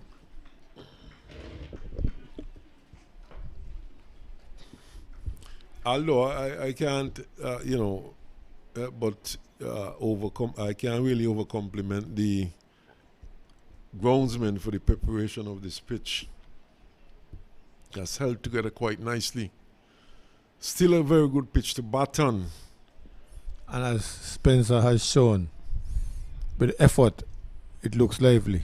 Yeah, certainly. He's getting some bounce out of it. A flick by Louis. Ball going out in the onside. A save down at the boundary. 2 runs. Inches closer to a. In fact, Spencer may have injured himself in saving that one. He fell on his knees. Everybody's concerned. He's rolling over in pain now. You know what is ironical? When he went down out there was a shout from one of his teammates in the offside. If I understand very well, they were saying, "Get up, boy." But certainly he's unable to get up. That looks like Pittman down there. Pittman, yes.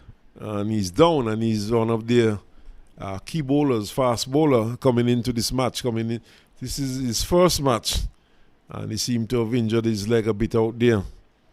And doesn't look good because he couldn't get up. His teammate is over him and looking on, asking him questions, I'm sure. Yes, he's there riding Here in comes the physio. And leg injuries are never easy. The bowlers, of course, depend quite a lot on their legs.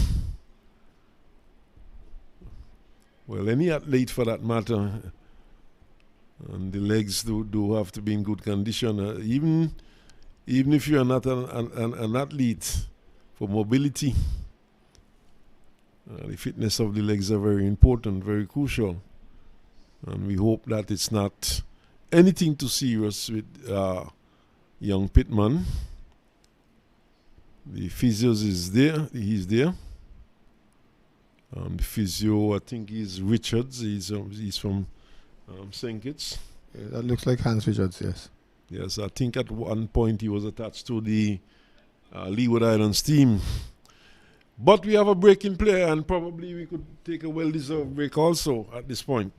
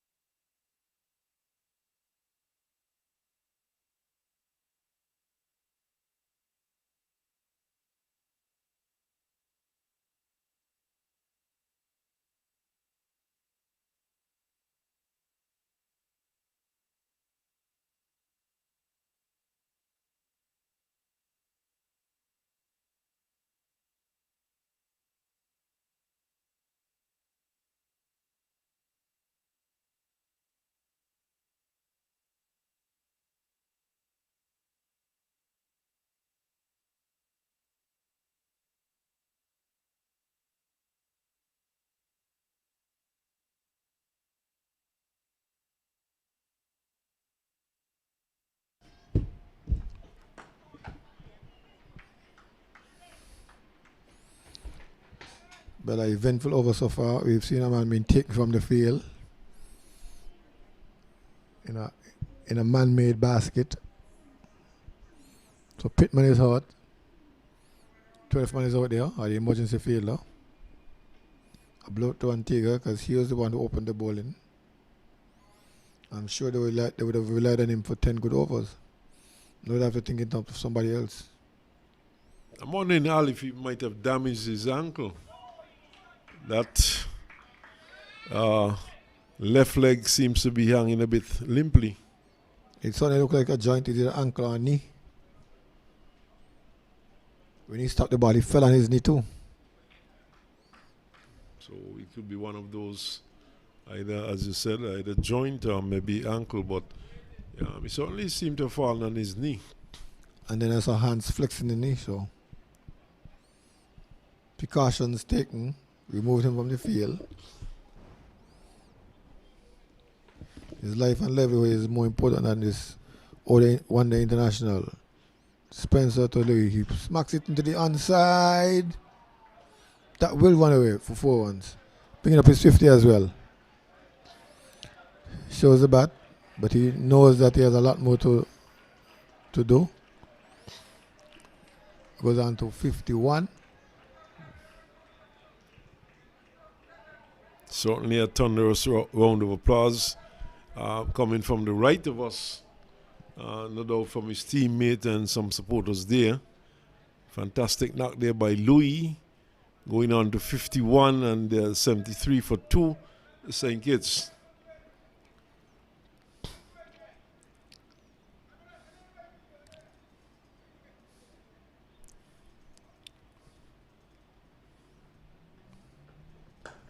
Drives, lovely, flowing drive.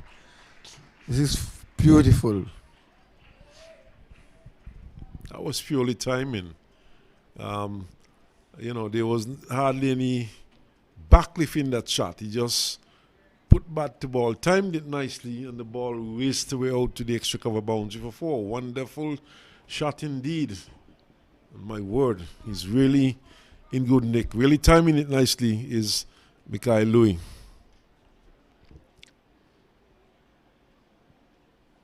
And he rushes on. He's on 55. St. Kitts on 77. So he has scored the bulk of these runs so far. With him is Clark, still trying to find his way. Good batsman, but hasn't gotten off the series yet. Yeah, he's clipping one into the onside, and he's getting 4-2. Good shot there by Clark, down back of the square for 4. And that would make him feel a lot more comfortable. Would relax him a bit, picking up his first boundary. Go a bit offline on that occasion, comes back. Clips again, but this time straight to short mid wicket. Andrew going straight to this time.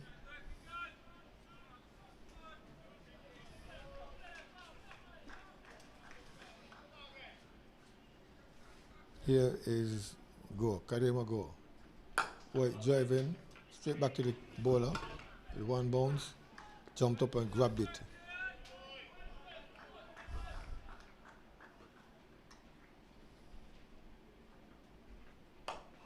Forward defensive.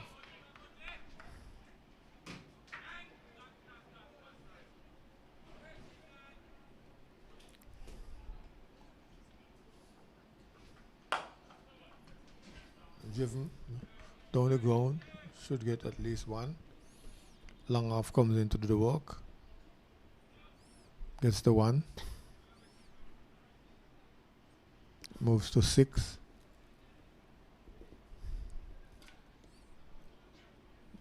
Go on to an adjustment.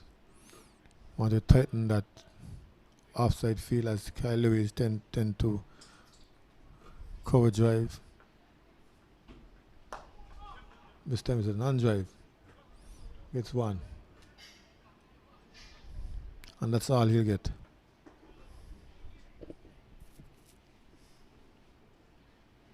Not a good over there for St. Kitts. And we saw Clark getting his first boundary in that over.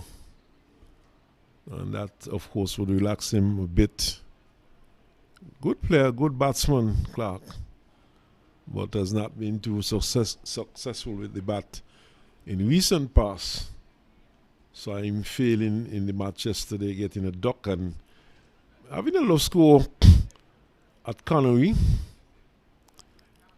So he would be looking to get a good score here today for St. Kitts. Louis is on song at the moment. He's on 56.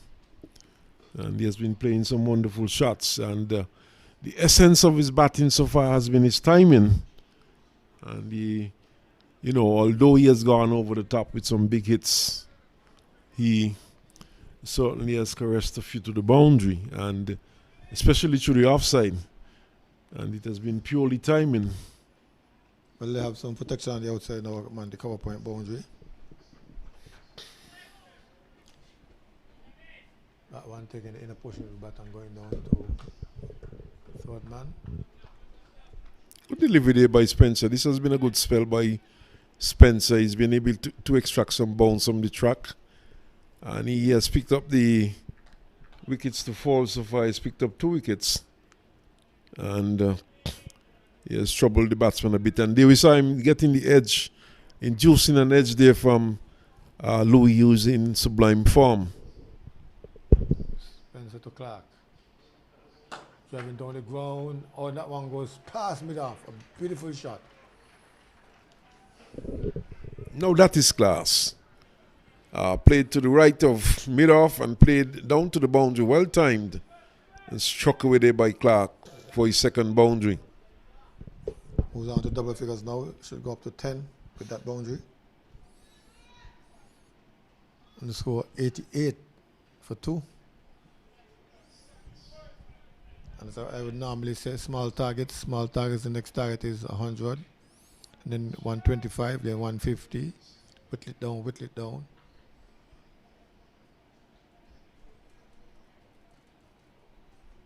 Spencer.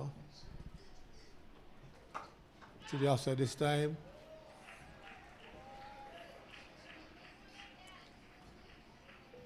Consecutive boundaries. Yes, Clark. Really showing his array of shots. Straight down the ground, and this time just backward of point for 4. And showing that he has done all-round games so far, in particular on the offside. Come to the field change. I think they have asked one to stay out to do the sweeping duties. Angled into the backward point area. Andrew is there. No one.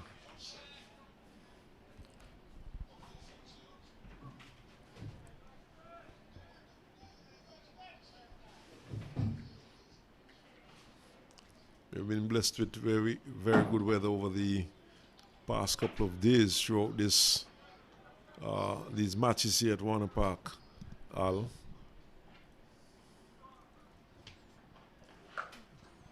This time is a pull shot. There's a man down there. The replacement for Pittman is down there. 1-1 to Clark.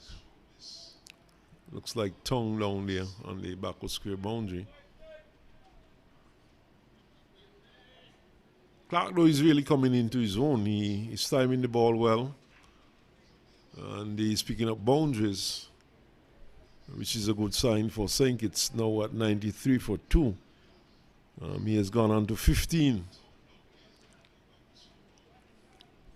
Michael Louis facing up to Spencer. Clips it straight to the man and shot mid wicket. No one.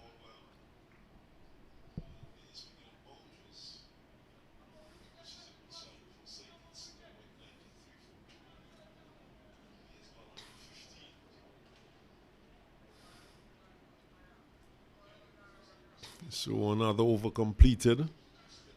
And we have had some 16 overs bowled. And they think it's 93 for 2. In fact, scoreboard shows 15 overs bowled. So another 35 overs left, 93 for 2. And just to remind viewers, the target, of course, 315. Antigua having scored 314 for 8. Captain will continue from this end. Scary Mago. Clark, who's getting out of his shell. Cuts. Just past backward point. He will not, may not go to the boundary.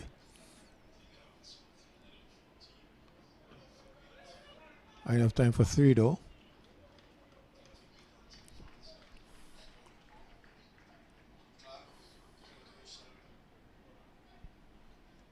The thing about Clark, Clark is the type of batsman who scores rather quickly. And now he's getting the ball off the squeeze, he's getting runs, he's scoring boundaries. And this is a good sign for St. Kitts, but an ominous sign for Antigua and Barbuda. Of course, they could be one bowler short because based on what we saw when Pittman was carried off, it seemed as though he wouldn't be taking any further part in this game. So we could almost safely say that Antigua would be one bowler short. Will the batsman be able to take advantage of that? Wait for that part-time bowler. He's go to Kyle. Kyle is forward, asking for the single now.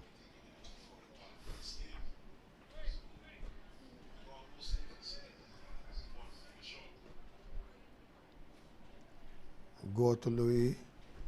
Smacking it deep into the boundary. All the way, maximum. Shout of catch there from the wicket keeper. But I think that fieldsman down there would have had to take the flight to catch that one. It was struck well and struck over the boundary for 6. Probably speaking to his teammates in the stands to get a one-handed catch, and they may earn some money. Good strike there by Louis.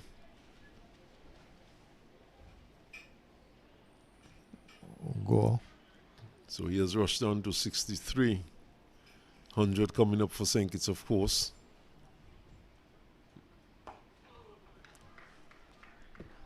And now he's forward defensive to go. But this is good, fearless batting by the St. Kitts players, though. Shot selection has been perfect so far. He cuts.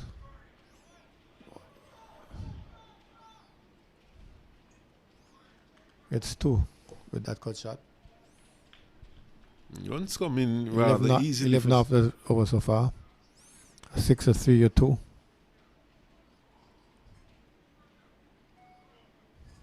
Runs come in rather easily for St. Kitts. They've been able to keep the scoreboard moving. Ends the over with a single. A quick drive down to long off.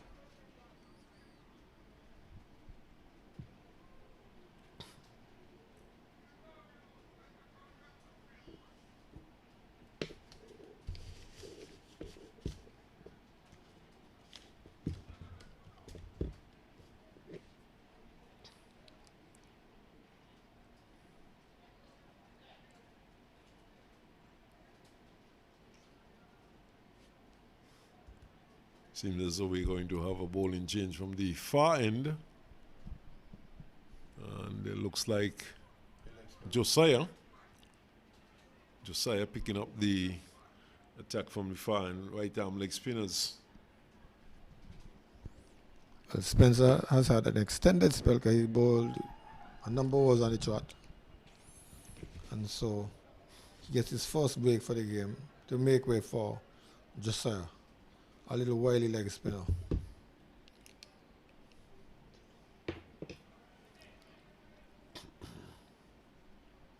Kareem Josiah.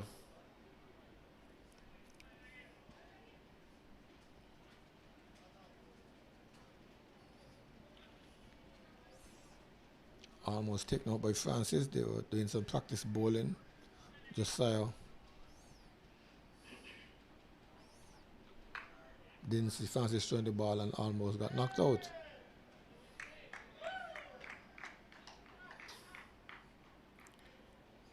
This could be interesting though. Josiah to Louis. Louis.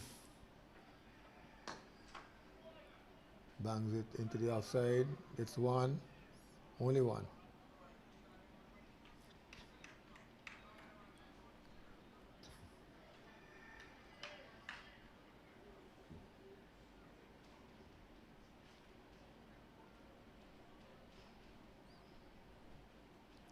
Set the clock this time.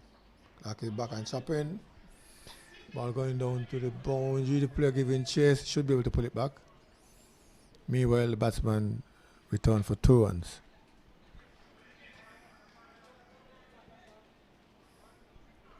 Neat late cut there, late dab. So Clark is showing that he has shots, so he has run scoring shots.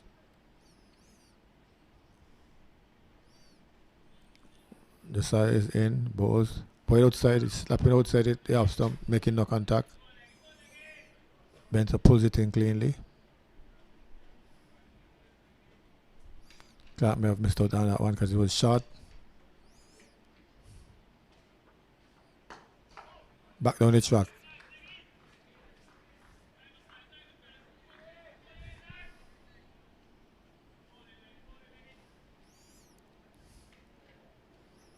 Set the Clark.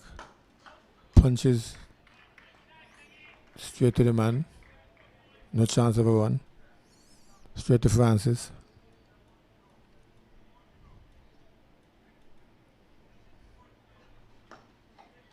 Again.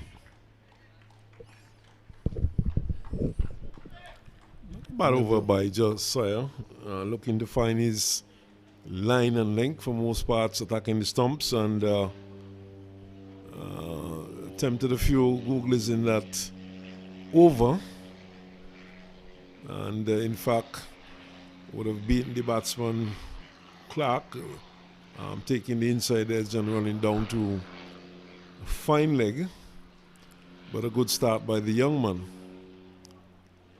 Louis, of course, getting off strike all in the over, picking up a single. Go to Louis. Leaving outside the half stump.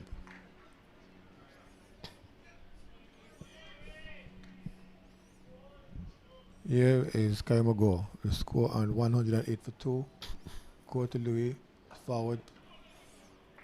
Nudging it into the outside. No chance of a run. 2 dot balls.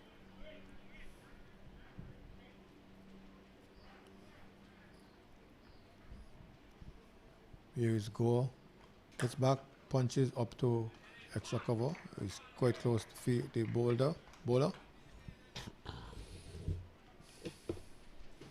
3 dot balls so far. No worries. Cuts out to the extra cover point boundary. 1-1 to Louis. 2 legal deliveries left. Clark to face.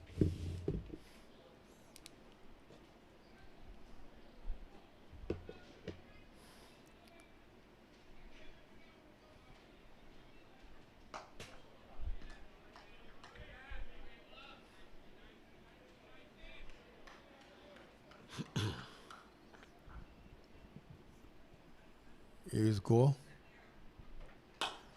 Driven, but straight to Francis. No chance of a run. So much better over this time. Only 1 from it. So another 206 runs needed by Sinkits, and they have another 192 deliveries in which to get these 206 runs. Just slightly over 6 runs per over. And very gettable. And Louis is batting well, Clark is batting well. And the fact that Clark is batting well would mean that he would be taking some pressure off Louis, who seems to be rather comfortable out there. He has been playing some very good shots. So we do have a match on hand. A match indeed, but here, big drive knocked down by Francis. No run. Just holding his own for now. Captain comes across to give him a word of encouragement, a word of advice maybe.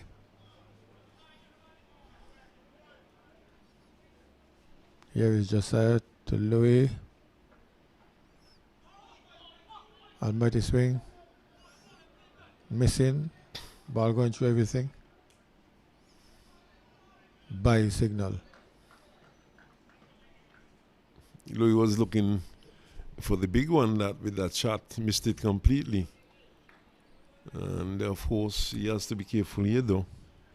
He has to realize that he has to bat deep for St. Kitts.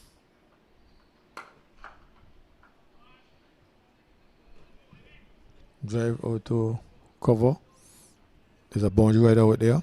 He cleans up. 1-1 to Clark.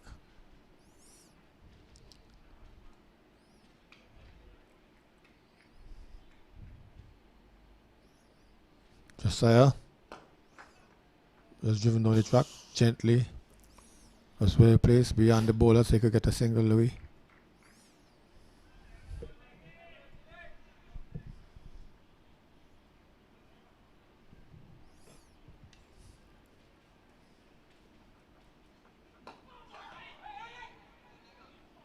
Oh, that one gave a trifle low. Clark was able to get down on it in time. I think it was the googly too also. Coming back in, but turning slow.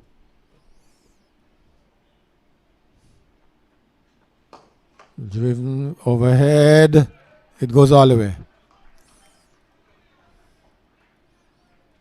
Of course, this is what Clark is capable of. He's an attacking player. And he's getting some runs here. He's getting boundaries. And of course, alleviating the pressure for Louis. And with Clark continuing to pick up runs, there would be no need for Louis to attempt some of those big hits. He's going to face go now.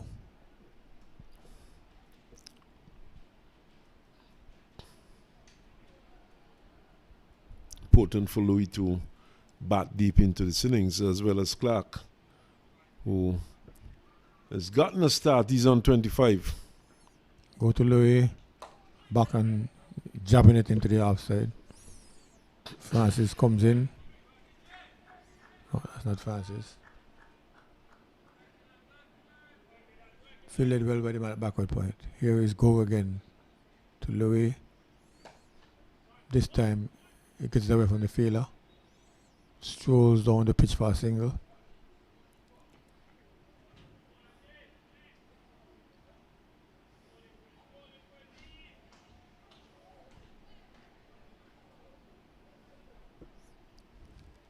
Clark. Into the onside. One bounce to the man down at mid wicket.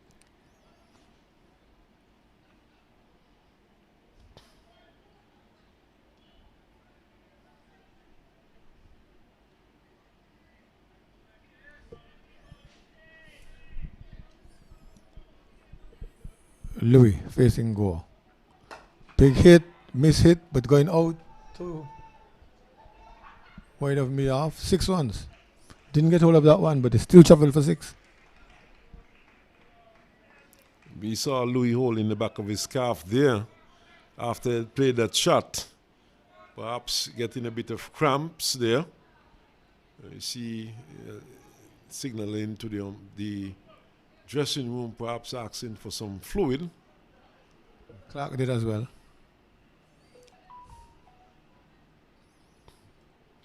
Probably have to do some stretches and added some fluid.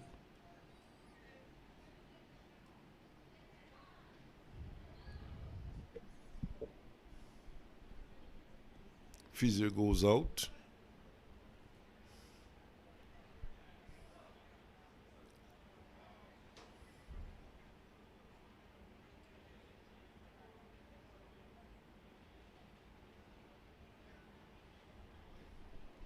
Polite inquiries as to what exactly he's feeling.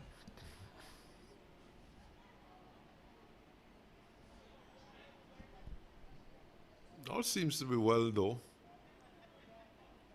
So it was just a slight, maybe just a slight twitch there.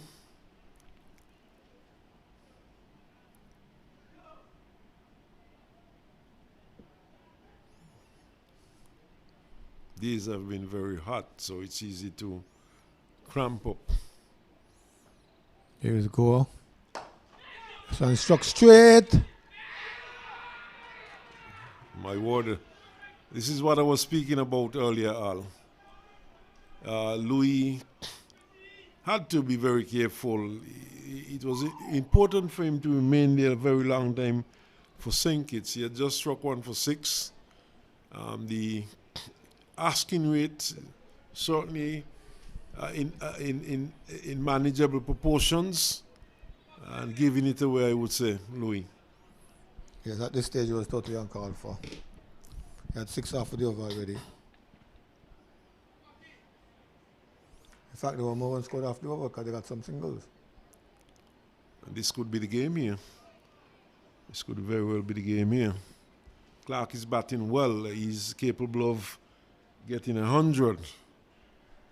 But more pressure on the St. Kitts team at this stage. And Pennyfeather had a good knock yesterday. He goes down. And you would expect that he could take this home, but 315 is totally different to 238. A lot more runs to go after. So the pressure at this stage would be on the St. Kitts team, and that is why I was saying that Louis needs to he steady here. The fact is, he got a start. He had a very good start. And he needed to steady to the back end to try and see St. Kitts home. But all is not lost. We know Pennyfeather is in good form. Clark is batting well. He's on 26. So St. Kitts certainly not out of it yet. But this lets Antigua back into the game.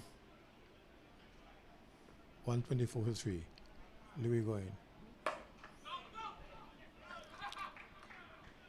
Pennyfeather slapping it into the offside. Knocked down by Francis.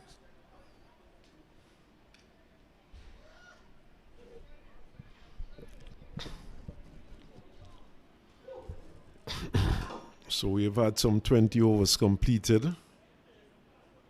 And St. Kitts losing a very crucial wicket at a very critical point in the game. Louis going, being caught at long off. So with another 30 overs to go, new batsman at the crease. And if Antigua can pry out 1 or 2 more here, St. Kitts could find themselves very much up against it.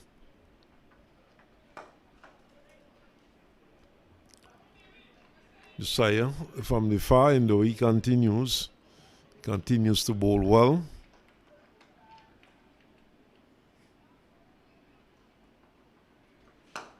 This one is driven straight back to him, and he feels to his own bowling. Remember, Antigua and Barbuda is a bowler down. Pittman being injured and had to be taken from the field. Goes back, plays it to Francis, that short extra cover. Ball played into the ground and bouncing up to Francis. Driven powerfully, ricochets from Josiah and goes into the onside. But the ball coming from the hands of Josiah. Josiah getting a hand to that, and that could have easily gone anywhere. Could have presented a catch to one of the close-in fieldsmen. That is what Josiah was trying to parry it in the air for another fielder to latch onto it, but it didn't work.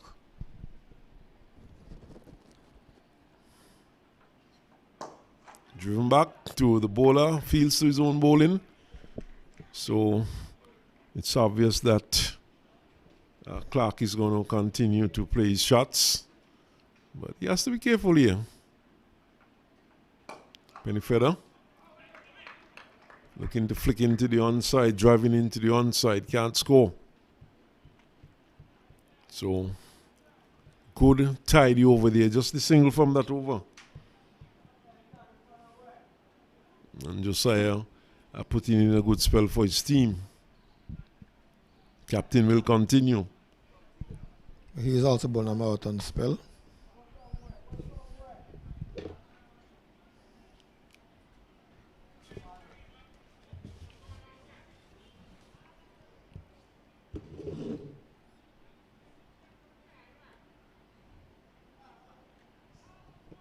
So going his 6th over, and he has picked up 1 for 27. He has also bowled a maiden. And that one is a big wicket of Louis. He got caught at the middle of the long half boundary by Joel Anjo. One of the, he is defended there by Clark. 3 down for St. going after 315 to win, 314 to tie. Draws back, plays it nicely, beats backward point and gets 4. Good shot, Clark. Well placed, well timed. Moves up to 30. So he continues to play shots. He's In fact, continues 31. to pick up boundaries. And he, as you said, he's on 31 now. And 3 wickets are down. It's 129 for 3 St. Kitts.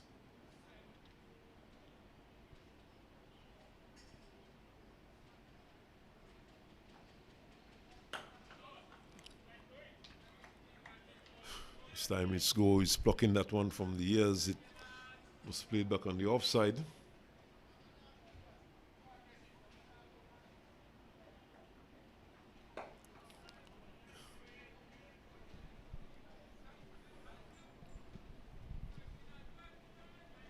See the shadows beginning to lengthen from the western section. Nice shot. That's 4 runs, swept around. Poor delivery there from Gore on the pads of Clark. And you could easily say that was meat and drink for Clark, and he swept it down to long leg for 4. Well, similar to the St. Kitts bowlers, you see, Go guilty of bowling a 4 ball. Bowling a tight over, with the exception of the one that Clark was able to slap to the outside for 4.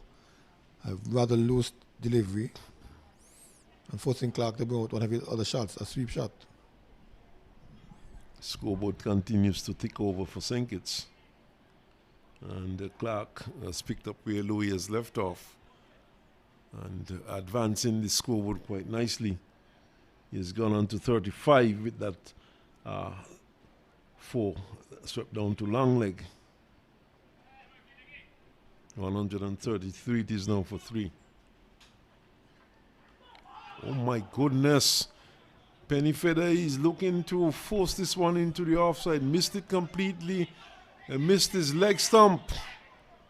And lucky not to be bowled. Exposing his stumps. Just pulling away and looking to force through the offside. Giving himself room outside the leg stump. I think it was an early googly as well. He probably didn't read. Certainly misreading that one. The keeper didn't read it either.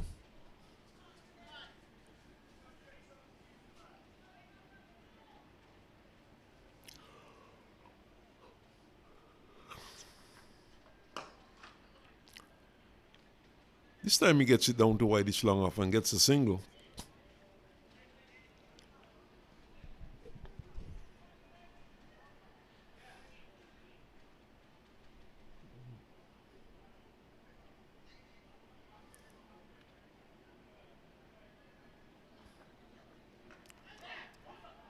Quick bit of stumping by Benter. Appeal for stumping. Clark obviously grounded, not having moved out of his crease, and a white signal there by umpire Carl Tuckett.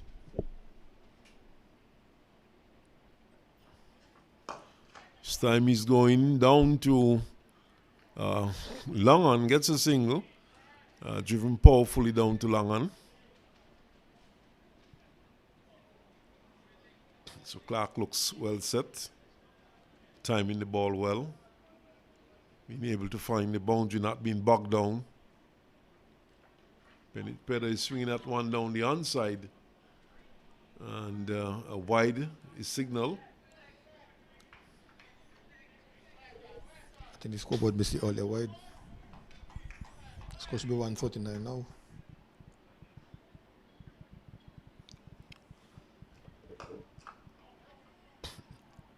Single down to long on.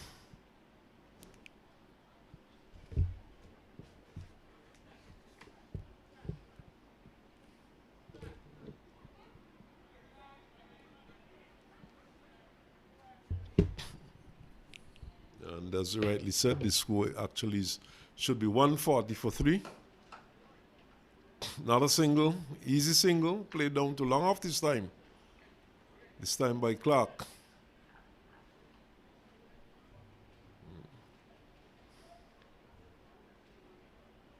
Scoreboard showing 140, but the actual score being 141.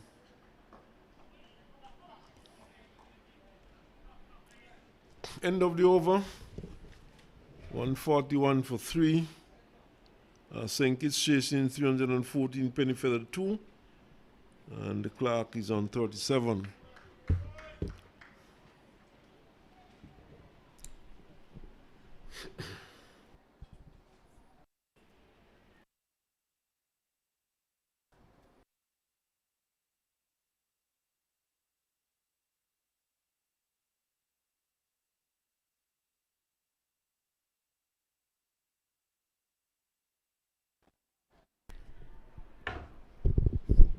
Bowling change from the media center end. Benter Williams comes back to replace his captain, Karen Gore.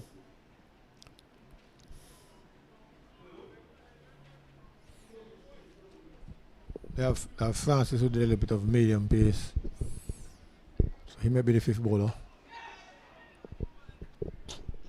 Airborne a bit, but safely played away from any fieldsman and going out to Tong, who is on for Pittman, just a single.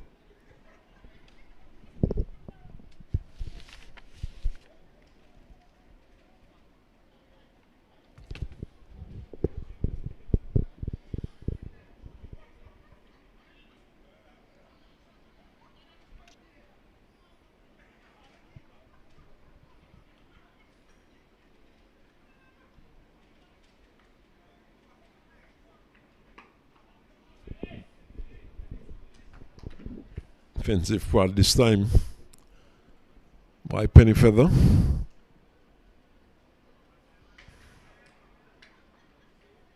Few spectators enjoying the shade of the Jumbotron. Pennyfeather is drawing away and slapping it down to long off, just a single. Young Joel Andrews down there fielding.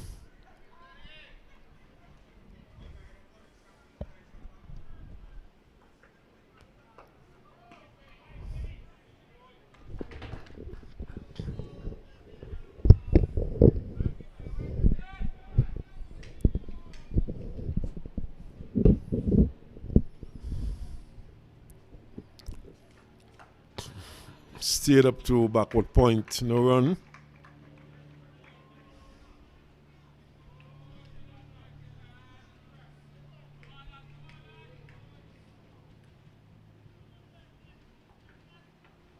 This one is airborne. It's going a long way. It's gone. 6 runs.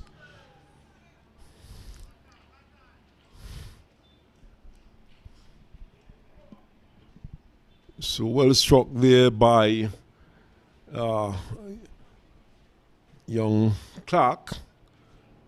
And good blow. His first maximum takes him to 44 and approaching a half century. He's approaching a half century, and in my mind, the St. Kitts is approaching another small target, 150.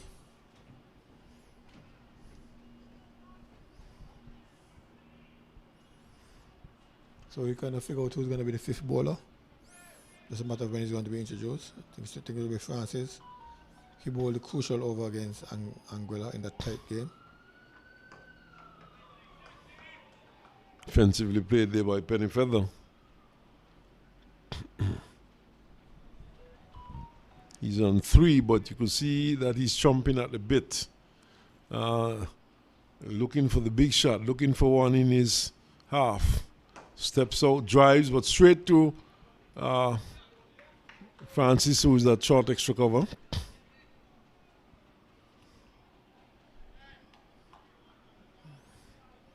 Felt he may have missed out on that one.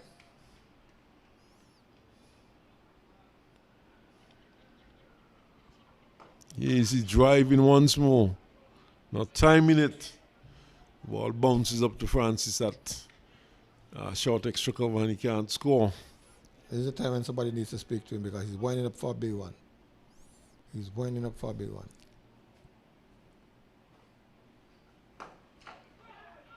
This one is driven in the air to the right of extra cover. Down to wideish, long off, gets a single.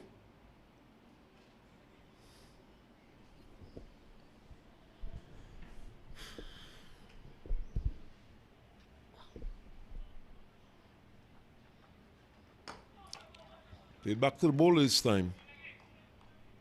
This time it's Clark who's on strike.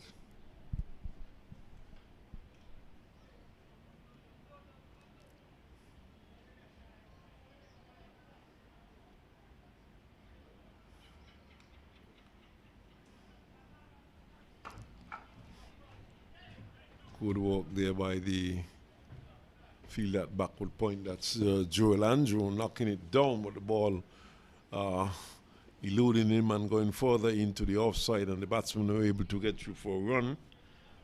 And the helmets are taken off, and you see players running towards the dressing room. Third umpire, Julian Pemberton, going out towards the presiding umpires, and it's a good time for us to take a break ourselves.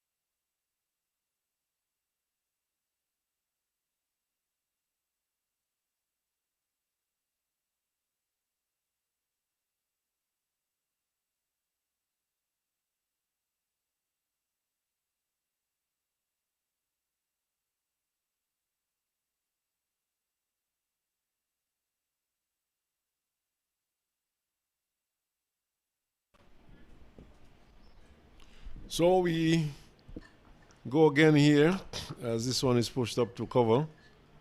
Where Tongue is fielding, and just a single to the Sinkit score. 1 to Clark.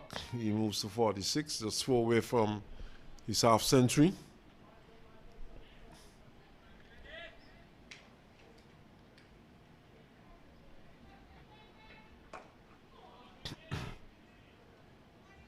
Benefit has been kept a bit quiet. He's on 4, but you could see that he's chomping at the bit, looking for one in his half, looking to go over the top.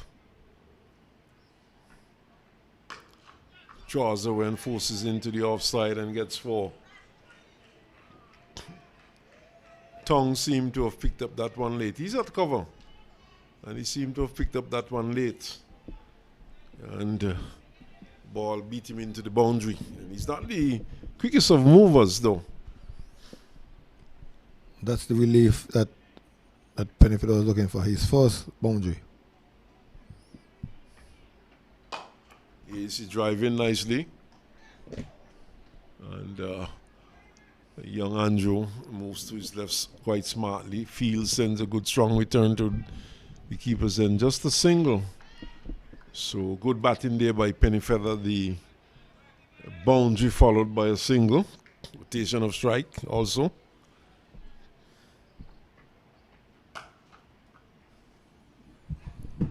Runs continuing to come quite easily for Sinkits. They and now it's 7 runs have from the been able over. to rotate the strike.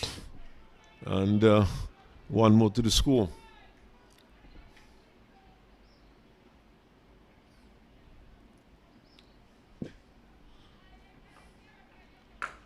Too short and not punished.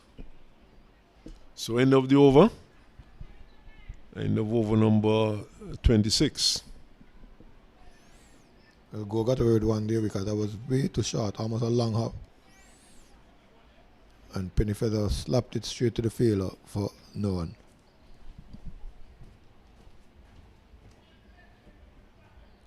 $315 the target. Sinkits to win this one. 157 for 3. Another 24 overs remaining. Clark is well entrenched. He's on 47. Pennyfeather got a half century yesterday. He's there. And certainly the match at this stage, I would say, fairly evenly poised.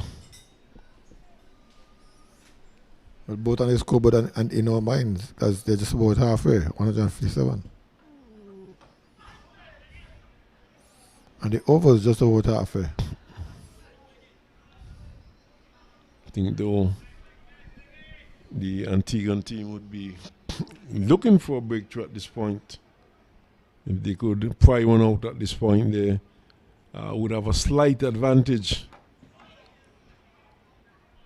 Clark drawing away and pushing back upon the offside. Clark is well set, though. But based on what I've seen of the Antiguan team in the previous match, the bowling seems to lack a bit of penetration. And here's a shot down to long on, stepping out and driving. And this is why I think that the Sinkits team, even with the loss of 3 wickets, they're in a fairly good position. They can very well win this one.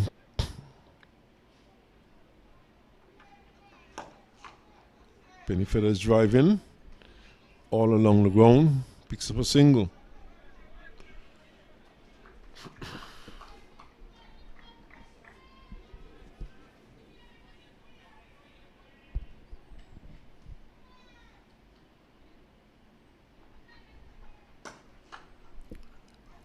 Draws away. This time is Clark. And a repetition of the previous shot, just that it's a different batsman. And up to wide is long off, and another single.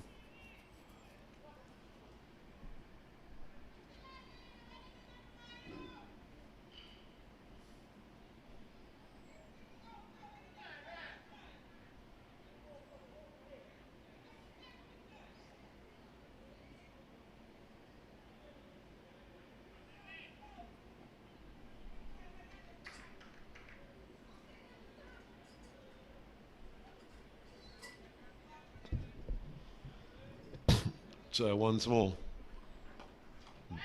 And the pads turn into the onside. Quick single. Stumps broken. The peel goes up. Umpire Tuckett is right there. He's very much in the action. Says no. And Pennyfeather is home. It was a direct hit. It could be close, but Tuckett is well positioned. And Cameron Pennyfeather had taken off like a hair down the track.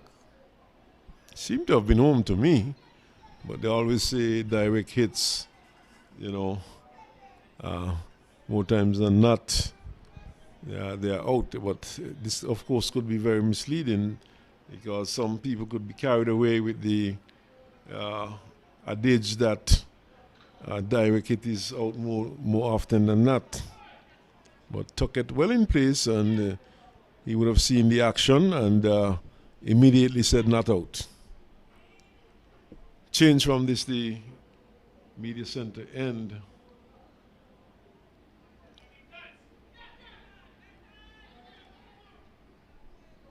So new bowler coming into the attack. It's Kadeem Henry, and he's being brought into the attack from this the media center end. Bats right, ball left.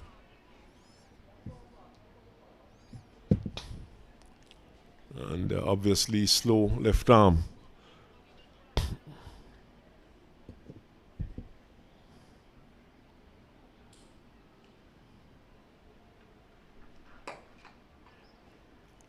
Single down to Lon.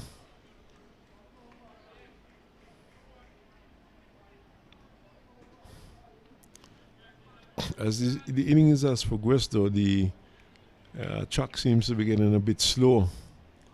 Of course, it's a well-used track. Turned into the onside. A good bit of fielding there at mid-wicket by Francis, knocking it down and retrieving quickly. Turned into the onside, quick single. And the 50 comes up for Clark. He raises his bat, but obviously realizing that the job is just half done, pulled away, and Francis gets a hand to it, dive into his left at short mid-wicket. Ball ricocheting down to Warner, who is on the long on boundary, and the single taken.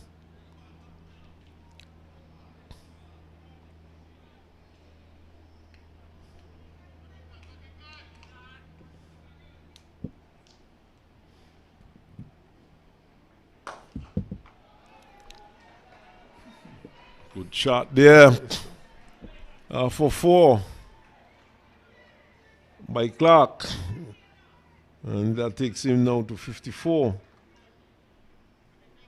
And they certainly think it's approaching this target quite well there. They have been confident about the approach. It's now 168 for 3.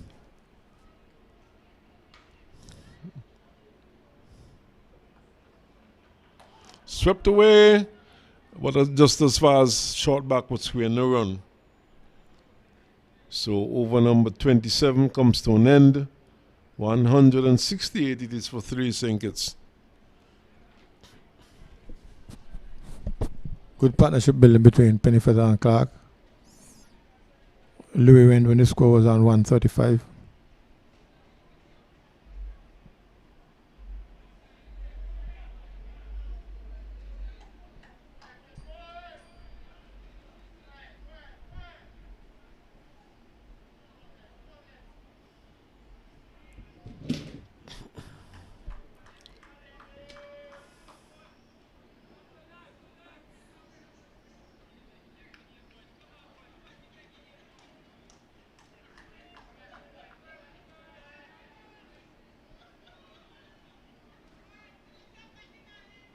Josiah continues.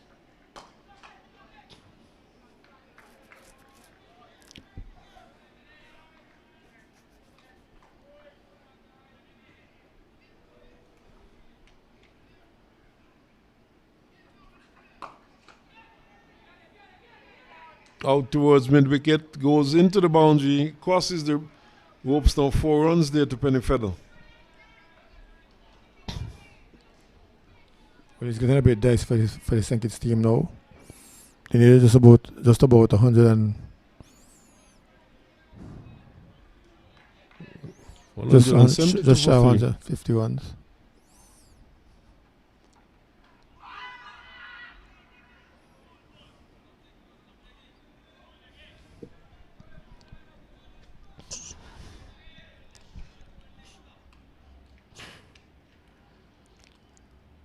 Josiah.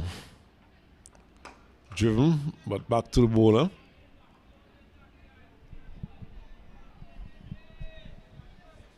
Short third man backward, point cover, sweeping, extra cover, long off, long on, short mid wicket, short backward square, deep mid wicket, played up to long on this time for single. 2 batsmen looking rather comfortable out there.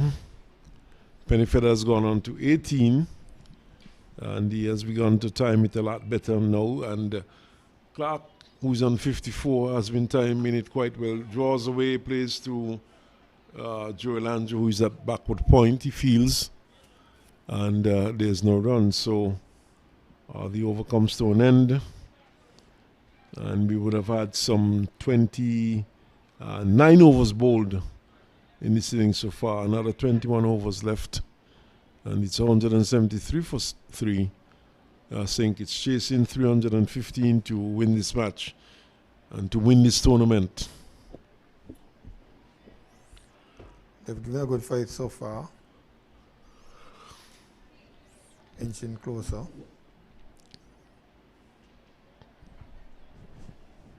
Henry will continue, but what I've been saying though, there's not much of a bite. This one is driven powerfully straight back past the bowler. 4 runs. Wonderful shot all along the ground and struck powerfully. And now takes the score to 177. And Pennyfeather really getting into his work. This one ricochets from Francis, who's at extra cover. But he quickly retrieved and there was no run. Pennyfeather has moved on to 22. Too short and punched out to cover. Tong is there, he collects quickly. Just a single. Tong, of course, on for Pittman, who was injured earlier on in the match. And he had to be helped off the field. He had to be actually taken off the field by 2 of his teammates.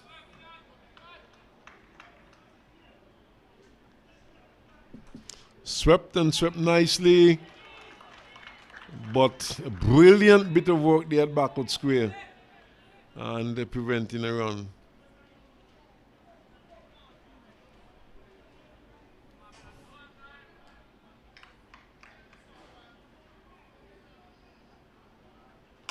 Here's a big one, and it goes a long way, and it goes for 6. Lovely shot there, flicked off the pads there by Clark, and over mid-wicket, over straightish mid-wicket, and what Al likes to refer to as cow corner. He seems to like that position, and 6 runs. What a wonderful shot indeed, and takes Clark into the 60s. He's exactly 60.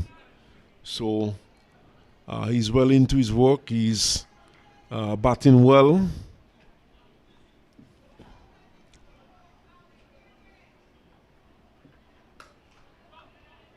Another good shot. Should just be a single. They're looking for a second run. It's not on.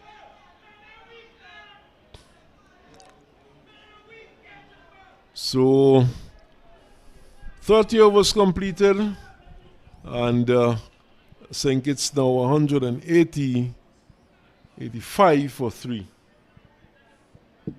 130 more to get.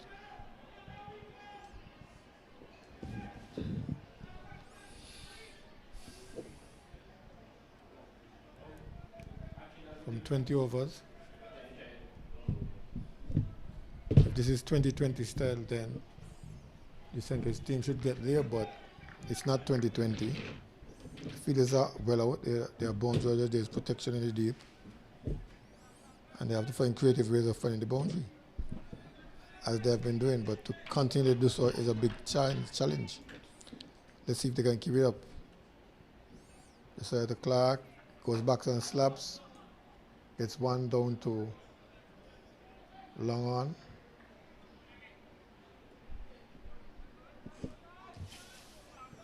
Brings Pennyfeather to face. Pennyfeather rushed up into the 20s. He's now 23. The last boundary. We'll just try to Google him again. I don't think he's picking up the googly.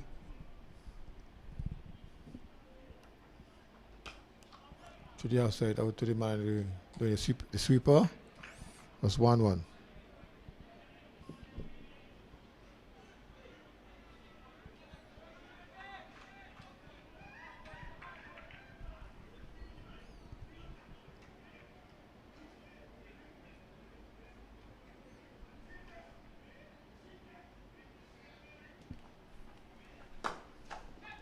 Overhead, straight overhead. Well driven, well played, well timed. 6 runs.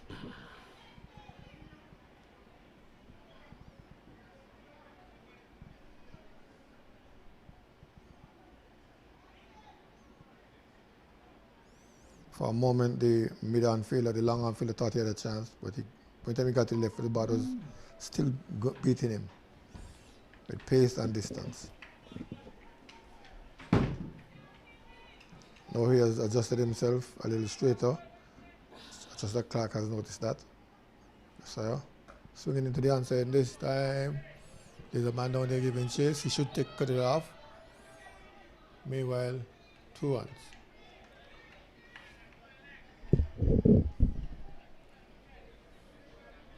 Small target, another milestone approaching.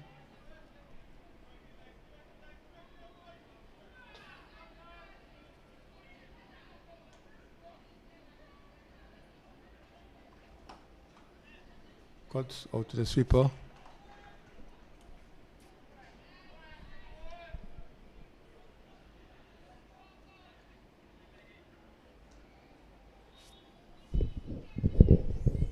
.196.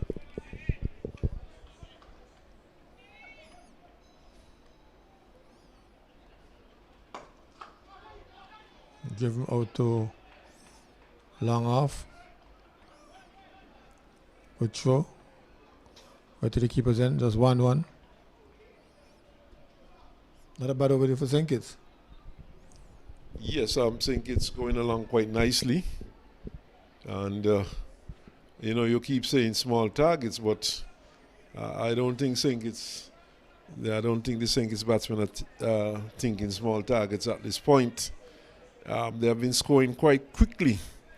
And the scoreboard certainly has been racing along for the St. Kitts team, and we have seen boundaries coming with regularity, and Antigua being put to the sword. It's now 197 for 3, and at this point we just 118 more runs required.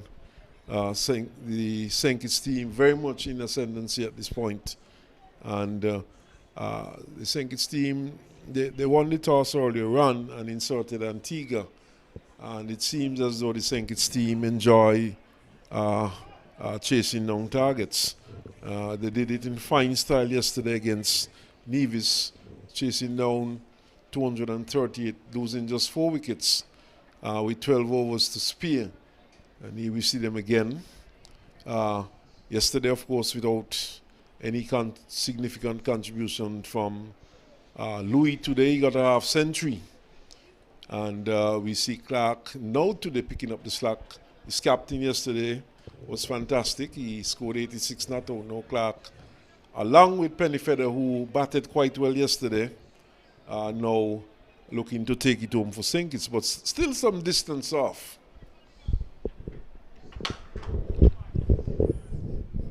What is the call? And what it is? Changing bowling. Francis it is. Gentle medium. Supposed to pick up a nagging length.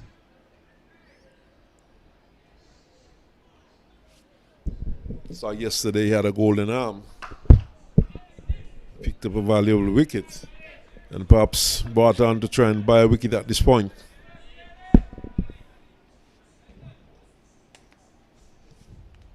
Buy, beg, steal, whatever it takes. Antigua would like to see the back of one of these.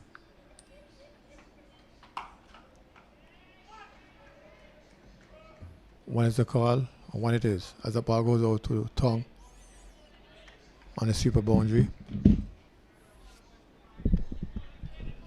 Timing has been superb though from these two batsmen.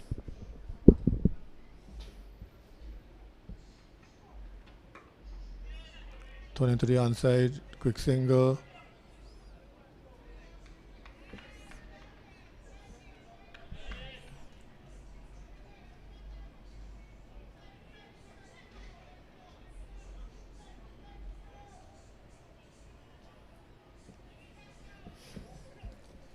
Francis once again comes in. Knocked out, one bounce to long on. Changes might look like halfway through the shot. Clark. This is perhaps where the Antiguan team might be missing the services of Pittman, who was injured. But have now used 6 bowlers.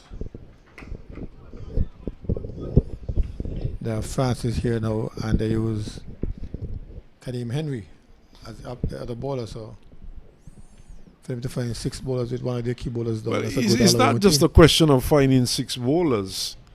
You know, I think if Sankey's bat these overs, if they bat right down to the 50 overs, they're going to win this match. It's a question of penetration. It's a question of picking up wickets. And I figure this is where, although he was roughly treated by Louis in the initial stage, this is where they're going to miss him. He might have been able to come back for a second spell and get a couple of wickets for Antigua and Barbuda, probably get the breakthrough for them. And the extra pace, of course, could have been critical at this point. And I think this is where they're missing him more than anything else. I don't think it's a question of missing him in terms of numbers of overs. It's more critical to pick up wickets at this point. Yes, sir. The ball cracked into the offside.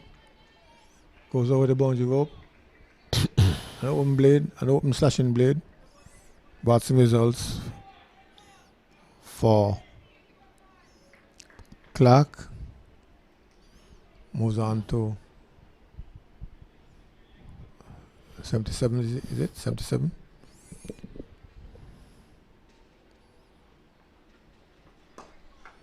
Want to keep it a little bit low. Knock past the bowler, but he has coverage, he has insurance. The point I'm making is that the runs are coming very easily for Antigua, and coming off all of these bowlers. The Antiguan captain has tried different combinations with the same effect, in effect.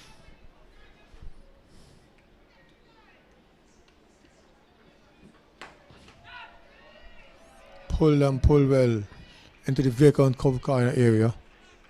All the way. 6.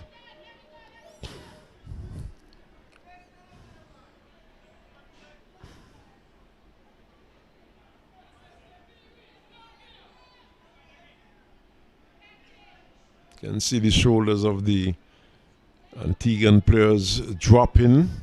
And they're not as choppy as they were when the game started. You can see the body language out there. But this has been good from the Sankey's team, though. It shows that they are not reliant on any one just player, any one just batsman, which is good.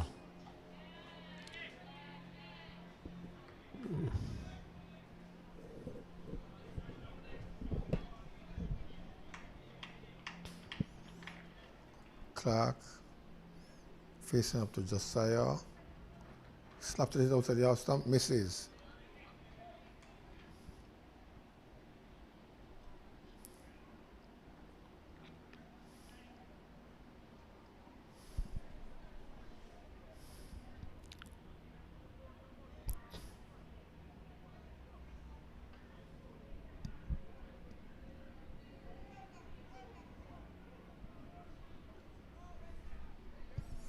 Mid-wicket conference as Francis will continue.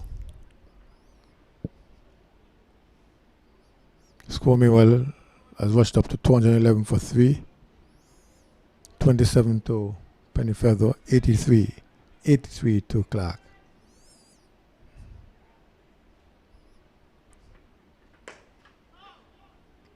Possibility of a single explode after Cameron daps it into the outside? No. Is the conclusion of that meeting.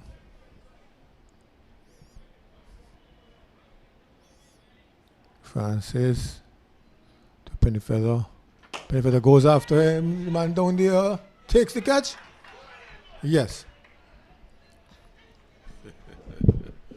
Well, Francis looks rather innocuous. And I would have said at the start of this spell, probably brought back to buy a wicket.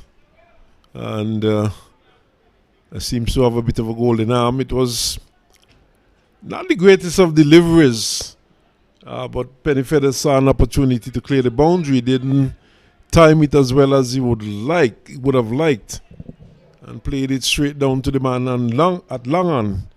And this is perhaps the breakthrough that the Antiguan team might be looking for. And this perhaps might give them a sniff at this juncture. And it would be interesting to see who goes out there now. It's in fact Saunders who goes out there. And I certainly would have opted to go for Jeremiah Louis at this point. You know, basically for experience. And he has been sent back, goes out without a helmet, and he's going to face a medium pacer, and he cannot go out there and face a medium pacer without a helmet. It's mandatory now. It's part of the rules in cricket. It's mandatory. If you're batting a fast bowler, and I know Alia might tell me that Francis is not much of a fast bowler, but he's coming off a longish run, and he's pretending to be at least something other than a spin bowler, whether it's military medium or whatever. As we were saying, small days, Marby Pace. Marby Pace. But the rule applies, and the batsman would have to go out there with a helmet. And I'm seeing scoreboard pressure being the main tool, the main weapon for Antigua right now. There's 17 overs left. I don't think there's any scoreboard pressure. I think it was just Pennyfeather. That's his style of playing. And he got one in his half. He just did not time it as well as he would have liked, probably not getting the elevation. And he played it down to long on a foul shot. It was rather an innocuous delivery. But yes, Saunders is playing as a batsman. But at this stage, I might have opted to go for Jeremiah Louis. But who knows? Saunders just might be the one to bring it home. But we'll have to wait and see. Well, he suddenly has to keep the overs ticking over. Keeps over two balls so far. Defending.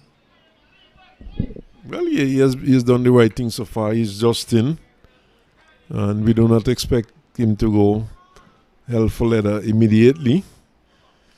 This is his first match of the season, of course. Oh, a tricky slow ball. Aimed at York in him. So just covered up and blocked up. Invited a swing at it. Some batsmen may have swung and missed. Here's Francis again. Side up. Get it into the offside. No one. For that balls to end the over. And the wicket. This is where Pittman would have been critical again. You know, even after getting a breakthrough at this point, you have such a bowler to bring back and, you know, to try and try out another one. But the captain does not have such option. In the meantime and in between time, Clark continues to soldier on. He's on 83 and he's approaching 100 and he's been batting quite well. And lots of time left in this game, lots of deliveries left, and he could easily get 100 here today. I was saying today that probably for Sinkis to win this one, Louis needs to get 100. But who knows? It might be Hanley who does it today. Clark who does it today. Of course, Tristan injured, not in this game. Oh, that one struck beautifully. 6-1, stuck it in his own characteristic style, raising the arms and raising the left leg, signaling 6-1s. Nice shot over mid-wicket, clearing the boundary by some distance.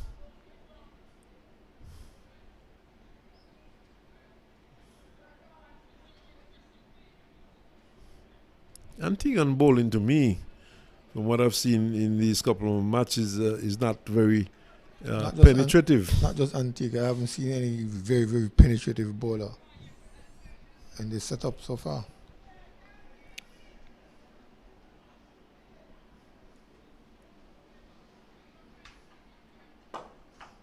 Clark going again at him, but this time only out to mid-off, but it beats the mid-off field like 4-1s, 6 and 4, 10-1s. 2 balls. I think just Tyrone a bit because he's been bowling non-stop. What those 2 shots have done is to take it below the 100 mark. That is in terms of runs required. Runs required, yes. And push Clark was closer to his 100. He's now 93. He's really racing to 100 here. No, he defends.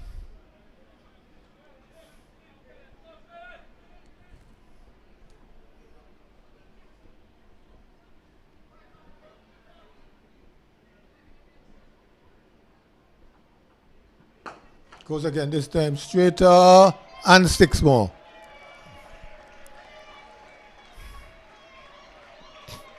Well, the crowd certainly has come to life here at Warner Park.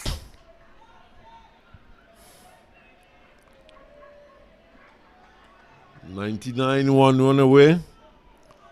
And who says that there's a nervous 90s? Got to 93 to 4. He looked up at his scoreboard and backed himself. And then followed up with a 6. And tucks it into the onside. No one this time. But he's still after Josiah. Not letting him pitch. Meeting him, using his feet well. Here you go again. Straight back to Josiah. Still on 99. 227 for 4. Chasing 315 for victory.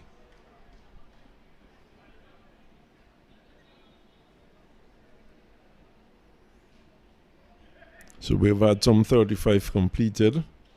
Another 15 overs. And Clark marches on. It's 1 run away from his 100. He's on 99.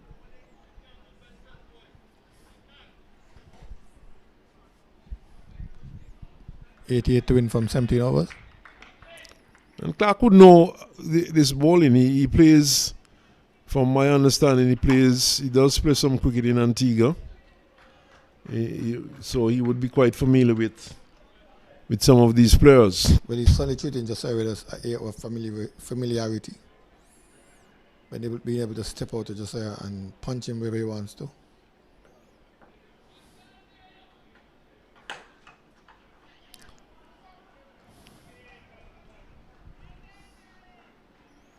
This time Sanders is doing his duty, giving the strike over to the informed batsman. I must tell you too that Clark is highly thought of in Antigua as a batsman.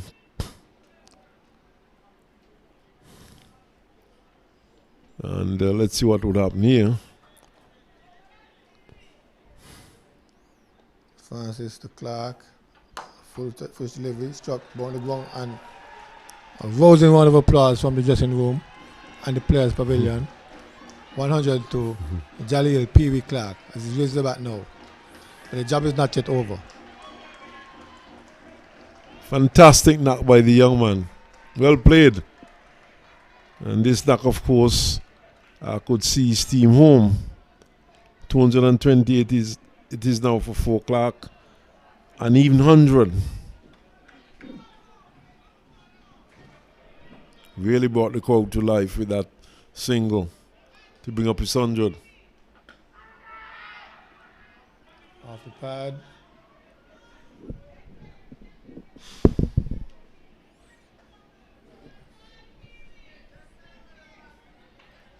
Sanders a bit hurt. Ball striking on a soft area, it looks like. Seems to be more than pads.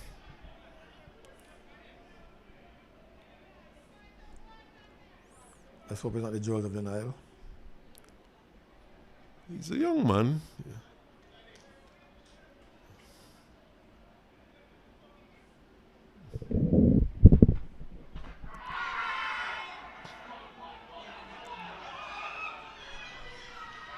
Oh my goodness, there was Sanders charging down for a single. Clark was not interested. He was sent back. Fielder gathered. And he should have been run out. Fielder threw up the stumps and missed by a mile. He nearly got extras for it, but the man there at the long on boundary saving the day. Struck into cow corner, a man down there coming around, 1 bounce. Well, in fact, it's a no ball. Signal For height, yes. for height. I think Clark stepped out a bit though. And I think that might be a bit harsh on the bowler, but it's very difficult for me to say we don't have the benefit of replay. Umpire took it. But I think Clark would have stepped out a bit. He would have charged it a bit. And, it would have been interesting to have a replay on that one. But nevertheless, it's a free hit.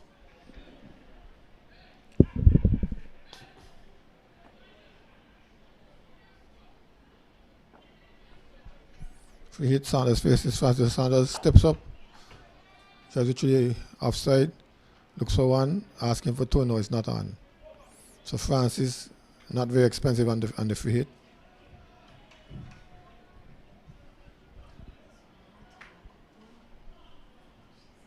All dirty. Oh.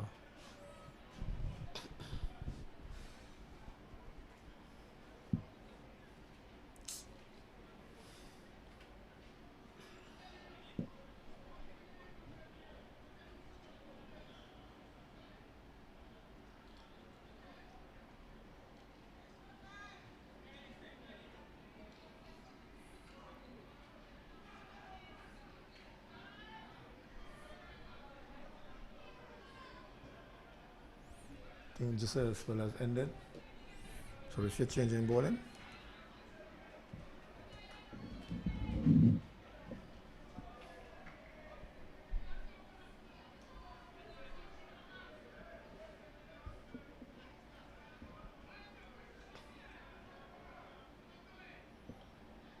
So this looks like Kadeem Henry returning.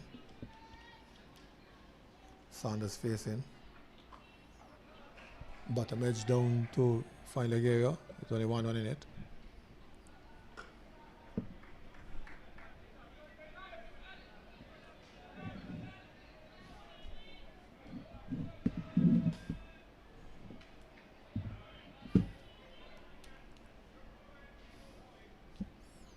Henry to Clark.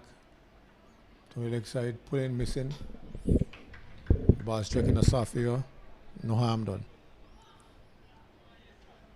Of course, there are two Kadims in the Antiguan team. There's Kadim Josiah and Kadim Henry. It's Henry who's bowling. Shot by. Shot outside the half stump. And lifted into the outside, away from the sweeper. 4 runs.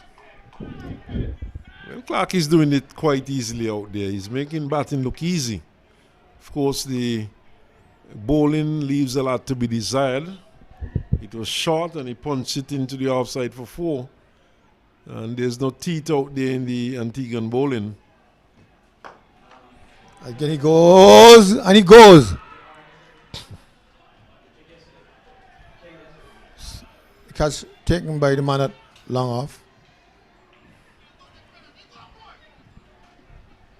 Fine knock indeed, but I'm certainly giving it away at a very critical juncture in the game as the Water Cat is being called on. And he was the man who was in, maybe going for one shot too much and playing down to long off here. Just struck a boundary. And this could make a difference in the match.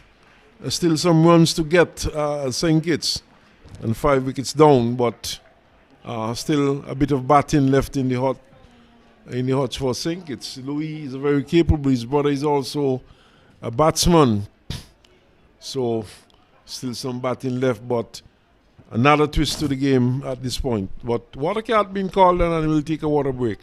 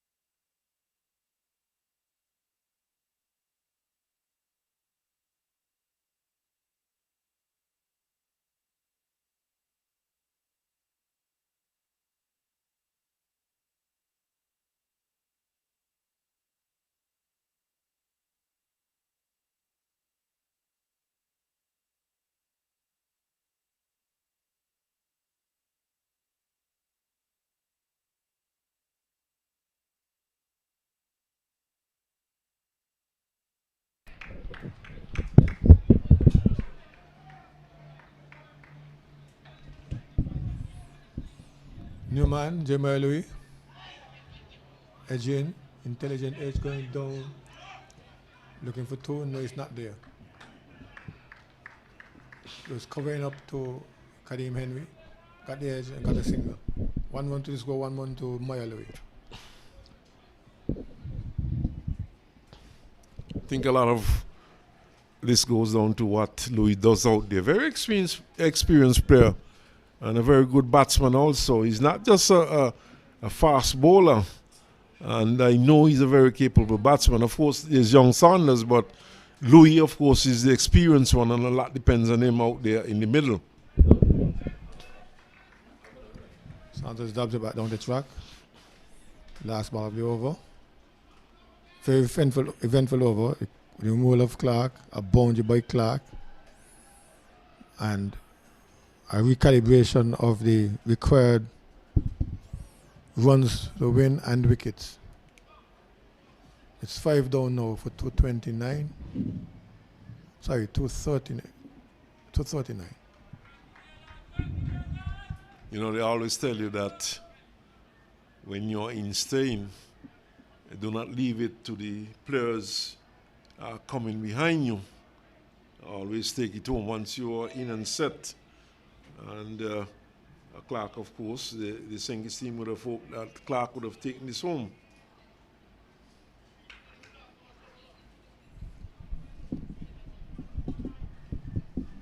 We've had two big scores so far, a century by Clark, a big half century by Kyle Louis, and still they're not yet very close to the target, but here is Jeremiah Louis with Saunders. Pushes up to mid-off and will stroll for a single. 74 runs required in 73 balls.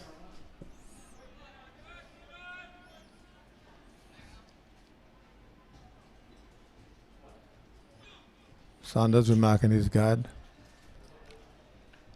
Settles in. A small man. In body and in... Correction, sorry. It's 74 in 77.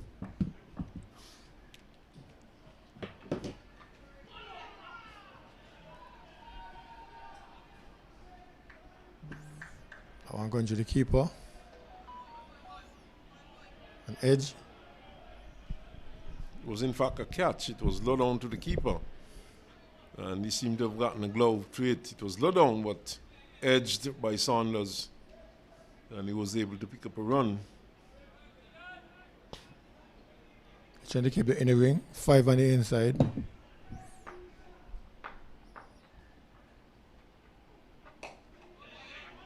Quick single. Saunders is home. Louis is home. Louis, of course, advancing down the track. And not going for the big hit, not opting to go for the big hit, just pushing it gently into the offside. Well, Francis would have seen him coming and pulled it back a bit. Francis is swinging to the offside, straight up to mid-off. No run. Ball going too quickly.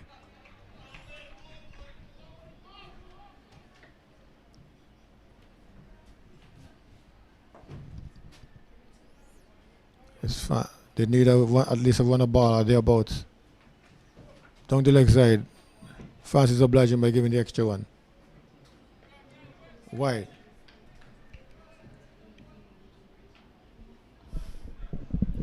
Runs are like gold dust at this stage. And Antigua could ill afford to be giving away extras. Francis to Saunders.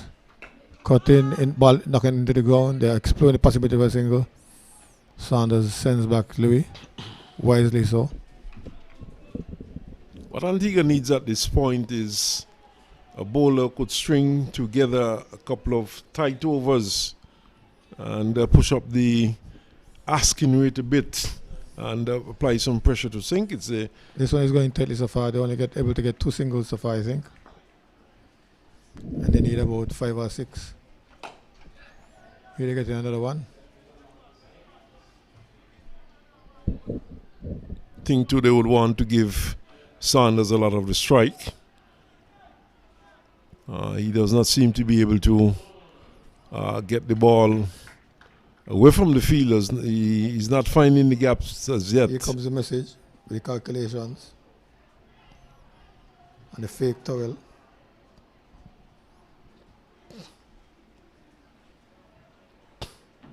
Tiga seems to be going back to a spinner from the far end. Is that Francis or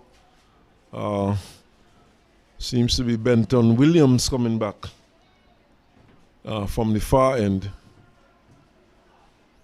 He should have just a few more overs, about 4. I think he bowled 6 the first time. Remember he opened the bowling. No, it was not Benton Williams. The left armour. The left armour who opened the bowling for Antigua.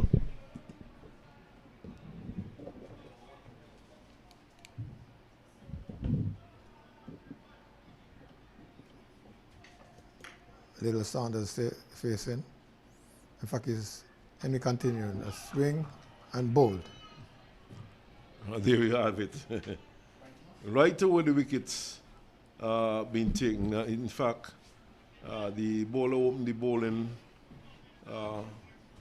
It's Karim. It was Glenton Williams, but Karim is the one who is continuing. He's the one who picked up the wicket. So Glenton Williams is the one who opened the bowling for Antigua. Correct is right, Carlo. Crucial blow struck, but might be a blessing in disguise for St. Kitts. I think Sanders might have stifled things a bit for St. Kitts, and I think this one could hinge very much on the performance of the Louis brothers. These two are two good batsmen, so a lot could hinge on that. And of course, I know St. Kitts would not have liked to have lost the wicket of Sanders, but so far he doesn't seem to be able, and from what I've seen from him in the past, he does not seem to be able to get the ball in the gaps and score at a decent rate. And he has not really. The strike rate is what is important. Strike rate is not good. He has not made any big scores. So, like I said, it might be a blessing in disguise for St. Kitts for him to be bowled on and a new batsman. In fact, it looks like Skeet, who is a very useful batsman also, who goes out there.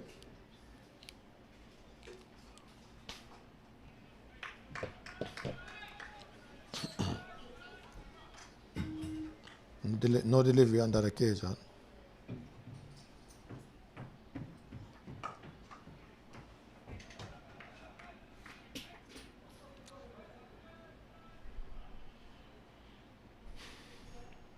So 6 wickets down, and we're at number 8.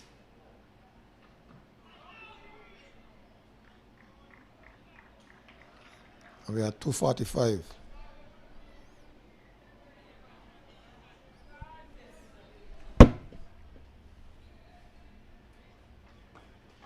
Are we going to have another photo finish here again today? We know Antigua against Anguilla, we had a photo finish.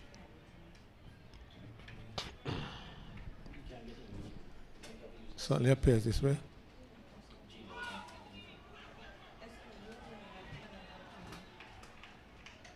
Antigua perhaps are missing the services of Kofi James for one reason or the other. I don't know the exact reasons why he's not in the team today. But I think they're slightly ahead at this stage, though. But Kofi James or not. Missing the services of James. Well, he could have made a difference also. And of course, when you're thinking in terms of the killer instinct, you're thinking in terms of driving the advantage. You would want to have your best weapons at hand. A little bit of coaching going on by Maya Louis with Skeet, telling how to get the ball away into the gaps. That's what they need to do now. Well, 6 wickets down, it seems as though that seemed to have been a single day which was turned on by Louis, or maybe he thought he might not have made it. And I don't know if you think that, we are at the point where you should start farming the strike. I don't think so, not yet. Tries to go big, doesn't time it. Ball only trickles out into the onside. So I think they should be looking to pick up every run they can at this point. I think Louis is thinking about boundaries. Here's Francis to Louis. Flicks out to mid wicket. 1-1 on. Really has taken the single this time, so probably that one that ran down behind the keeper probably thought that the run was not on. He didn't see how far it had gone. But I think they're at a point where they should be looking for every run, looking to pick up every single. Yes, at least 5 singles and over. But they got 1 from 2 balls so far.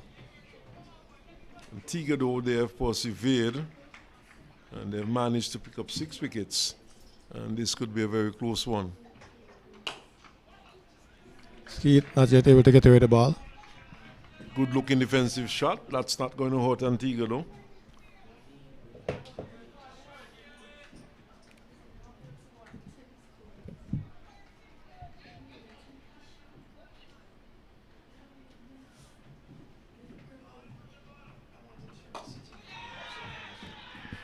Easy catch.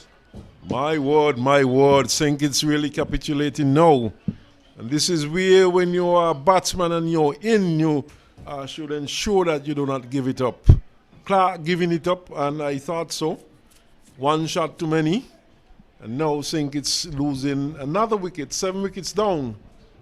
And it would take some batting here by the Leeward brothers. And they need to be heroes today for Antigua and Barbuda. That's the other Leeward brother.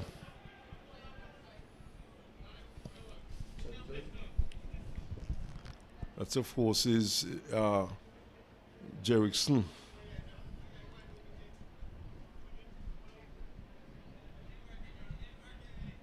So 7 wickets down to come for St. Kitts, Sheena Berridge, and Clayton Skeety has been dismissed. Sheena Berridge, Tariq Newman, and both of these batsmen not much batsmen. I know the Louis brothers can bat, so they need to stay there for some time.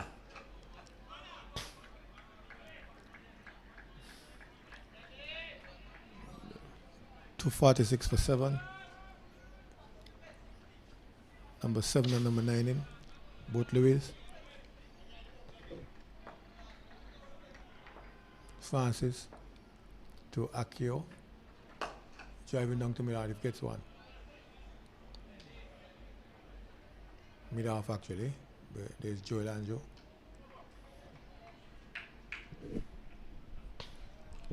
So we've had some 40 overs completed, another 10 overs left.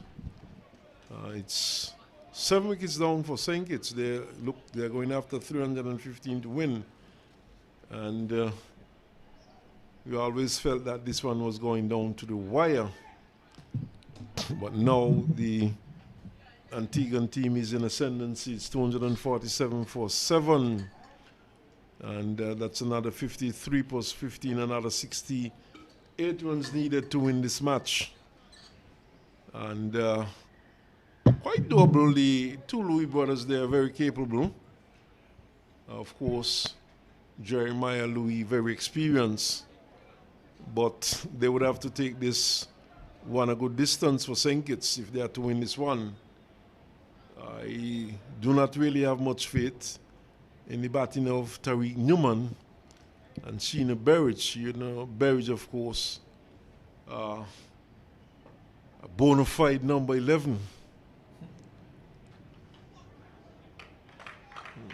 Extravagant shot attempted there by Jerickson Louis, and the Antiguan players, they have once more found their voice. He's driving nicely up to wide, he's long off, gets a single. Looks rather confident, has played a couple of nice shots. So these two would have to do much of the heavy lifting here for St. Kitts. They would have to take this a long way towards the end. Tickle into the onside, sets off quickly for a single. Down there is vacant now. The fine leg position is vacant and they're back for two. Francis had to run a long way from his position at slip into a deep fine leg position to retrieve that one, and lots of time for 2 runs. Now we see that adjustments have been made to the field. There's a short fine leg in place now. Francis, who chased after that one being placed at short fine leg.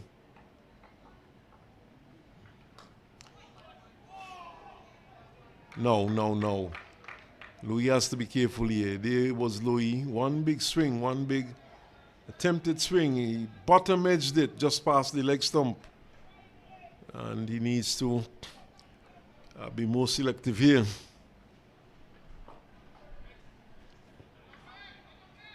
Defense this time.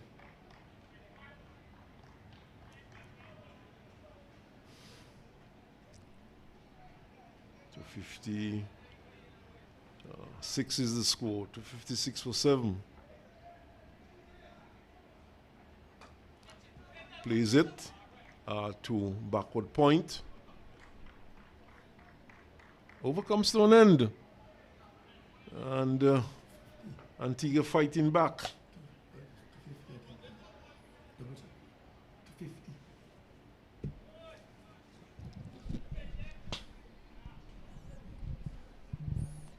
Seven down.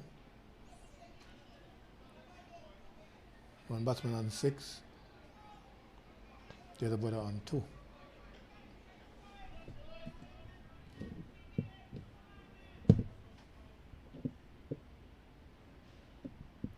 So 250 for 7. And of course the magic figure is 315 for St. Kitts. For Antigua and Barbuda, the magic figure, of course, would be 3 wickets. And the Francis will continue bowling his medium paces, but he has been successful. He has picked up a wicket or 2.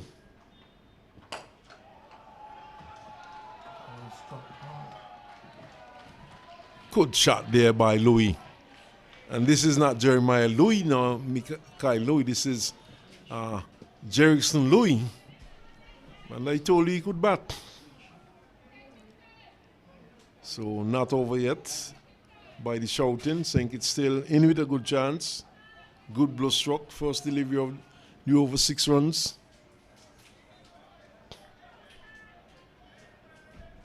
This is where smart cricket comes in now. Why I'm going for other expansive shots now.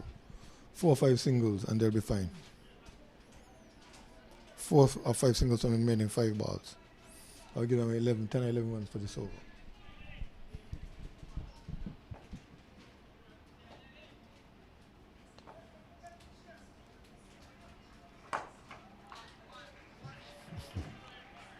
Well, he got the single, but the shot does not suggest that he was just looking for a single. It was a rather expansive drive out to long on for a single. So obviously he's going for Brooks here.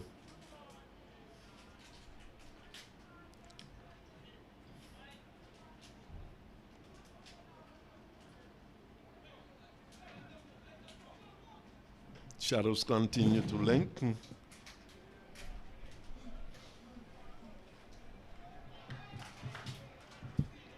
As we are approaching 5 o'clock on the final day of this tournament. Steered into the onside. Jeremiah Louis looking for a run. It's not on. 7 runs in the over so far. And just 3 deliveries bowled. No need to run out needlessly.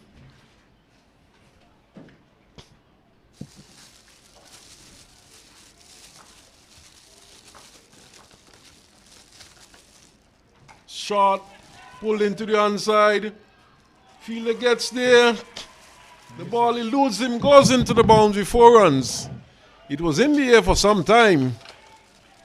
Catch should have been taken. And the ball eluding the field and going for 4.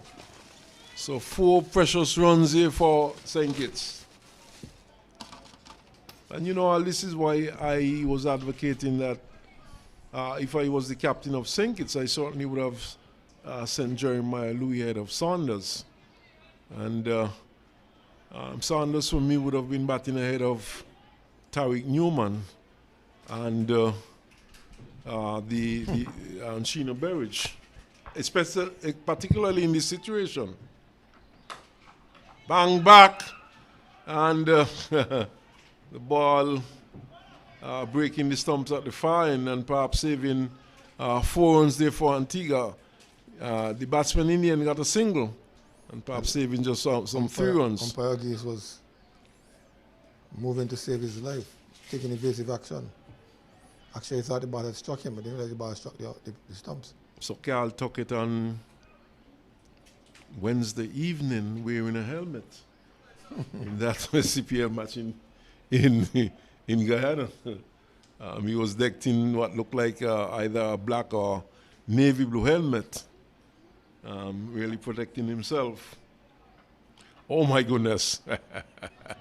That one slips from the grasp of Francis, and a rather extravagant signal there by umpire Auguste for a dead ball. I've not seen one as extravagant as that from any umpire. He's a short, stocky man. Steps out, plays it in the air. He's going a long way. 6 runs. My word, the Louis brothers are doing it in style. This is Derrickson. Wonderful shot, 6 runs. 268 it is for 7 St. Kitts. So obviously they're not going to push and plod around. They're going after these runs and they're looking to get them as quickly as possible. In their own characteristic style.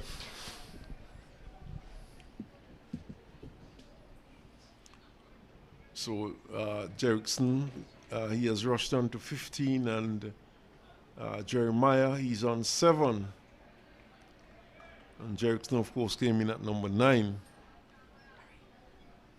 Strong man, strongly built. Stepped out, and Al was saying, duck. He really came towards us, a good strong hit.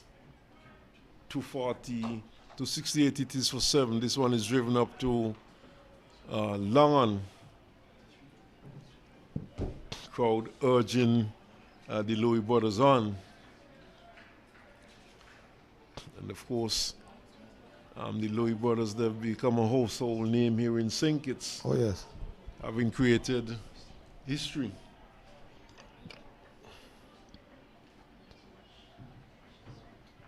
Swing and a miss, and it's bowled. 1 too many there by Derrickson Louis. My word. Getting a bit greedy. And is this the most crucial blow struck at this point?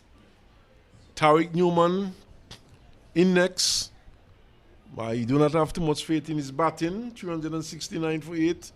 Followed by Sheena Berridge, who I would describe as a bona fide number 11. So Antigua very much in the driver's seat at this point. It's 269, 31 plus 15. That's 46 runs needed. Another 2 wickets to be taken. And the batsman would have to be careful here. Jeremiah Louis would have to play this one out well. You'll have to farm the bowling. Well, it has come down to that at this point.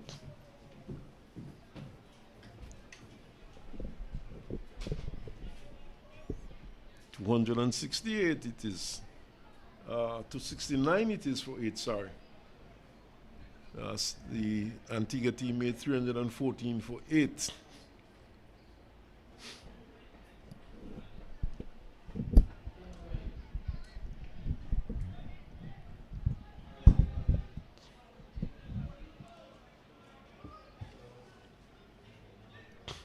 Adjustments being made to the field. Tong has been asked to come down to short third man. Francis goes to backward point. Cover is sweeping. There is an extra cover. There's a long off. Newman gets a single. Goes to the other end. And it's over to you know, Jeremiah Louis.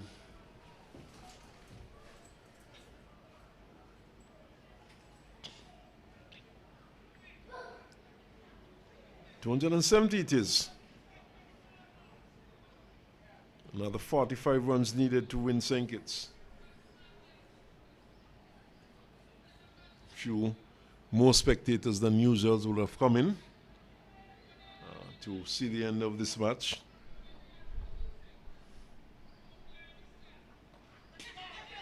Caught beautifully, my word! Fantastic catch there by Francis. At short fine leg, he was placed there just for that. And he brought off a stunning catch. And one Louis brother follows another. And St. Kitts in the end giving it away. Let's in Sheena Berridge, who I would describe as a bona fide number 11. And with that shot, the hopes of St. Kitts seemed to have dwindled away. So Al, St. Kitts needing another 45 runs. Their chances at this point with 9 wickets down. And unless Sheena Berridge has been doing some practicing in the nets at home and behind the scenes, it could be very much all over here for St. Kitts at this stage. But catches win matches, and that was a fantastic one there by Francis. Yes, a few injudicious shots by St. Kitts batsmen have put them in this position. They were depending on a genuine number 11 who has 40-something runs needed.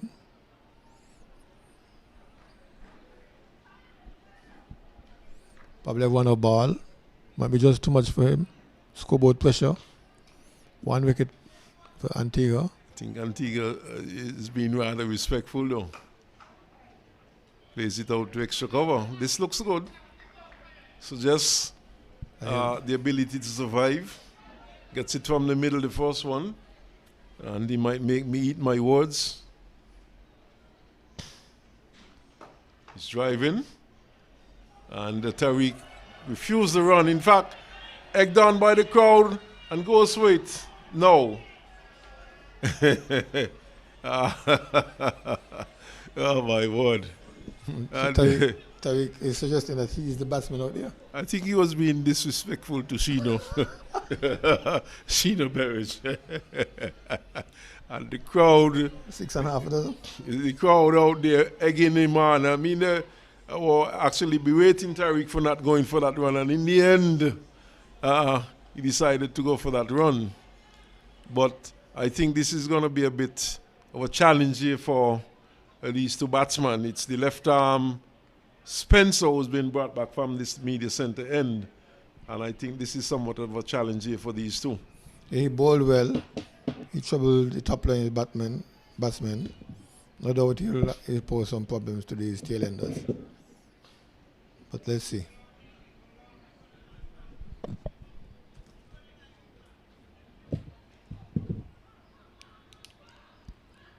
So Spencer for the first time from the media center end.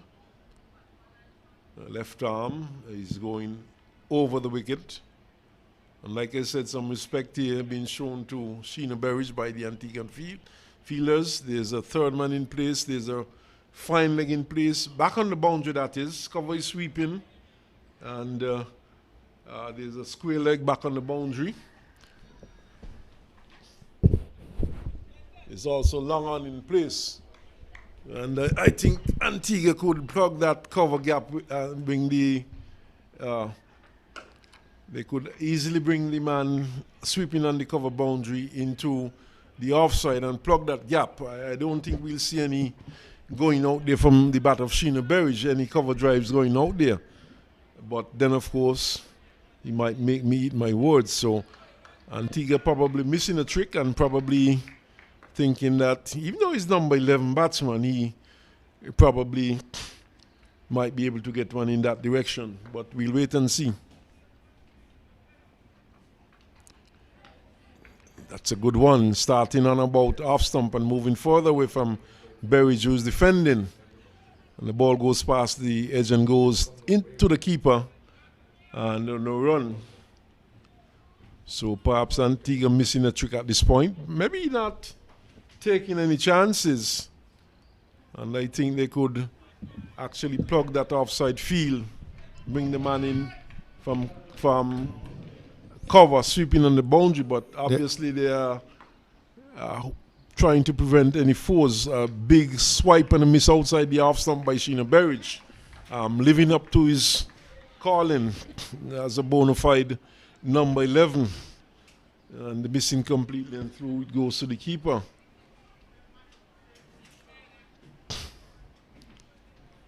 Antigua now cock a hoop, and you see lots of smiles out there on the faces of the Antiguan at one point. They certainly were a bit crestfallen, shoulders are dropped. Short, turned down to Wood short, fine leg for a single.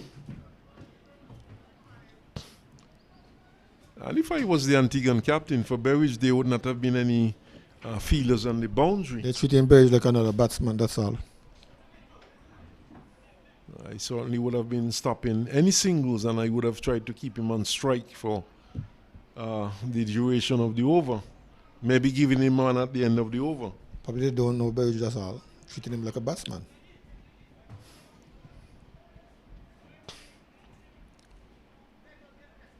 Now we see long off being called inside the circle. There's still a man at mid-wicket. There's still on the mid-wicket boundary. There's a cover sweeping. Plays it into the onside. Should get at least 2. Is Newman quick enough? The return goes on its way. And the 2 runs there to Newman.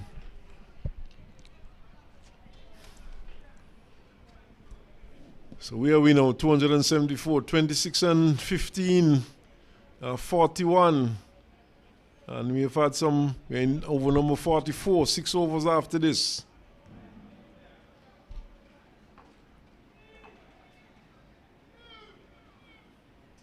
One wicket to go, Antigua. Stayed into the offside, up to cover. And a single.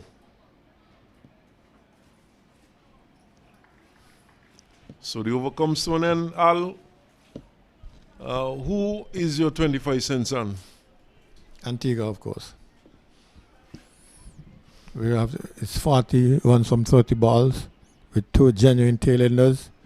They're gonna have to take some risk and do some big hitting. The Antigua field has remained spread far and deep, covering all those boundaries.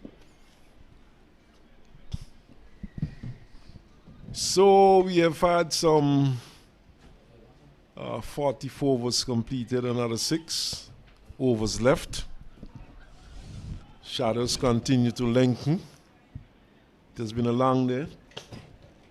But the final day, of course, this one beats him. They're getting runs here, could get 4. And it seemed as though it was stopped inside the boundary. The field is out of our view. And they're back for, let's see. Leg buys. Leg buys. So just 2 leg buys there to the score. So good work there by young Andrew, Joel Andrew. Draws back, attempts to force to the offside. Tyrone Newman, from what I've seen, he's not much of a batsman himself. But you have to give them A for trying, though, both of them. Oh, here's he proving me wrong. That's a big hit, 6 runs. Over long on. Proving me wrong. Good shot there by Newman.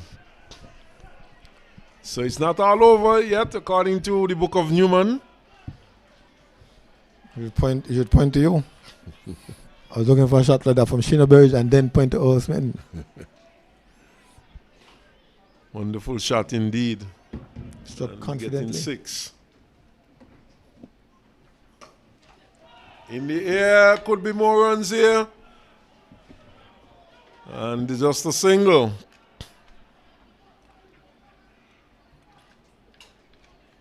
This time out to Whitish long off. Crowd very much behind these two.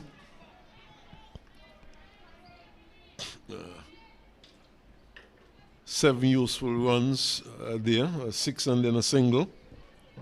Whittling down. The Berridge plays this one down to short fine leg. He's contributing. Gets a single. It's a no ball too. And it's a no ball. Free hit.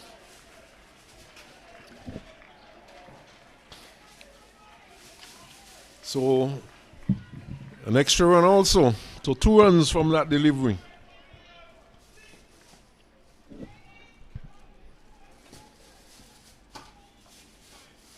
.286 in the air, 6 more.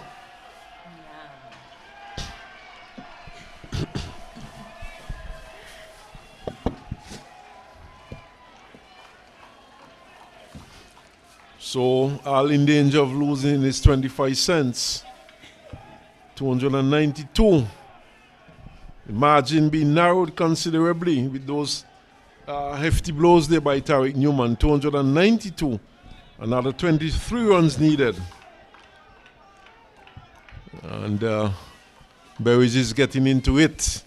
He now giving it some advice to Newman, who has been scoring the runs.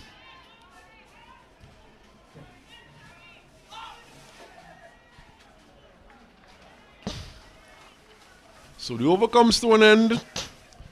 And 292 it is.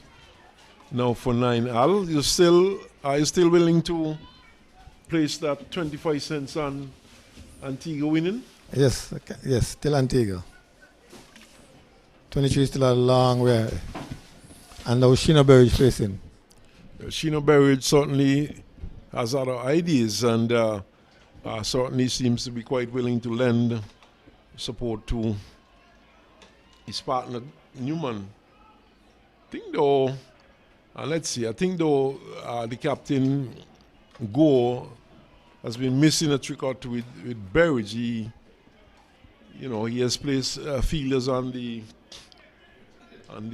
boundary. I think he should be looking to block off the singles and try to keep Berridge on strike, but he's giving him an easy single. Let's see. Mid wicket is in place. Fine leg is third man is on the boundary. Gets it down to short third man. Short fine leg, sorry. And well fielded there. Looks like tongue at short fine leg. So Spencer. And Spencer seems to have forgotten the Yorker. He has not tried a Yorker as yet. And one would think that he would be looking to try a Yorker at Sheena Berridge, who taps away. Tempted Yorker this time, but wide of the off stump. And seemed as though he was listening to me, Al. Yes. Well, it's the typical ball to bowl to tail enders, but this time it was badly lined. 45 overs completed in over number 46. And of course, we seem to have forgotten that, but that's critical also.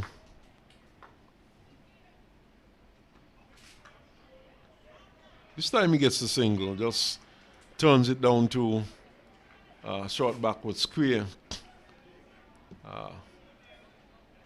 Go had to move a bit to his left to retrieve, and there was enough time for a run.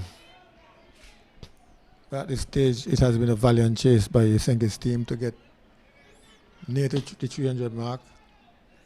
7 and 15. 22 more runs. This match is far from over. Sink is in with a shout. But just the 1 wicket.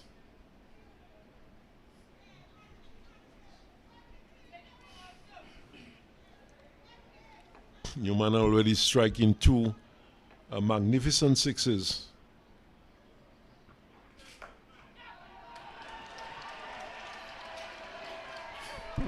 Wonderful shot down to backward of point. And what is even better is the result for Sink. It's 4 runs. And the reaction of Newman afterwards. He was signaling 4.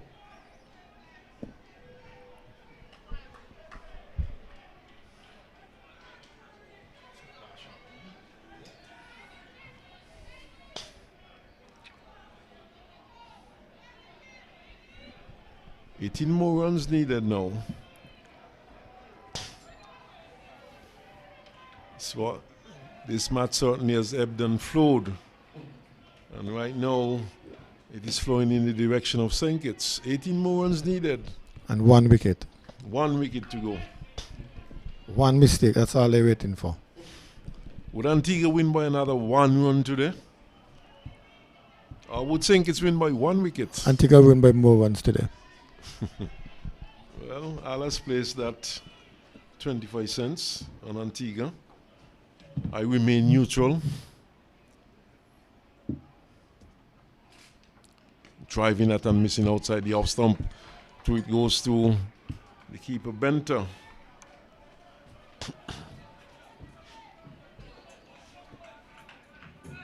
Perhaps guilty of getting a bit too short with the previous delivery and being cut away down to the 3rd man boundary for 4.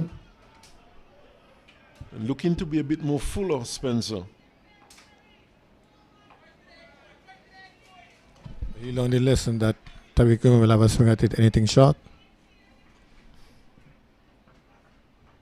Ooh, that's a good one. That's his effort ball. And certainly had Newman jumping all over the place. Well, that's the ball that he got Ward and Oden with.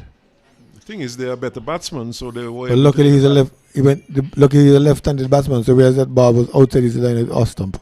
Certainly, and as I was saying, they are better batsmen, so they, chances are they would get their bat to such deliveries quicker than Newman, who is a tail ender but doing a very good job for St. Kitts at this point.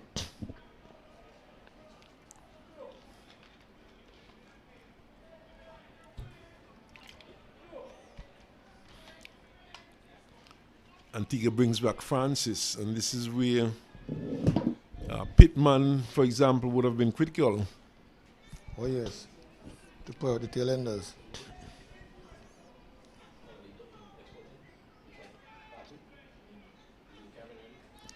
I think Antigua's missing a trick though. They, even up to this point, they should realize that Berridge is not going for any big shot. Yet. And well, up to this point, that's the key word there, keywords. And well, they seem to be listening to me now. And let's see, they seem to be tightening a bit inside the circle, looking to block off some of the singles. We have seen him play some down to short backward square. So Tongue comes into short fine leg. And there's a straight mid-wicket in a run-saving position. In fact, Tongue goes down to fine leg. He goes back on the boundary. So a bit of a confusion here. And what they're doing now is to bring in long off into a mid-off position. And let's see, it's Berridge. Starts with a wide down the onside. This helps the St. Kitts cause. And the crowd loves that.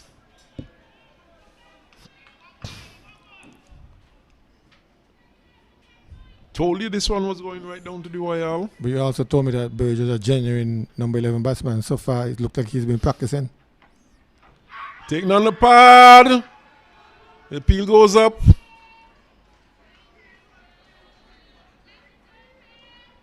Well, Courtney Walsh will have survived that time, you know. It doesn't mean that he was not a genuine number 11. So anyway, twice he led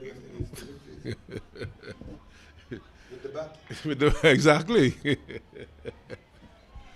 With some expansive level ones. We are the best in the game, as my good friend would have said. Beautiful left alone. Play down to point. One is quickly around to his left fields. No run.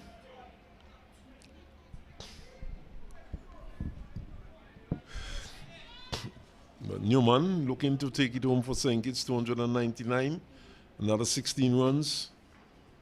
Slow delivery outside the off stump.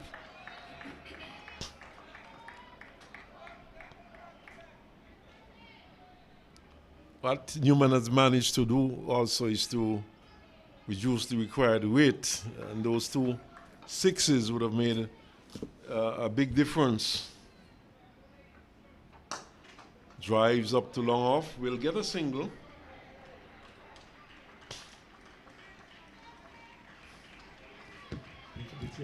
$300 comes up for St. Kitts, just 15 runs to win, 14 to tie. Will we have a tie today? Will St. Kitts win by 1 wicket, or will Antigua win by 1 run? Still another 15 runs to go.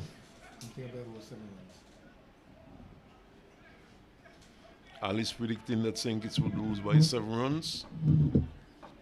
Berridge would tell you differently.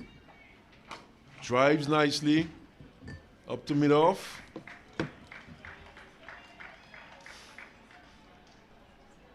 Berridge probably looking for his first boundary that time and driving powerfully. So he must have been doing some work on his batting.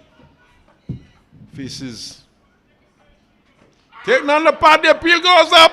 The finger goes up, and Antigua wins. My word, that was fairly full. Struck him on the pads, and umpire Carl Tuckett put his finger up, and Berridge is on his way, and Antigua wins this one by exactly 14 runs. And certainly this has been a fantastic match and a good chase by St. Kitts. And in the end, probably 1 or 2 rash shots would have it cost St. Kitts the match in the end, but well fought by Antigua, and certainly at the end of the day, they would have deserved to win this one. So Antigua winning this final match, Al? Yes, I always felt that the pressure would have been on these 2 tail enders to try to score, and they would have played a rash shot, but in this case, it wasn't really a rash shot. It was just that France was able to beat that front pad of Berridge. He was struck in front, took it at very little hesitation and sending him along his way. And the Antiguans got back their voice after some 40 odd overs. Victory to Antigua, 25 cents to me. So perhaps Berridge suffering from tail enders woes days there. It was a ball up in the black hole which he missed completely. And he was struck on the pad. Struck fairly full on the pad and out like before.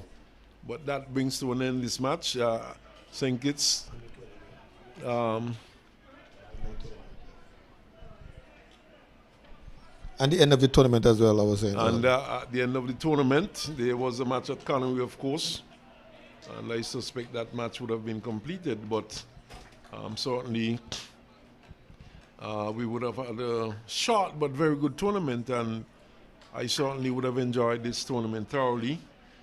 I would have seen some good cricket, some good batting, a good batting display by some of the players, and we saw St. Kitts here today putting up a very good chase, going at 315 and coming pretty close, and no discredit to the St. Kitts team. They would have done a wonderful job. And,